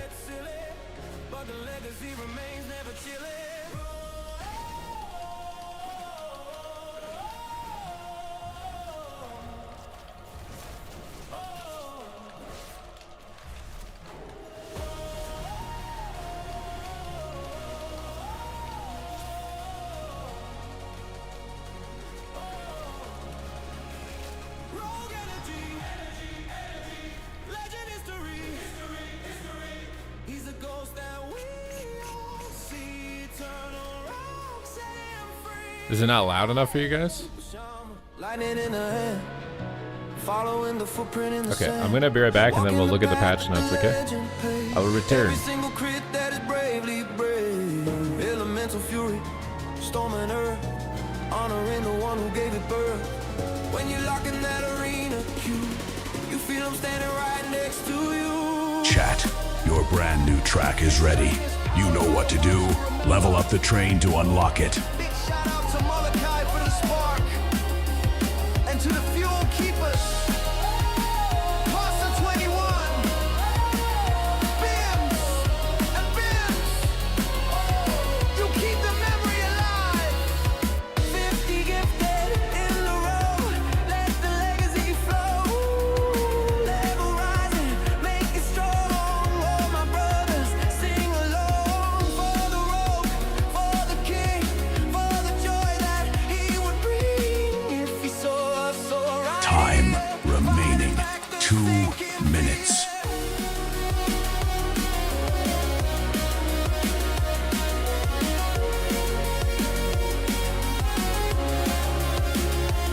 The train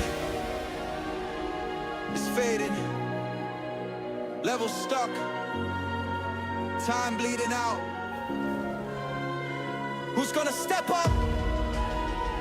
Who's got the bits? Who's got the subs? Who will save the memory? Don't let it die, don't let it die, don't let it fade. One last tribute that we made for Act 4.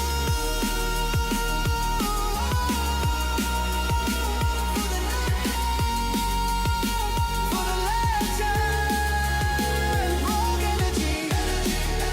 Time remaining. 1 minute. 2 subs away from the next level.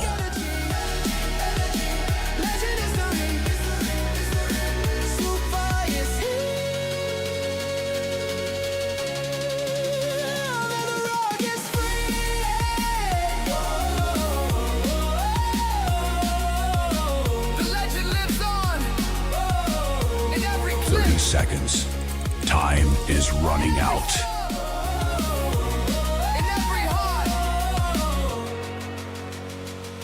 eternal rogue.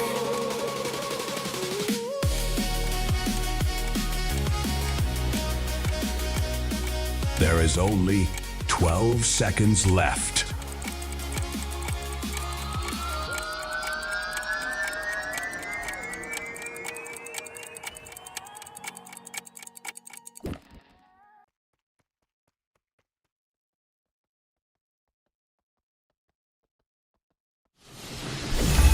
Train has reached its destination.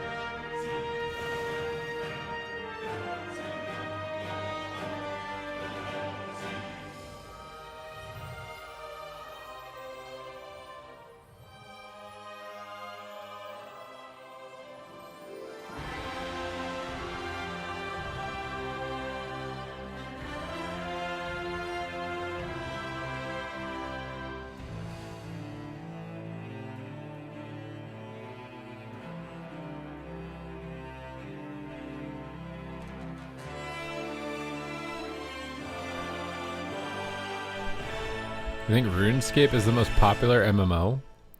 I mean, I think for MMO players, the biggest issue is just like buying progression has been one of the biggest issues. ShareText.io if possible. What is ShareText? What is that? Is that safe to click? I don't know what that is. I don't click shit that I don't know what it is.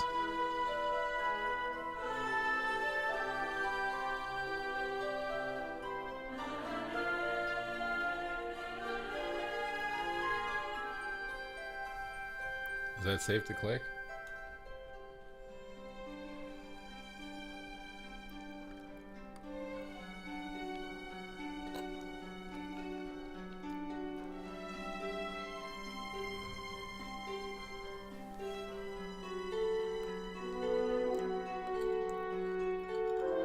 I'm going hard in the bot arena?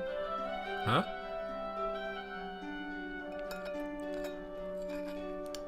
Oh, we're gonna look at the patch. Just let me eat this.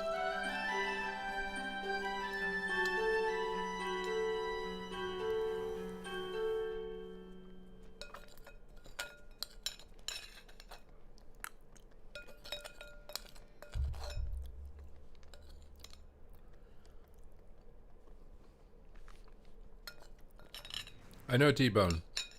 We're gonna look at the new patch.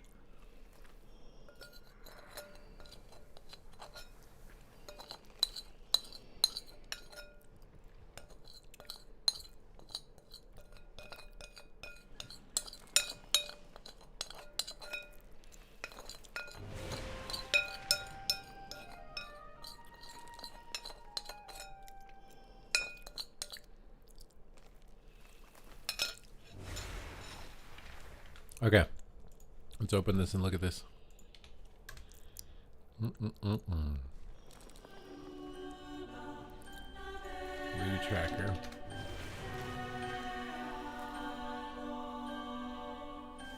Oh, is it a video or is it a...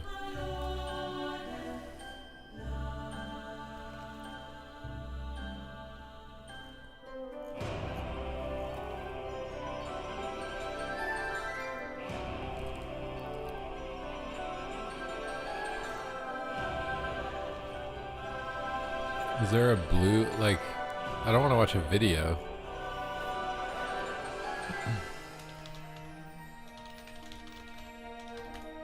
Let's see.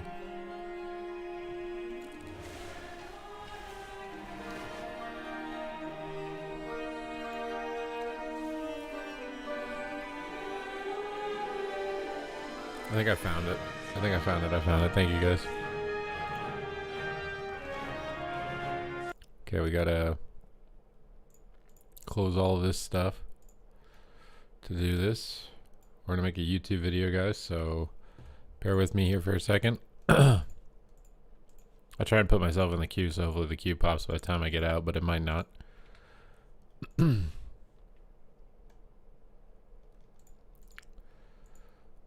Okay.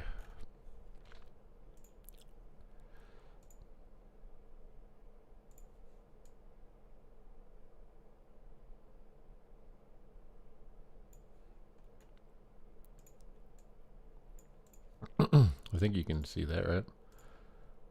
I hope.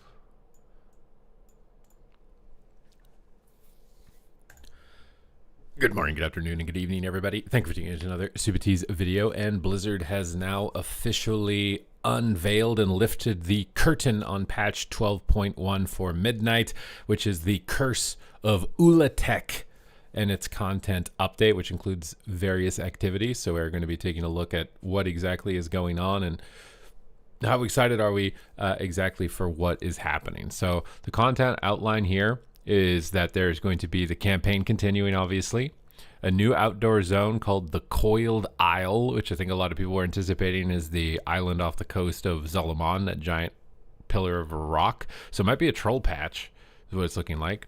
There are going to be new activities, such as the Vault of Atalutek, public events, cursed surges, and cursed fishing. So if you're a casual player and you like the world event stuff, a lot of new stuff for you. I don't know what this means, if this is like high intensity fishing or what's going on there. There is a new 8-boss raid called the Venomous Abyss. Interesting. So it doesn't really sound too troll-like. New 3-boss dungeon, the Altar of Fangs. That does sound trollish. New layers. So layers is the big new feature, I think. Is this like the labyrinths? Didn't they call them labyrinths? I don't know. Layer does not sound like labyrinth to me. Normal, heroic, and mythic world boss encounters. So world bosses are getting more mythic phase. So they really experimented that with Rotmire in the most recent patch. So now they're going to be trying to emphasize on world boss dropping mythic loot as well. 3 new delves, including a new Nemesis delve, which means that leveling also will be even faster, assuming you can do these delves while leveling, which maybe you won't, but maybe you will. We don't know. Season 2 is obviously going to start 1 week after the launch, which will include new dungeon updates. A new players versus bots arena. I was really hoping that we're actually going to implement this. I think that arena almost needed it more than Battlegrounds. I'm actually impressed to see it so soon. Because I think arena, especially if they add tutorial tips like, hey, you're fighting a mage. They have abilities like polymorph and it looks like this. Try to press your interrupt on polymorph. You know, like a dungeon journal, except for PvP. That would be sick, bro. A dungeon journal with all the classes, and you had like a mage page, and it showed like polymorph, what the icon looks like, Ray of Frost, what the icon looks like, and be like, these are high priority spells. You want to be aware of these and disrupt them or use defensives, like an in-game dungeon journal for classes, right? Like a boss. It'd be like a boss video, right? Or a boss thing in the dungeon journal. What are the mechanics of a mage? These are the main things. That would be really sick. I don't think that's what's going to happen. It's just going to be play against bot mode. I've noticed though that you can farm the achievements from Battlegrounds against the bots. Will you be able to farm the arena achievements? Probably not, because I don't think it'll be rated. and I think most of the achievements for Arena are in rated. There's going to be new dungeons, and there's going to be new prey as well for Season 2. There's going to be new Arcantina quests. There are going to be user interface updates for the cooldown manager and ping system. I think it's really good. I think the ping system, first iteration, it's serviceable, but there's a lot more things like use a defensive ping or something like that. I think that could be used. So I'm very curious to see what that is. Obviously, the cooldown manager UI, it's been a work in progress, so hopefully this is going to be rounding up the issues with it. I still have issues with the damage meter personally, so seems like they're moving on from that though, at least based on this update. For housing updates, you're going to be able to save, export, and import your blueprints. Blueprints, right? So does that mean you can steal someone's house? Or does that mean it'll like show you what it is or something? I don't really know. And then welcome pets. You're going to have pets in your house. There's going to be 4 new endeavors, and there's going to be class updates. I wonder which ones, because I feel like a lot of people in PvE, especially, and even PvP, like some classes could use updates. But so we got the Coiled Island, and it is the island off the coast here. So the story of Zul'Jan is going to continue. I really actually would like a troll patch. I feel like the troll dungeons, the troll raids have like really cool history. It does look like a lot of troll aesthetic on this island. It's very similar to the island in the Dragon Isles, except now it's trolls instead of dragons. Enter the mountain for new adventures. So you undertake different activities into the vaults of Atulitek. It's very similar to the vaults on the Dragonflight Island. I mean, it seems like we're following that template line. This is different, though. There's going to be a talent tree for the zone, it looks like. So you get a custom talent tree with different perks and quality of life perks. Ooh, so they're going to make it... Ooh, I don't know if the people are going to like this. They're going to make it hard to quest on the island, and then this talent tree will make it easier to quest on the island. I don't know if people will end up liking that or not. I think it's interesting, but a lot of people are just like, give me the dopamine, you know what I mean? So, but maybe this is their way of time gating it too. Maybe the island is just going to be very challenging if you don't have the talent tree fully unlocked, and it allows them to expand the island with time. That's probably more so the intent. Encounter curse surges and face rare elites. So you'll come across curse surges, which will regularly spawn rare elites at 5 rotating locations. So just more rare spawn stuff. Killing a rare elite unlocks cursed fishing in that location. So you'll be able to discover a local story with a Tortolan sea captain named Toka. Gain reputation with his crew and learn to fish in more cursed waters. But does that mean we're going to be fishing up like really big fish bosses or something? Like what is cursed fishing? Step into layers and face the world bosses inside. So this is similar to Legion, where you'd go into like the portals. Looks like a Naga boss for this one. Introducing layers and evolution on world boss located in instanced encounters. Well, it's not a world boss if it's an instance, right? Flexible difficulty. So this is Rotmire. They're doing more Rotmire content. I think that content's good. I think like the emphasis on like super top end, sweaty mechanic force rating is like good for people who like it, but having something like this is nice too. So you'll be able to queue for it. It looks like almost like a raid delve window. The goal is to make it easier for players to gather and take on these bosses by encountering them at specific locations where you can choose your difficulty and use summoning stones to bring others to you. Face 3 new bosses in the new dungeon for the Altar of Fangs. So you got like a Mohawk Hydra. This is reminding me of the Hydra meme where the one guy looks kind of derpy, and maybe it's this guy who doesn't have any mane on his back of his head. It's a new 3-boss dungeon, available up to heroic difficulty at launch, and it'll join the Mythic Plus rotation after Season 2 releases. And then the Abyss raid. This guy looks sick. 5-headed Hydra. It reminds me of Hakar, just 5 heads with 5-head Hakar. Arriving with the start of Midnight Season 2, players will face Ulatek herself in the Venomous Abyss, an ancient powerful creature of hatred, corruption, and venom. Ulatek has been unleashed by Zul'Jan's actions. This new raid dungeon will feature 8 new bosses, encounters, and you'll ultimately face off against Ulatek as the final boss. So I'm guessing this is Ulatek. It's like Hakar.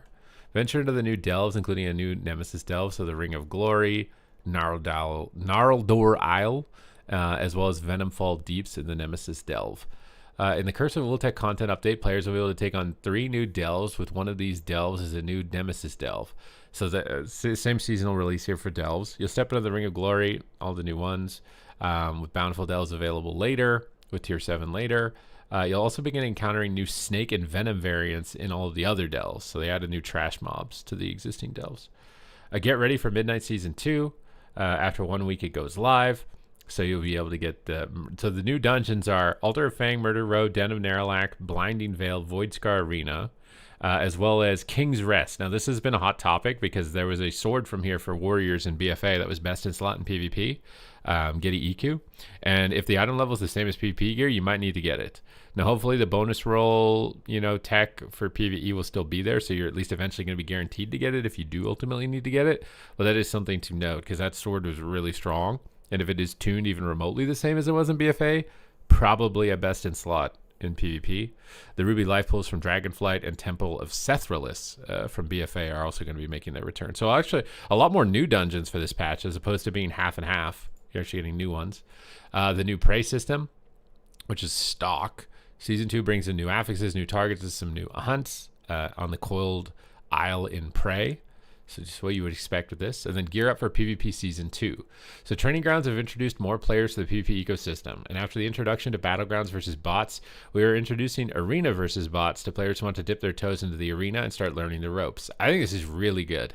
Like I said, if they made a dungeon journal for classes that just showed like 3 of the major abilities of each class, like an offensive button, a defensive, and maybe a crowd control that they have, what the icon looks like, and say this is an important spell, you want to interrupt this, use a defensive on it, it would go a long way for people who don't know what's going on in PvP, because it's the same thing with the dungeon, right? Open the dungeon journal, you can see the boss mechanics in case you're going to do that and this.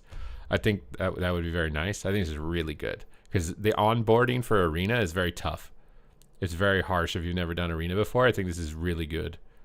I think it's a bigger necessity for Arena than it was for Battlegrounds, although it's good to have it for both.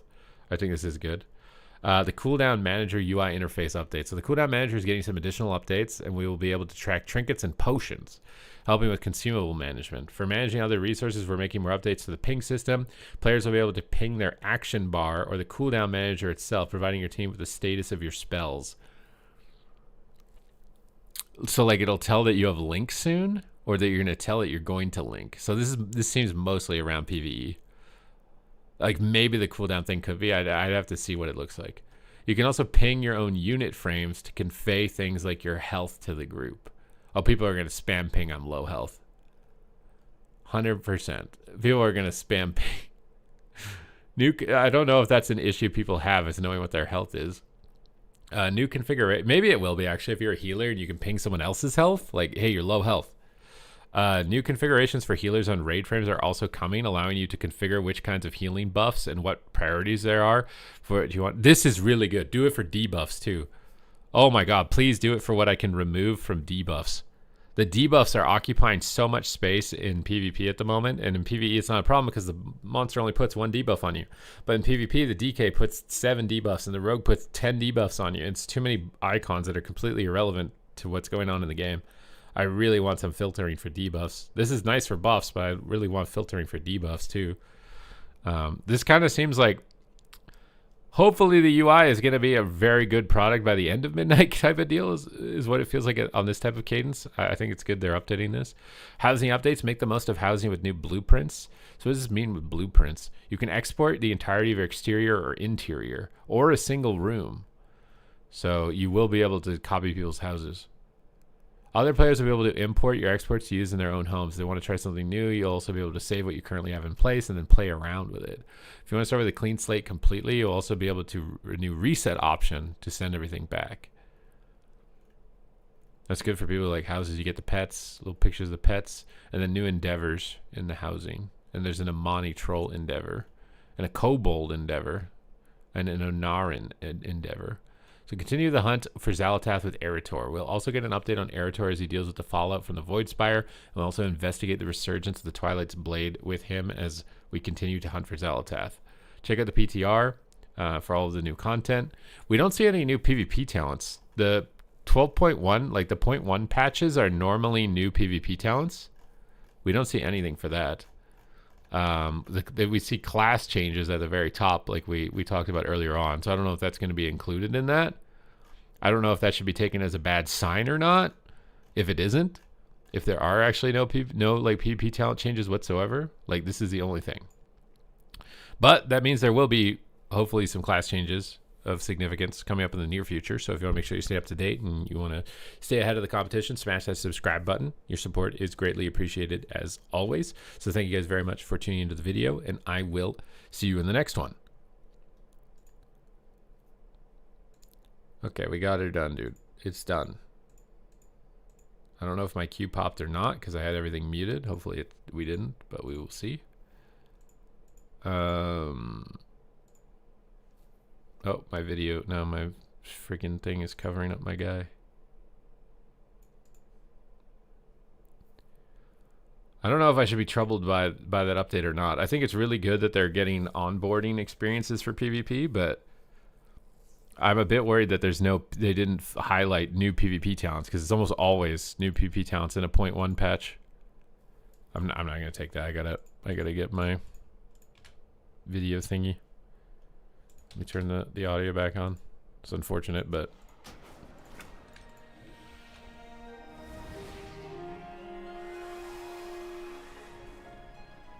what are you talking about with playing in alt? Got you trapped on something?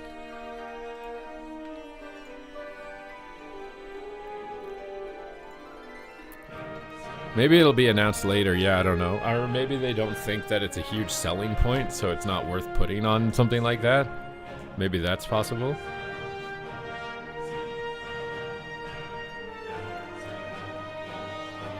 Q dodging me? Did I dodge you, brother? You trying to snipe my hunter, Brinkubus?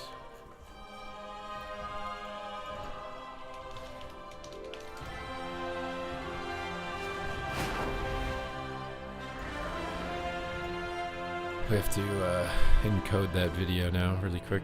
And by really quick, I mean it's probably going to take a while. I don't know how long that was. Felt like probably 10 minutes.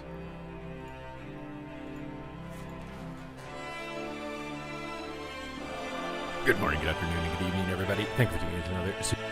where's the start of this video? I have to cut out the first little dead silence.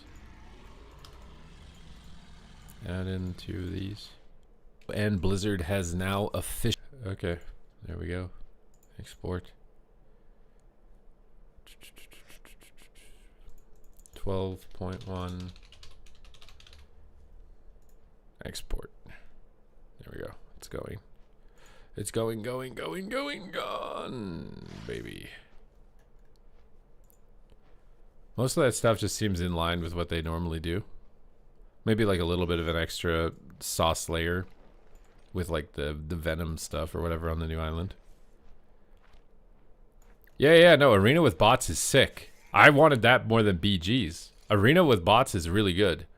It's really good. You can go in, test new talents, maybe test out new keybinds. Like 100%. And it's instant queue. You can do it whenever you want. Arena against bots is sick. It's very good. It's really, really good.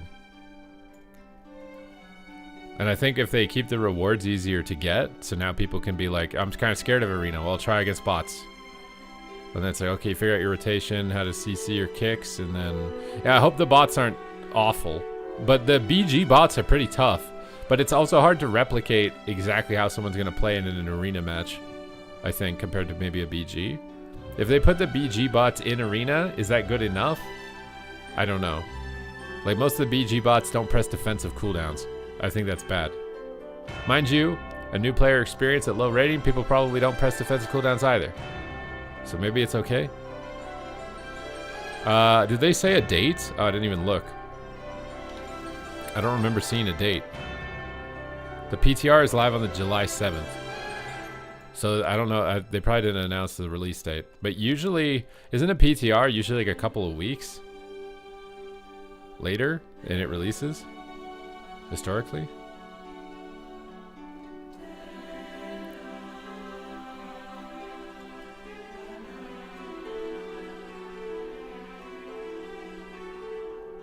People are mad about these dungeons, dude.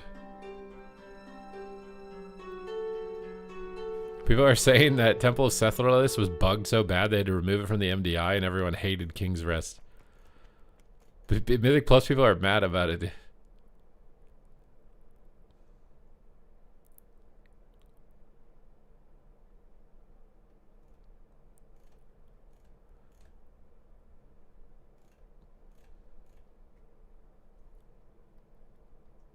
Imagine, should it put RMP? You fight RMP? Oh my god. Should they? They should, just for the meme. You should have to fight the RMP bots.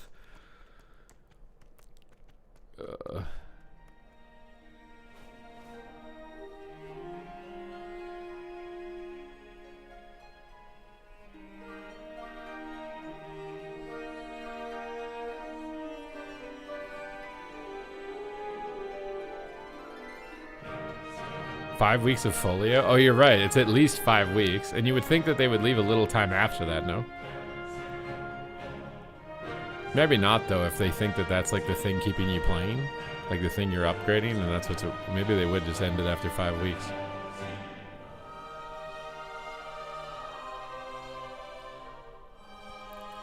Fight Stinky Pete and the rest of the groovy gang. Dude. I legitimately do think play against bots is very good, though, for the game.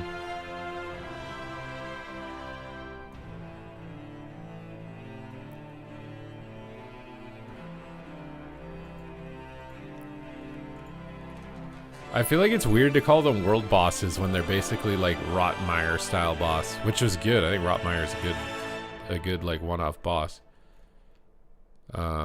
But I feel like it's weird to label them as world bosses when they're just instanced one boss raids.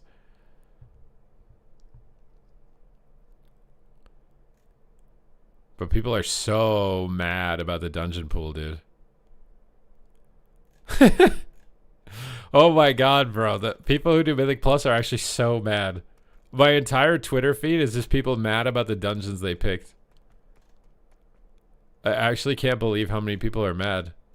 I didn't do those dungeons, so I don't know how bad they were back then. Maybe they improved them. You think they improved them?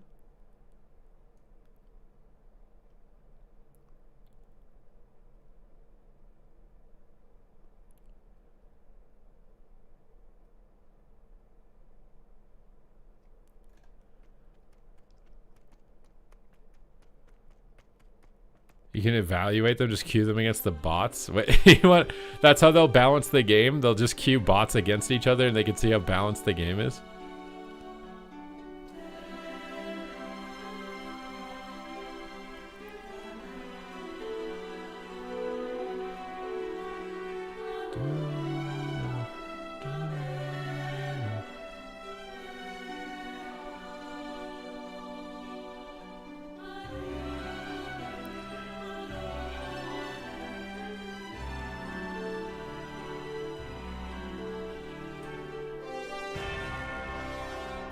Everything is going downhill. What makes you think that? Hey man, at least we were even included on the patch. I think it could have been worse.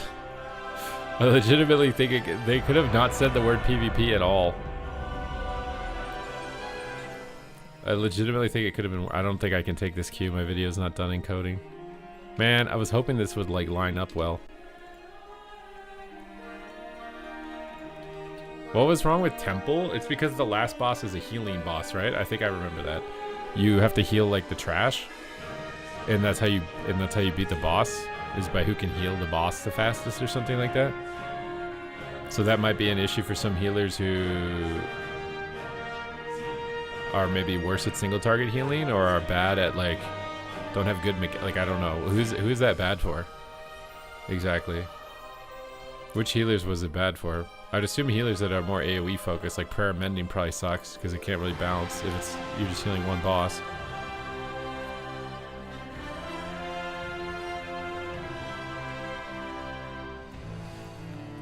The PvE content just kind of looks like what you'd expect, and they added a layer of sauce on top of it. Like it looks like Dragonflight content and Legion ideas with a little bit of extra on top. No like major risks, but just like sticking to what works for the most part. The cursed fishing, I never really fish, but like if you're someone who fish, does that sound interesting? Like, what does that mean? I don't understand what cursed fishing means. I assume you're making the fishing harder. Do people want harder fishing? Or like what?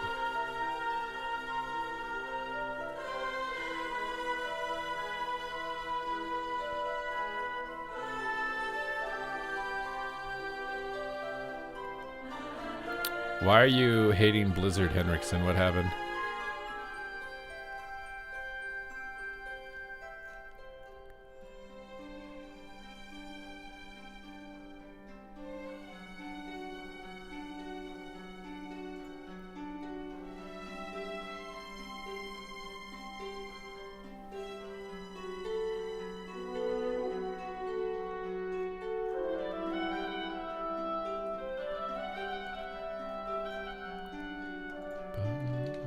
My video's almost done encoding.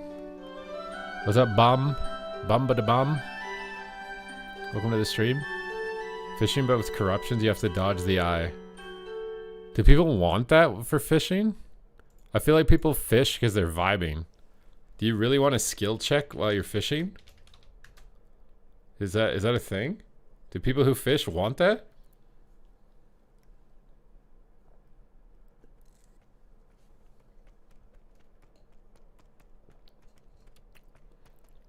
Bro, can Bitcoin stop tanking, man? The only thing going down is the thing I don't want to buy more of. This is BS.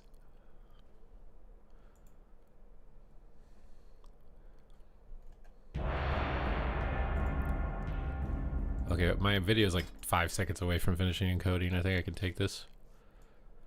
I hope. Yeah, it looks like it's done. I really hope it's a troll raid. I miss the troll dungeons and troll raid stuff, but I swear it's this huge nostalgia for troll shit for me. I think it's because Zolaman was like my first like big raid experience. Oh, Fellowship has announced new content.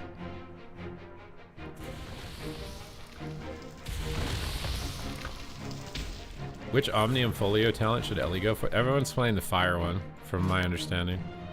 Because it just procs immediately, whereas this one has to build up.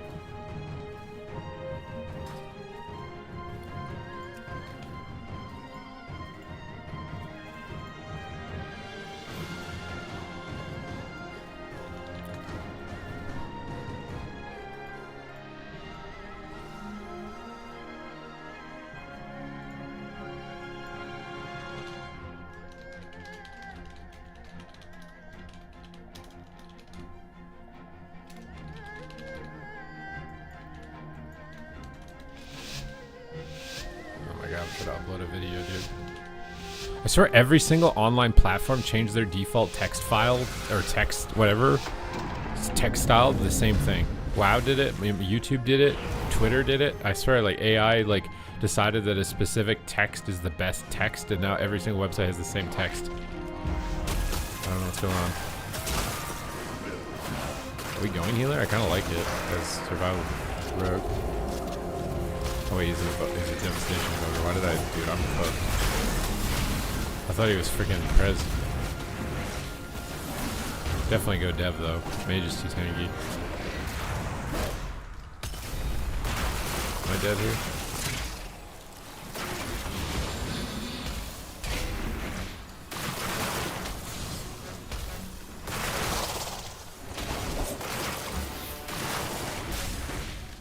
My paladin trinket. Not bad. Make him. I swear, like, a PvP dungeon journal would go so hard. Just like, this is their main damage ability. This is their main whatever, you know what I mean? Like, it would go so hard. A boomstick too early, I didn't see his thing.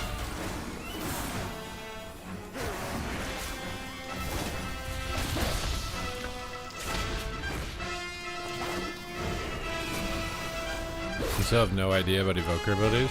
That's what I'm saying. Like, show a sleepwalk icon and a cast bar with an evoker or something. Like, it would just, there you go. You know what you're fighting against now when you come back into the game. The only issue is if you make significant class changes, you'd have to update it. But the classes haven't changed too significantly, I don't think, over how many expansions at this point.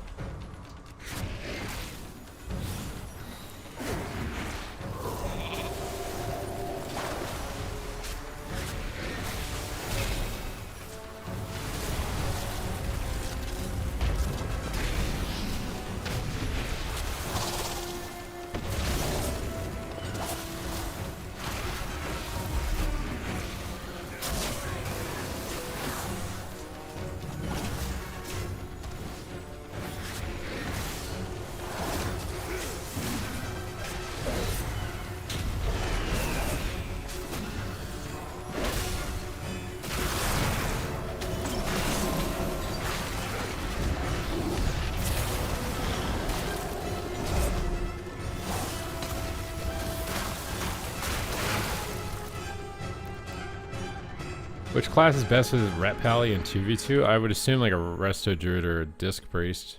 Maybe a Fistweaver Monk.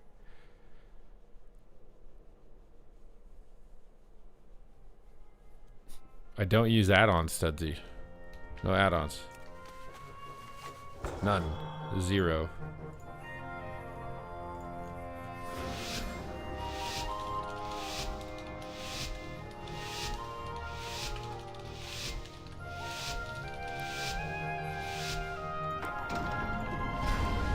Maybe we don't go Evoker. But he's playing Blinkstone, we can't really go Mage. I feel like we should have just destroyed that guy though. Looks like he wants to try and go Mage. I just don't think it's gonna work. But he's playing Blinkstone. Yeah, he is. I'm on Evoker.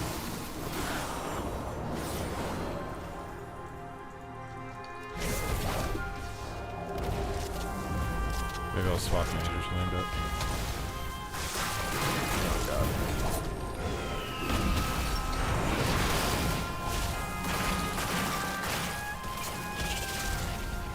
Wait a second, someone's gonna break that. There goes Shaman Trinket.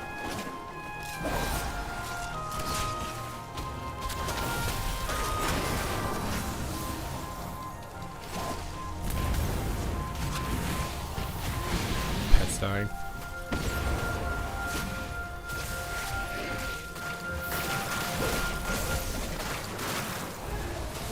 We can get a trap off this. Trap, purge everything, Blumenhauer. Shields, dragons popping cooldowns. We can get a big pop on them. Papa John's, we have a nice block.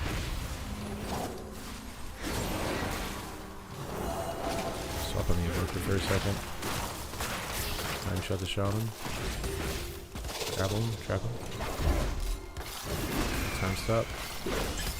Swap back on the Mage. Zill my pet. Blink stun. Purge him. Beat him. Stomp the Shaman. Pain Death, he disintegrates. Damage mark. So if he invises, I can see him. My pet's dying. Fill it up a bit. Trapper, stun, trap. We got no trinket, we gotta win here. Blumenhauer. At least he got alter. I tried to YOLO it at the last second. Not gonna get it. Can't get out of this. Okay, we got ice block. With no more ice blocks, we swap on the Evoker during this. We got a wall. He's popping big cooldowns. We're dead.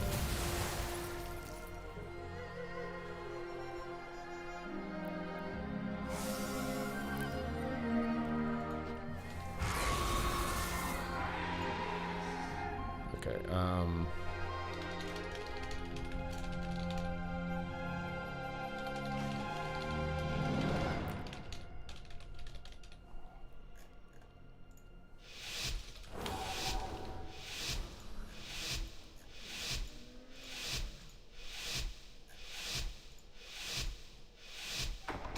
yeah, mini CC is dead, buried, gone.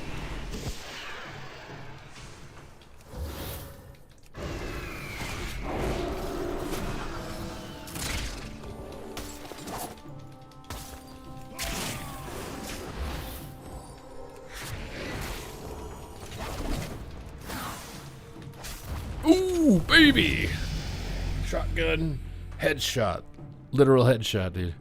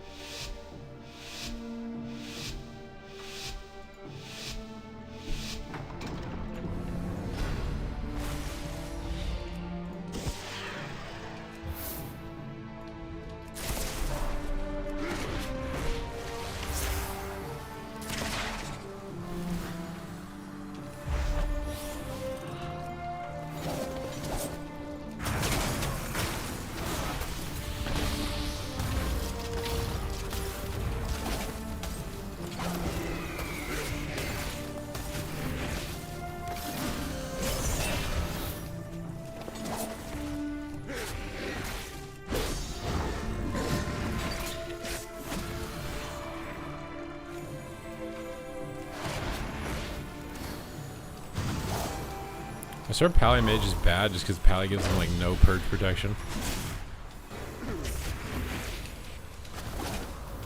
We're just auto purging all of his huts.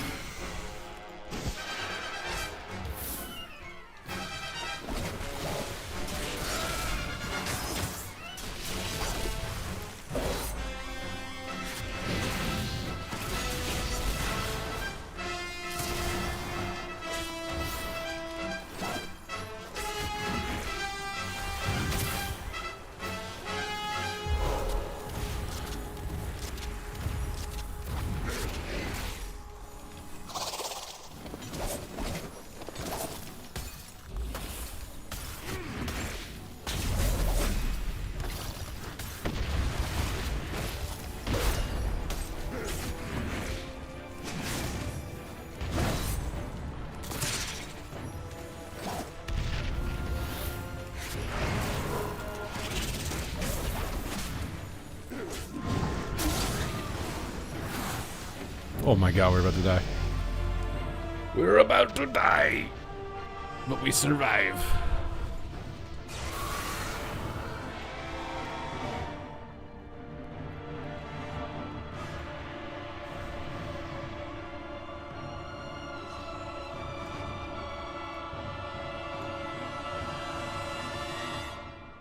What is going on?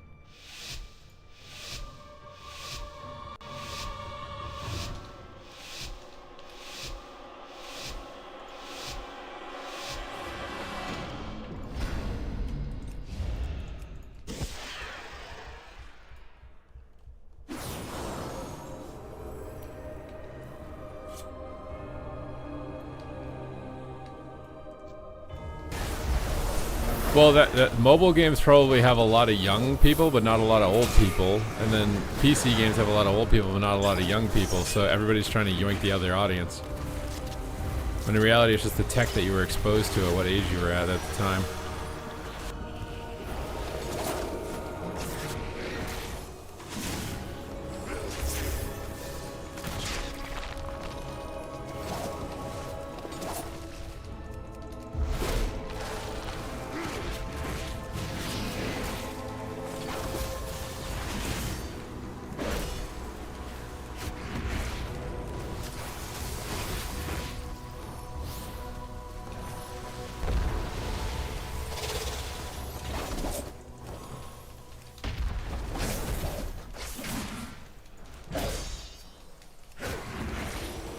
Everybody's just trying to get the audience they don't already have.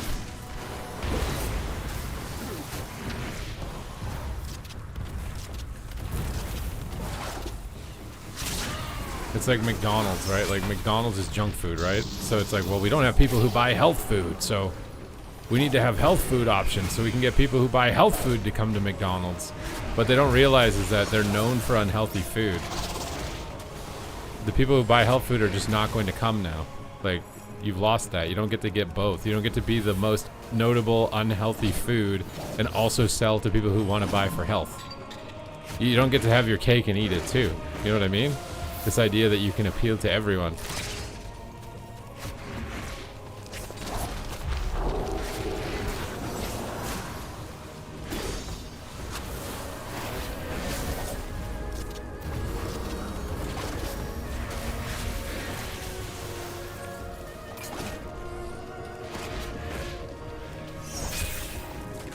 I didn't expect him to trigger it going that way. Oh my god.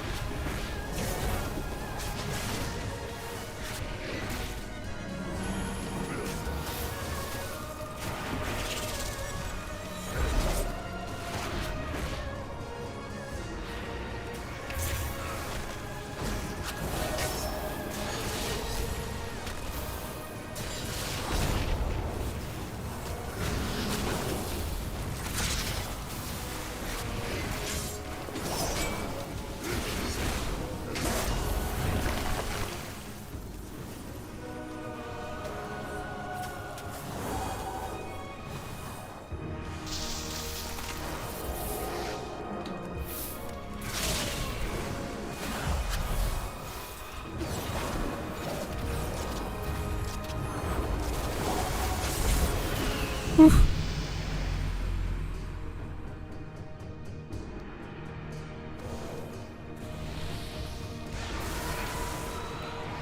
think the only types of products that get to sell to everyone are creative in nature. So for example, Lego is appealable to everybody because it's creating. You know what I mean? It's not a product, it's a creation mechanism. So you can sell to everyone because you can make Barbie dolls and trucks and whatever else, and you know, zombies and pretty princesses and whatever, because everybody's building it. If it's not creative in nature, it's not appealable to it's not going to be appealable to everybody no matter what you do. If you try to be more appealing to an audience you don't have, it's less appealing to the audience you currently have. It has to be creative in nature to be appealing to everyone as a product.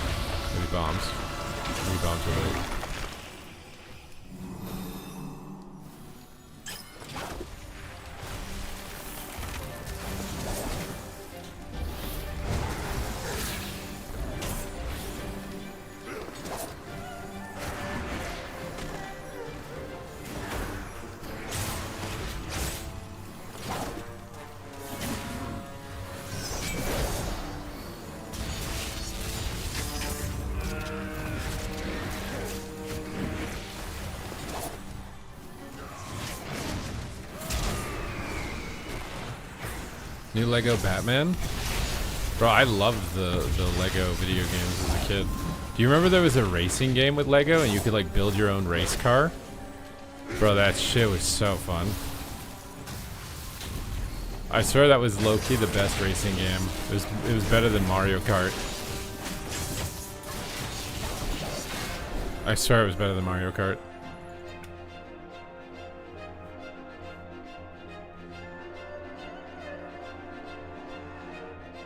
The Lego, I don't remember the MMO, I just remember a racing game.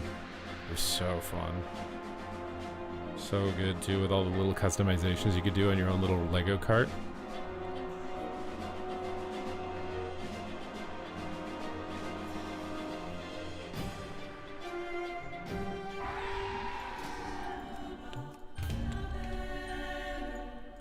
Okay, I gotta try and make this thumbnail because for some reason I'm not able to copy images about 12.1 from Google. I don't know what's going on.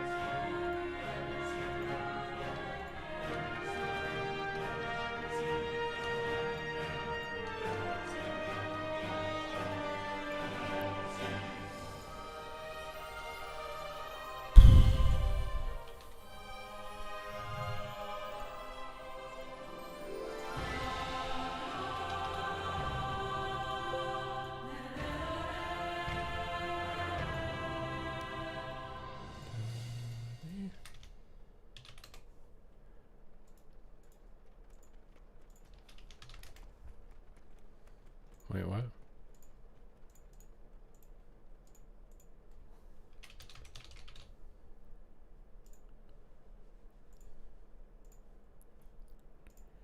What happened? This guy says, my turtle in the bomb was the most horrible thing I've ever saw. The rogue pressed every single cooldown on me in a smoke bomb. But that was the most horrible thing you've ever saw, I guess. There's someone using their defensives on someone's all in.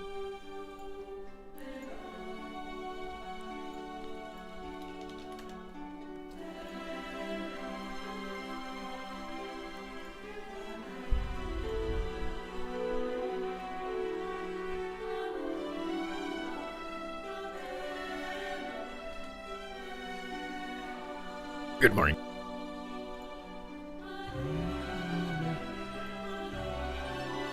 What am I doing, dude? Okay.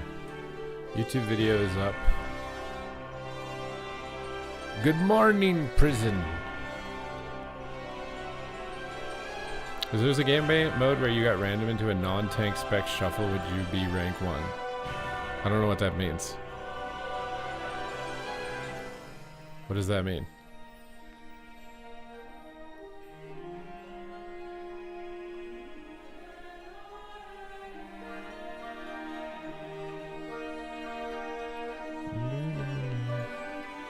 I don't know, dude. I have this Pokemon Lego that I bought, but I bought it to like resell it in 5 years. Now I'm wondering if I want to build it, dude.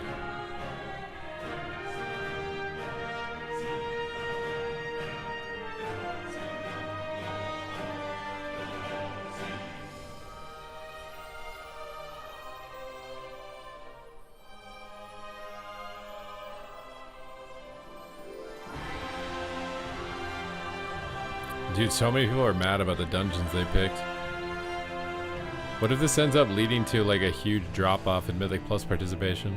Maybe they're picking bad Mythic Plus dungeons because they know something with Classic Plus is happening and people are going to switch anyways. You think they're doing that? Maybe they're picking bad dungeons because they know people are going to switch anyways. So they can get rid of the bad dungeons on the rotation because they're not going to play anyways.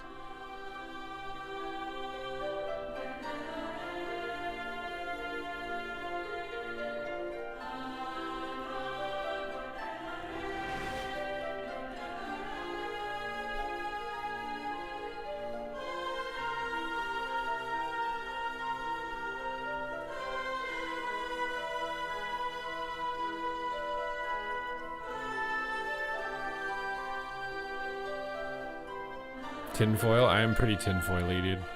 I am definitely pretty tinfoily. We got Tim the Tap Man. We got Tin the Foil Man.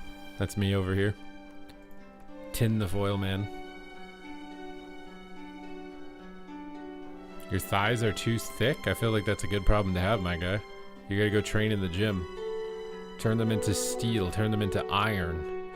Turn them into muscle.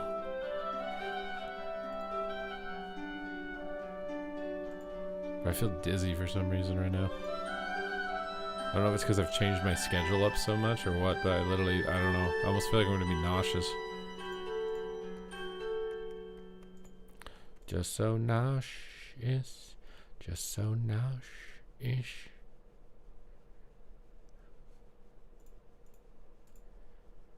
Drink some water. I did though. I guess I can drink more water.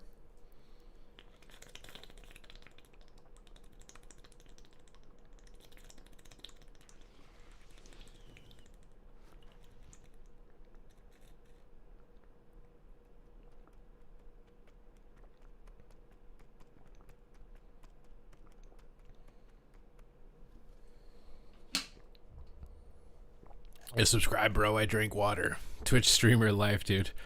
He drank water. Subscribe. Give him money. He drank water.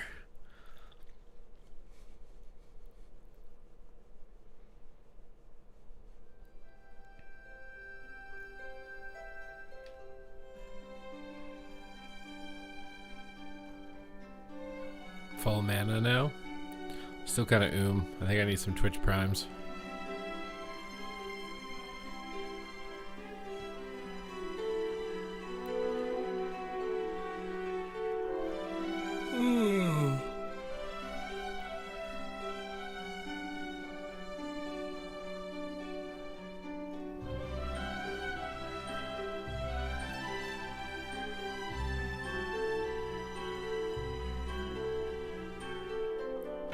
Is the game broken? I mean, there are definitely some bugs, but I'm having most things have been fine for me. I've experienced some bugs where people get stuck and they can't move, and disconnects on like Demon Hunter, maybe Mage. I think is the other class.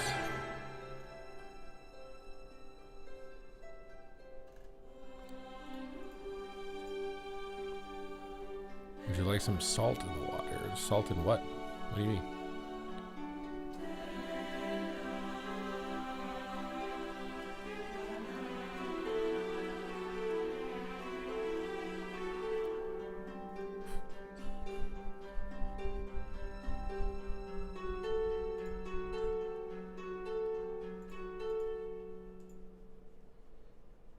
Iodized salt is a good idea. I do put salt in a lot of stuff I eat, and I had an electrolyte drink First Global when I wake up, and I put salt in my oatmeal. I'm definitely not deficient in salt.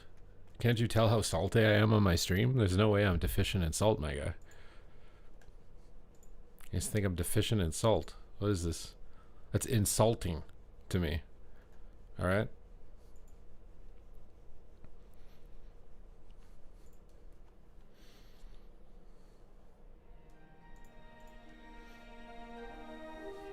Oh yeah, my First Global is an electrolyte drink when I wake up to rehydrate.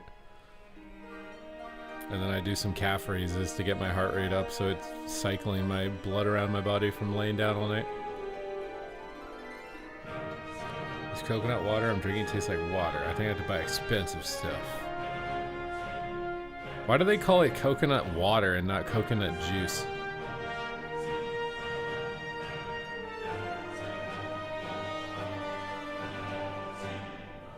Also, when you squeeze a fruit, it's called juice, but when you squeeze a nut, it's called milk.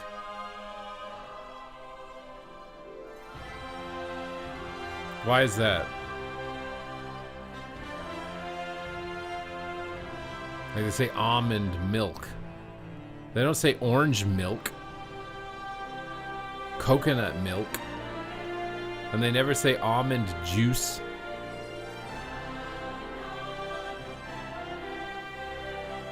Called endosperm. You think coconut juice is called endosperm? What? The worst bug is that my pet got stuck in a pillar in the Grand Arena and I can't dismiss it. What the hell?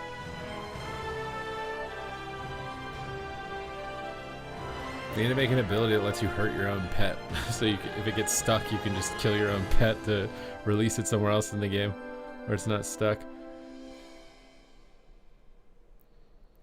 Nothing white can be called juice. Is that the rule? I'm trying to think of a juice now that's called juice that's white.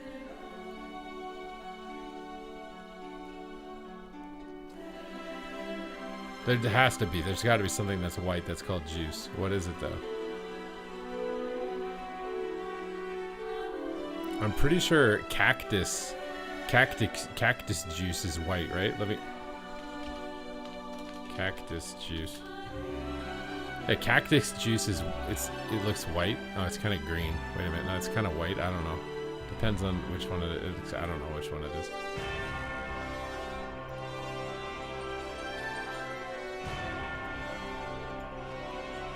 White grape juice. Oh, there you go. Is that not called juice? But that's called wine. Wait, so why is it when you squeeze grapes it's called wine? You squeeze orange, it's not called wine. Should we watch the video for the patch? I kind of want to see what their tone is. You know what I mean? Like, I kind of want to watch the patch video. Just I feel like it's good to get like insight on the devs. You can get like their emotional state by their tone of voice. You know, you can tell whether they're like scripted, like, you know what I mean, like corporate scripted speak, or if they're speaking from the heart type of deal. I feel like it's really good. I want to see what their tone of voice was during this patch video. Okay. I got sick music. Good boss displays. Good opener. We like the opener. Hello everyone and welcome back to Wowcast. Today we're diving into Midnight's first major update, The Curse of Ulatek. Joining me are two members of the development team to walk us through what's coming. Let's meet them.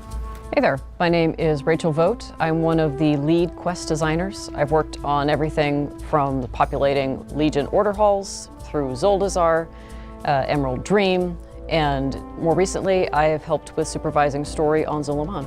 Hi, my name is Taylor Garcia. I am a UI engineer, so essentially I am a programmer that helps, make all of those screens you have, inventory, spellbook, things like that, function.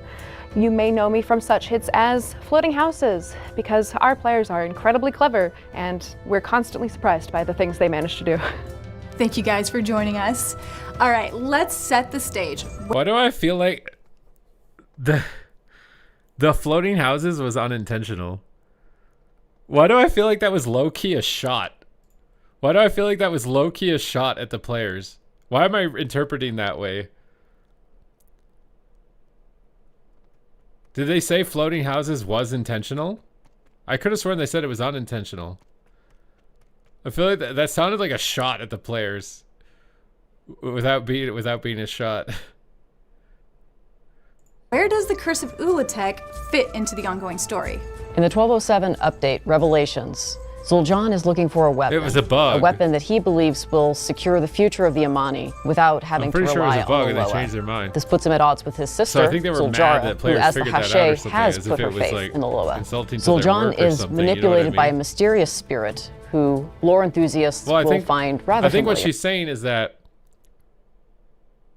she maybe worked on the player housing system and it was her fault that the bug happened. But then the bug ended up being good, but maybe the bug made her look bad. Right? Because I assume if you release something and it's bugged, right, you probably look bad if it was your job to make sure it wasn't bugged. But then the bug ended up being really good. Sometimes, sometimes a screw up ends up being the best thing. It's like wabi sabi or whatever. And this spirit will lead Zul'Jan to the Coiled Isle. Then we start our next chapter. Is the Coiled Owl the mountain that's shrouded by fog in Zul'Aman? Yes, so that whole new outdoor zone, that is the Coiled Isle, the fog is going to be lifted and you can go and explore the area. We've got coastal ruins, we've got troll architecture, and then inside of that big mountain, there's this giant cavernous interior. And we're going to get to go What in there comment and made you explore, shiver? and it's full of this very corrupted ecosystem. And at the center of it all is This looks Ulatek like herself. this looks like a fusion of Vol'dun and troll architecture together. It doesn't feel fully like, like Amani troll. It feels more like Vol'dun than it's like Sethralis. It's more like Sethralis than troll. Which maybe it has to do with snakes, so maybe that's fine. She is an ancient, powerful creature of hatred, corruption, and venom. Ultimately, Zul'Jan's decisions will lead to her being unleashed. Meanwhile, Zuljara is going to go to the Isle, and we're going to go with her to try and bring her brother and others home. They're going to delve into the buried history of the Isle, and we're going to find out what was locked away and who was This left is like behind. Luigi And this is getting going to lead us captured to in a Mario. new raid, the Venomous Abyss. Yo, we're gonna have twin, Now that we've twin-headed finally snake reached boss the again? mysterious Coiled Isle, what outdoor activities can we expect? So in that cavernous indoor space inside the mountain, we'll find the Vaults of Atal Utek. This is a space with challenging group content as well as rotating public events. And challenging those public events will build toward a big boss fight.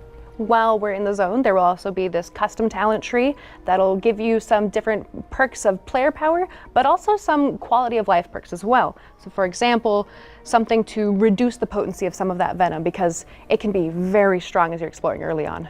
I like to call it spicy water. So much spicy water flowing. The island is sounding extremely dangerous. Are there any other zone activities that we have to do outside of the vaults?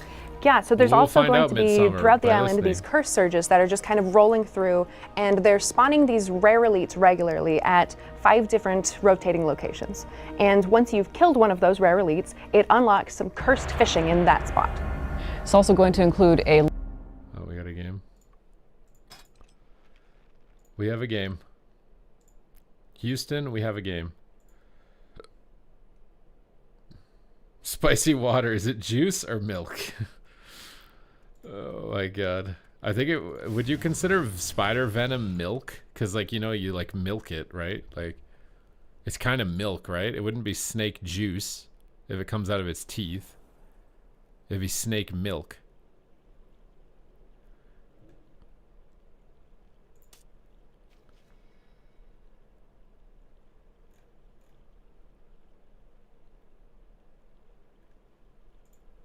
Oh, we're in the game. I don't have audio. Would you guys drink snake milk from the teat? From the teat? Snake milk?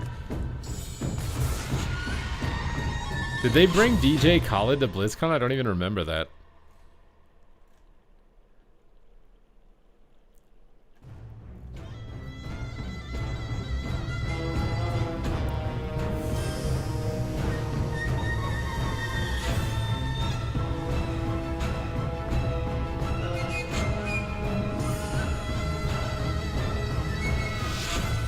You're vegan?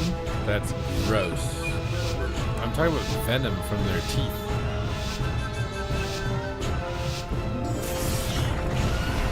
There's a lot of mages, a lot of hunter here.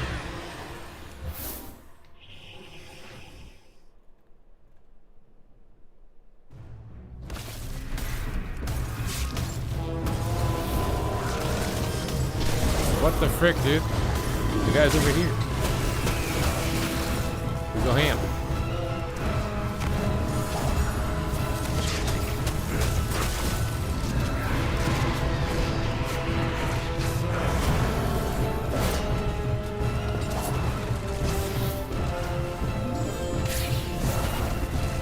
That fake.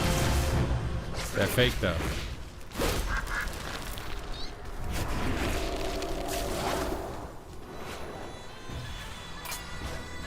They're getting a lot of CC. Grab the healer. You shouldn't be sad. Mark up, purge some stuff off. Just stun him for no reason. My pet is like weird or something. I can't stun. I'll stun trap soon, I think. Oh no, he's dead. Help! Lift me, please. I'm a duck, bro. I'm getting ducked. I was playing Blink Stun, I didn't notice that earlier.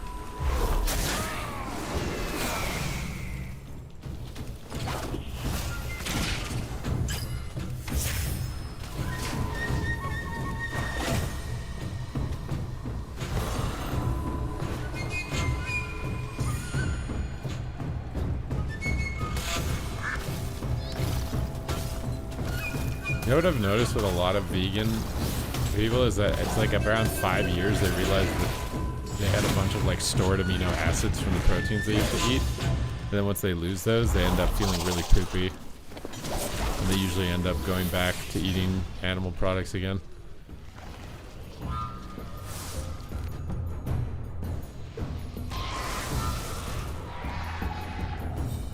I feel like the harsh reality of the world, like, I do want the animals to be treated well, you know what I mean? Like, I wouldn't want to eat an animal that's abused and caged or whatever. But like no matter what, death is inevitable. Like whether you're only eating plants, it's like infinite numbers of little bunnies got ran over by tractors to harvest the plants. Like no matter what you do, anything you're putting in your mouth, something had to die to put it in your mouth. Doesn't mean you shouldn't fight for like better rights of animal treatment or whatever, but to think that you're just not harming an animal, I think is a little naive.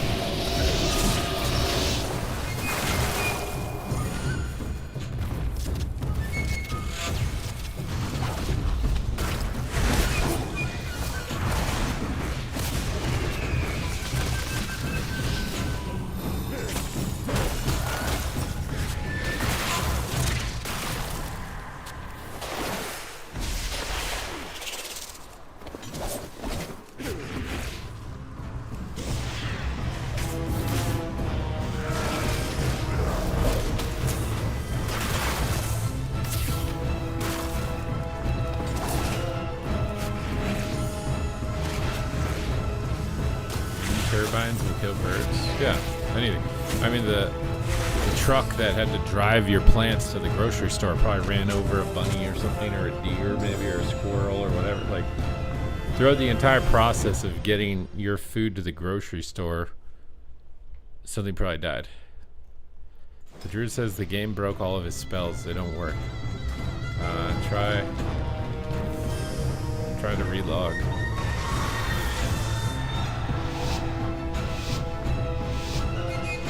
I think it's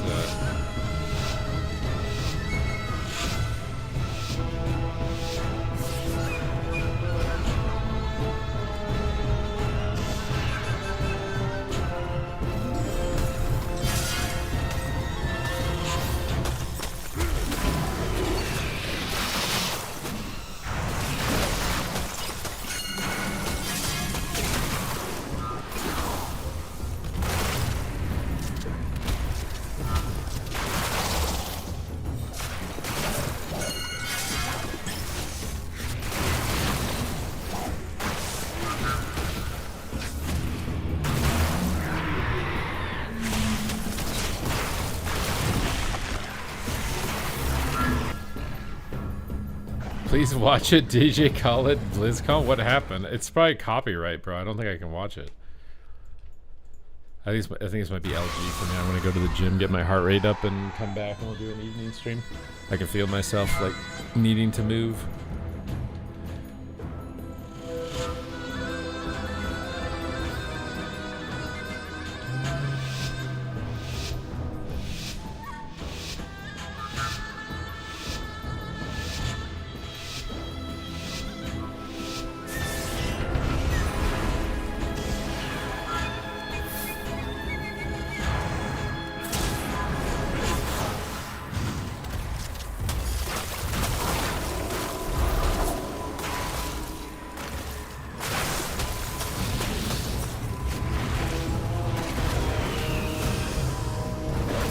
Shield seems so obnoxious.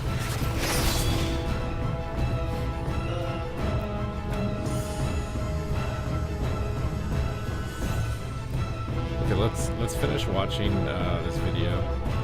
I think it's always good. I feel like it gives me insight on like how the devs are feeling about the game or vibes based on their tone of voice, any particular comments they make or whatever. It's just fun to like psychoanalyze it basically.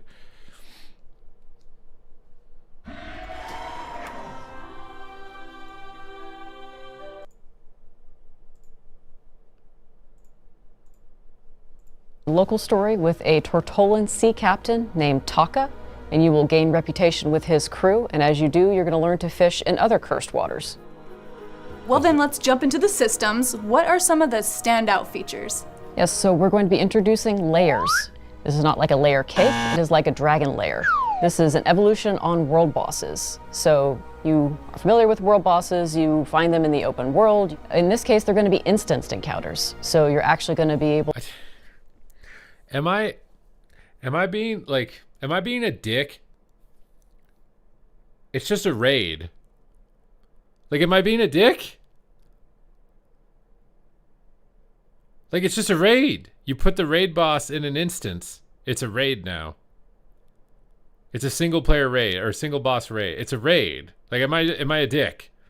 Like, why is it getting called a layer? It's just a raid. Did they call it a layer in whatever that stuff was? It does look like an invasion portal or whatever, but I don't know if you can make a group for that or just do it without even being in a group. It's just a raid. Like, why does it need a new name? To scale the difficulty up to flexible mythic, which is 15 to 25 players. This is just a The raid. goal here is basically to make things a lot easier for the player. It's a lot like a delve, where there's a very specific layer entrance in the world. You just need to go to that, set the... It's a raid. Why? Am I being a dick? Am I being a dick? It's a raid. It has all the difficulty settings. You make a group. The flex thing's nice. That like it's a flex raid. You could call it that, but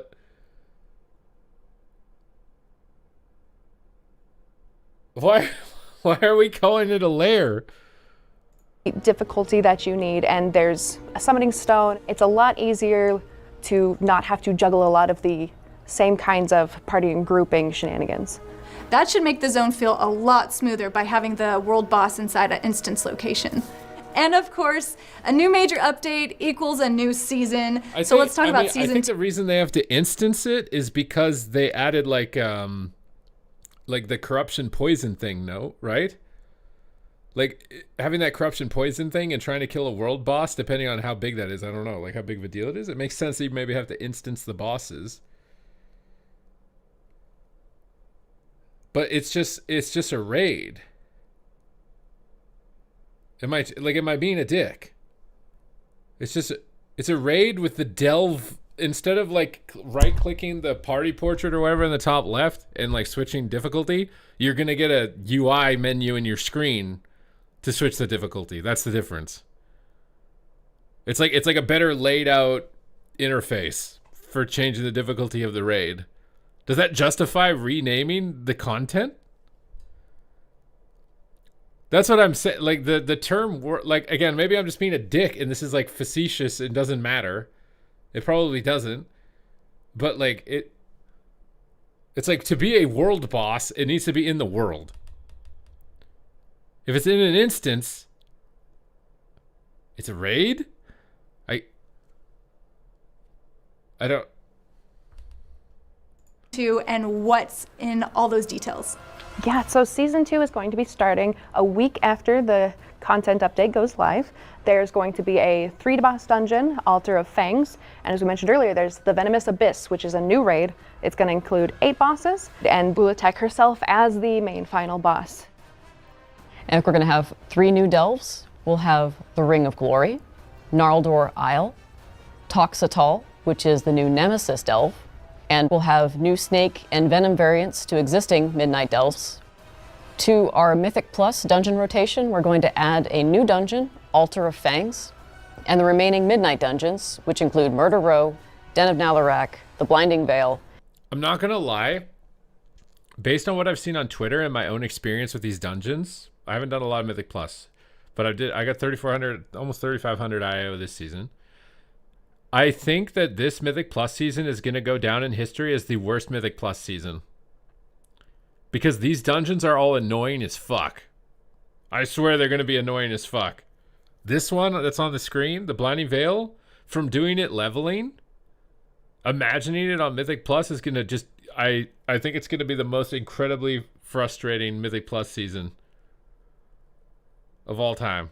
With the specific ones they're bringing back, from what I've seen based on criticism on Twitter, between King's Rest and Temple of Sethralis, and then a couple of the ones like Murder Row, I think, and Blinding Veil. I think that those 4 dungeons might make this considered the worst Mythic Plus season. But that's just my vibe.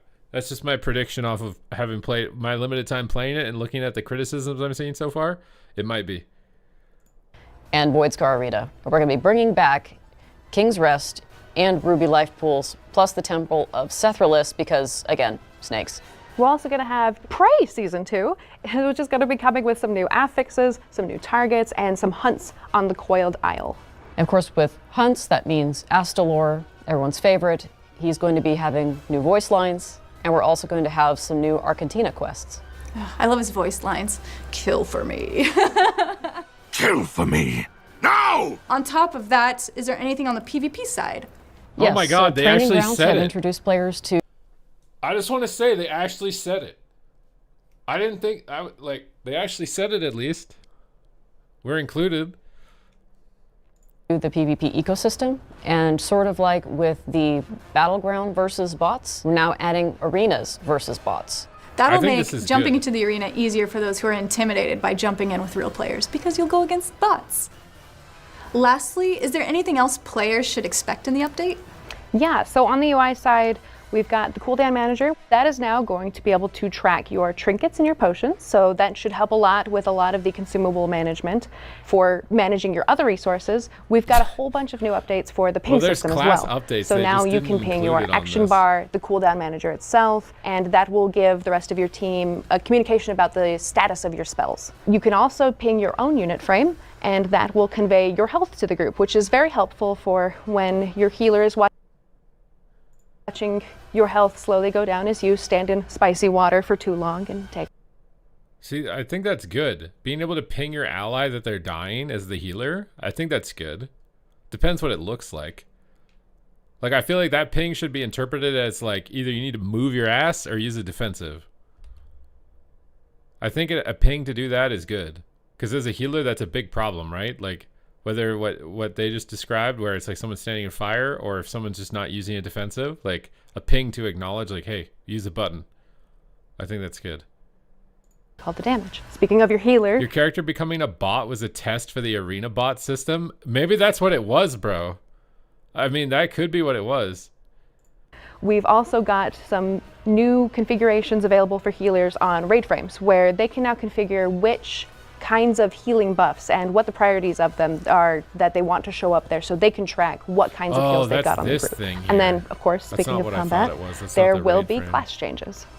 Then on the housing side, the big one I think that players are going to be the most excited about is blueprints. For everybody who's wanted to share all of those fancy cool builds that everybody's seeing online, you're now going to be able to export the entire... That looks insane. What the hell? How did they put it on a tree? What? Entirety of your exterior and your interior, just the exterior, just the interior, just a room, etc. And then share it with other players, share it with friends, paste it online, and other players can import that and have that in their home. It's also really nice because if you want to, you know, change things up and try something new, you're going to be able to save what you currently have, fiddle with it, change your mind, and then reload what you saved and put yourself back to where you were. Oh. Don't have to lose all that work. Of course, if you do want to lose all that work and you just want to start clean and fresh, there's going to be a reset button, which is going to just clear out the whole thing, put all your decor back into I store. can tell that she's very passionate about the stuff that she worked on. You can tell like her voice is much more upbeat about this. You can tell that she worked on this and she's proud of this. I feel like you can just tell. I can just tell in tone of voice compared to the other parts that feel more kind of scripted. Like you're just reading what you're saying. You can tell that like this is something I worked on. I'm excited about this. Origin let you start new. Yeah. What if there's class changes, and then how is it? Don't have everything that's inside the blueprint. We've actually got a very robust series of UI systems that are basically going to convey to you exactly what is inside of the blueprint and exactly what you're missing, which parts of it, and for certain things that are missing, you're going to be able to import anyway. So for example, if you have everything but you're missing like 2 chairs, you can still import it. And then, you know, if you want to go get those 2 chairs later, you can, or if you didn't want them anyway, that's fine. But we're gonna have a way for you to be able to very easily have a whole breakdown of exactly what you have, what you don't have, and what's needed. And speaking of which, for the interior of your house, there's going to be a brand new kind of decor called a pet bed. And essentially, this is going to be a way that you can bring your non-combat companion pets into your house. So for example, Rufus, our charity pet, you can place them on a bed inside of your house and they can either sit tight, hang out there, or you can have them wander your house. We're going to be having some new navigation tech, which will allow them to understand kind of the layout of everything you have in the house, all the decor. I bet the way I the can't pet wait moves to in the place house is my AI. Mr. Bigglesworth and then have him completely take over my chair, and then that chair is no longer mine. So that's all of the stuff for inside of the home. Outside of your house, out in neighborhoods, we're gonna have a whole bunch of new endeavors for different factions and groups. We're gonna have Amani trolls, kobolds, Onaran centaur, and of course, Tortolans. I can't wait to fill up my house with cats everywhere and see all the blueprints that people have to share. What are you guys most excited about in the Curse of Ulatek? I, for one, am excited about continuing the story of Zul'Jan and Zul'Jara. Players got to be introduced to them in Zul-Aman. Now we see where their story goes. We're also going to get an update on Eretor as he deals with the fallout of the Voidspar. But we're going to go investigate the resurgence of the Twilight's Blade with him and continue the hunt for Xal'atath. I think with how much green there is in this update, it's not necessarily quite related, but I'm a big fan of goblins, and I'm really excited to see goblin blueprints, and I'm excited to see all of the different builds that I'll finally be able to just download and import for myself. I hear you have a pretty sweet goblin accent. I don't know. Every answer they gave was the thing they worked on. I'm excited for the thing I worked on. What you're talking about. Thanks so much for joining us and telling us all the details about the Curse of Ulatek. Thanks for having us. Yeah, excited to see players jump in. Thank you all for watching, and we'll see you next time on WoWcast. The Curse of Ulatek. I like that they're doing these throwbacks. I like these logos. Like, it reminds me of like the old Wrath of Lich King like TBC logos. I don't know if you guys remember that. I actually like the little old patch logos. I kind of want to see what the comment section is. I don't think a single person has a comment about the PvP bots, bro. Just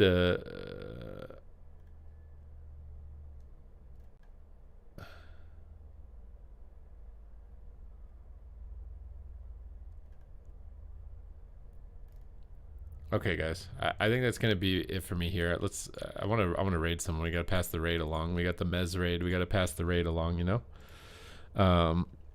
Maybe we'll raid Venruki today. I think he's alive, isn't he? Pretty sure. We'll pass you guys along. Thank you guys once again for another fantastic stream. Hope you guys enjoyed the play session. I'll be back on later tonight. So make sure to hit the follow button if you'd like to join me. And if you don't, and you never want to see me again, then you don't have to either. That's totally fine. But adios for now, amigos. Ciao.